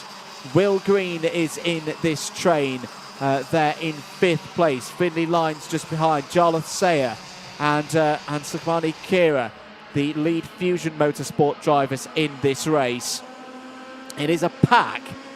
I think it runs all the way back to Blair Smith in 12th place who are part of this. Do you know what? Let's throw Jensen Ackerman in there as well. 13 drivers. Oh, it's out of the race is the number 39 of Andy Stewart. I think there's been a technical problem there for the young lady from Northern Ireland. Did fantastically to get through to the final direct. Missed out yesterday through the repechage. Hopefully we'll be able to get back in this race. Races with her brother Johnston Stewart as well. Great to have the contingent from Northern Ireland over here this weekend. 4 minutes and 50 seconds to go. Lines down the inside of Patterson. That is for 5th place. Finlay Lines, who's been a real force to be reckoned with in the Rotax categories. We'll see them next weekend at Lark Hall. All of the action can be followed over Saturday and Sunday across the Motorsport UK platform of channels. Plenty more racing to go here for the final race of the day in IAME Water Swift. Still Zdeněk Babicek leading, but crucially now, it's a group of 2 clear of the rest of the field by around half a second. This is good stuff from Babicek and Newstead. They can start to work together to know, yeah, this is going to be the best way of booking your way onto the podium. And the decision of whether it's first or second, that'll come to the last couple of laps of this race. So the rest of them, they've got to stop fighting. Not that they are fighting right now, they are doing exactly the right thing. They're staying in line to try and close in, and it's Will Green who's come to the front of this group. Will Green and Finlay Lines. Oh, as Lines has a mistake. Well, a rare mistake there. Got caught on the curb on driver's left. Did very well to save it there. Loses a couple of positions. But my, oh my, what a moment there for Finlay Lines. No change at the front of the order. Don't worry, Zdeněk Babicek is still at the front of the field. There with the yellow and green helmet. There's just been a maybe slight lapse for the transponder there on the TEPS Racing machine. But he's been caught. Will Green is driving across the gap here. This is very impressive again from Will Green. Second in the championship last year, of course. Champion Jesse Phillips has stepped up to X30 Junior. So naturally, that brings a lot of attention into a new season. There's the number 24 and the 66. That's Colby Patterson and Teddy Porter switching positions for 6th place. The question for me here is, if Will Green can overtake, can the other 2, and I know there's a lot of ifs in there, be able to respond back straight away? Because what we saw in Italy last week for IAME Euro Series was when Will Green hits the front, he has this tendency to drive away, has very good race management skills that keep getting stronger and stronger across the course of 2024. So I think for Babicek and Newstead right now, they've got to keep working together. They've got to keep line astern. It's too early at the moment to start fighting over the race win, because that could bring Will Green back into play, and that means neither of them could get the race win, and it could be someone from further back, such as Will Green, such as Finlay Lines, who skips through to take the race victory. Through the Fullerton S's on lap number 10. Will Green really strong in the corners, you feel. That is where the Jamie Green Racing team have done a magnificent job getting this kart tuned to Will Green's racing style. A lot of work's gone in over the last few weeks, and it really is starting to show. It is now a group of 3 at the front of the field. Babicek, Newstead, Green. 1, 2, 3. Fastest driver on the circuit, though, is the driver in 4th place. Finlay Lines has just done the fastest lap of the race so far, a 62.90, and has got some help from behind in the shape of Jarlath Sayer. Out of the race, I think it says Cooper Snedden. Cooper Snedden in the Evolve number 18 has got back onto the circuit, but is out of contention, unfortunately. Green down the inside, goes for 2nd place and has got it. Quick check over the shoulder to see there's no return attack at the moment from Austin Newstead. 30 seconds to go. Great opportunity now for Babicek. There's a bit of a gap. This is similar to what we've just talked about in the senior final with Freddie Lloyd as the number 33 of Pato Medina is out of the race. That's on the cut through. That's on the old layout before the extension there. So that's in a safe position for everybody out there. Pato Medina is out of the kart and just stood behind the barrier at the moment, so that's good to see. Penultimate lap of the race. Finley Lyons has now joined the pack, and in fact Jarlath Say is now part of the pack. Five-way battle for the lead in the final here in IAME Water Swift. Babicek still at the front of it. Green, though, searching for another victory in this category. Lines round the outside. What a brave move that is. He's holding himself in there. It didn't quite work. He's still there in fifth. Patterson's getting involved. Porter's getting involved. Blair Smith is now part of the party as well. Will Green down the inside takes the lead of the race away from Zdeněk Babicek.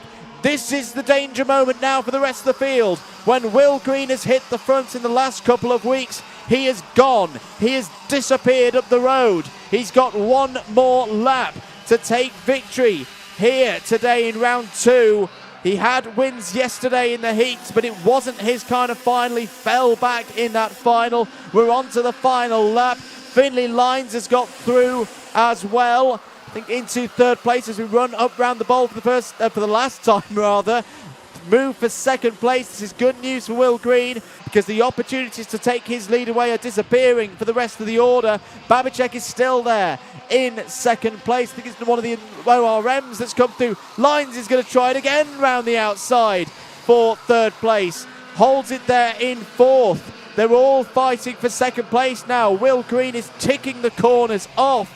It's not going to give him the championship lead. Well, it might give him the championship lead today, depending on how all of this on your screen sorts itself out, because Jarlath Say is there in fifth place right now into the last couple of corners. What a race this has been from IAME Water Swift. Will Green is going to take victory on a Sunday for the second week in a row. He did it in Franciacorta last week. He's done it at PF International this week and wins round two of the Wera Tools British Kart Championships in IAME Water Swift. A brilliant victory for Will Green and Jamie Green Racing. And he goes to second place in the championship as well. Babicek P2, Porter on the podium, Austin Newstead P4, Jarlath Sayer fifth. A good final for Jarlath Sayer. Sayer is your championship leader, leaving Lincolnshire this evening by 4 points. Finley Lyons P6, Blair Smith P7, Colby Patterson, Mason Brooks and Harry Williams in the top 10. Another great drive there from Mason Brooks. Another 12 positions gained. Just a little bit too far back on the grid today to repeat the heroics of 24 hours ago. Harry Williams as well, up 14 spots. Sakmani Kira, another top 15 in 11th place. Jensen Ackerman, George House, Harley Musk and George Clark all in that top 15. Max Mason, Christian Kobe, Henry Clark, Knight Measures and Freddie Wood in the top 20. Aryan Singh was the top rookie home in 21st place ahead of Luca Naraway. Aryan Naya in 23rd. John T. Restrick 24th and Ian Carey the second of the rookies there. A good run for the privateer. From the Republic of Ireland, Callum Graham, Charlie Clough, Sophie Campbell, James Nolan, the last of the finishers, 29 of them. 5 retirements, Cooper Snedden, Pato Medina, Savi Fonge, Andy Stewart and Grayson Wortley. Well, Zdeněk Babicek goes onto the scales there. A really good weekend for Zdeněk Babicek, and great to have him here, of course, in the Wera Tools British Kart Championships. Hope we get to see Zdeněk Babicek across the course of the season. The next race for these drivers, the weekend of the 7th to the 9th of June at Wilton Mill. Further rounds at Shennington at the end of July, and then a trip to Three Sisters as well in September, which, well, if you enjoyed that one, ladies and gentlemen, some of the circuits on that calendar can be slipstream fests at times, which is normally for this kind of class produces some very, very cool racing. There is your winner. He did it 1 week ago in Italy, where he really took the race by the scruff of the neck, beat off all the other teams, and he's done so again here for round 2 of this year's Wera Tools British Kart Championships. Will Green is definitely in the mix for a championship campaign again this year. Has a little congratulations there with Ilyas Sami, his teammates, and the crew as well. Can be very, very proud of that effort, can Will Green. And a big bounce back from 24 hours ago. I don't think it was the final that Will Green would have enjoyed yesterday, having taken 2 heat wins. Looked really good to get the win in round 1. Wasn't his day. Isn't always your day when you race to the extent of Will Green, but it was here in round 2. Let's go down to Nicole to get the thoughts of our winner. What a race from our minis there, 16th to 1st for Will Green. Will, we caught up with you on the grid beforehand. You said you had a lot of work to do but felt confident. How are you feeling? Yeah, I'm really happy with that one. I wasn't expecting it, to be honest, but yeah, I'm very happy. You're happy, we could see your mechanic was happy, Jamie Green Racing happy. Can you tell us a little bit about, though, your move on Babacek? Yeah, I just got the run coming out of the second ep, and I had the momentum to be able to go in, and I was able to do so. And then for that move, I was able to get the gap, and it just went from there. Well, congratulations, and we're really looking forward to seeing what you get up to for the rest of the championship. Is there anybody you'd like to thank for this weekend? Kart Republic, Aventus Power, Jamie Green Racing, and my mechanic James. Congratulations, Will. We'll see you on the podium. Absolutely action-packed racing from all classes, as well as the minis. We'll throw up to some highlights to re-watch some of that. Up to you. Indeed, for the second day in a row, the winner of the IAME Water Swift final came from the midfield of the pack. Let's see how Will Green did it. It was a good start for Zdeněk Babacek from the outside of row 1, taking the lead. A couple of drivers off towards the back of the field, running off the bridge for the first time. It's always about efficiency in these races. If you are in the middle of the pack, start charging through the order. And that's what numerous drivers did in this race, with Babacek holding the line at the front of the field. No driver ever really broke away across the course of this one. A couple of changes back and forth with the lead, with the likes of Colby Patterson and Austin Newstead in there as well. It's quite early on that we had Will Green come through the field. Bit of a scary moment there for Findlay Lyons, getting caught on the curb on the exit of Bobby Game Corner. Cooper Snedden had problems, fell out of the race, unfortunately, but was one of the 5 or 6 retirements in this one. But for Babacek, kept pushing at the front of the order, was good value for his lead, but with all of them very sensibly keeping their racing heads on. That move, what a great move by Will Green into the Fullerton S's. Brave one to pull off. And like we saw last week in IAME Racing in the Euro Series, once he hits the front, he just pushes away. He has that almost unique ability to do so and takes the race win. Let's head down to Nicole for the last time today. What an absolutely fantastic way to start the X30 season for the Wera Tools British Kart Championships. It's been great to see over 26 nations join us for this championship. So much action, so much excitement and so much talent in one paddock. Next weekend we'll be joining the Rotax grid for the Lark Hall round. That it will be their second round of the championship. Personally, very much looking forward to it, and thank you everybody who has tuned in on the stream, who's left comments. It's been absolutely great to see. Make sure you don't miss us next week. Tune in again. Thank you very much.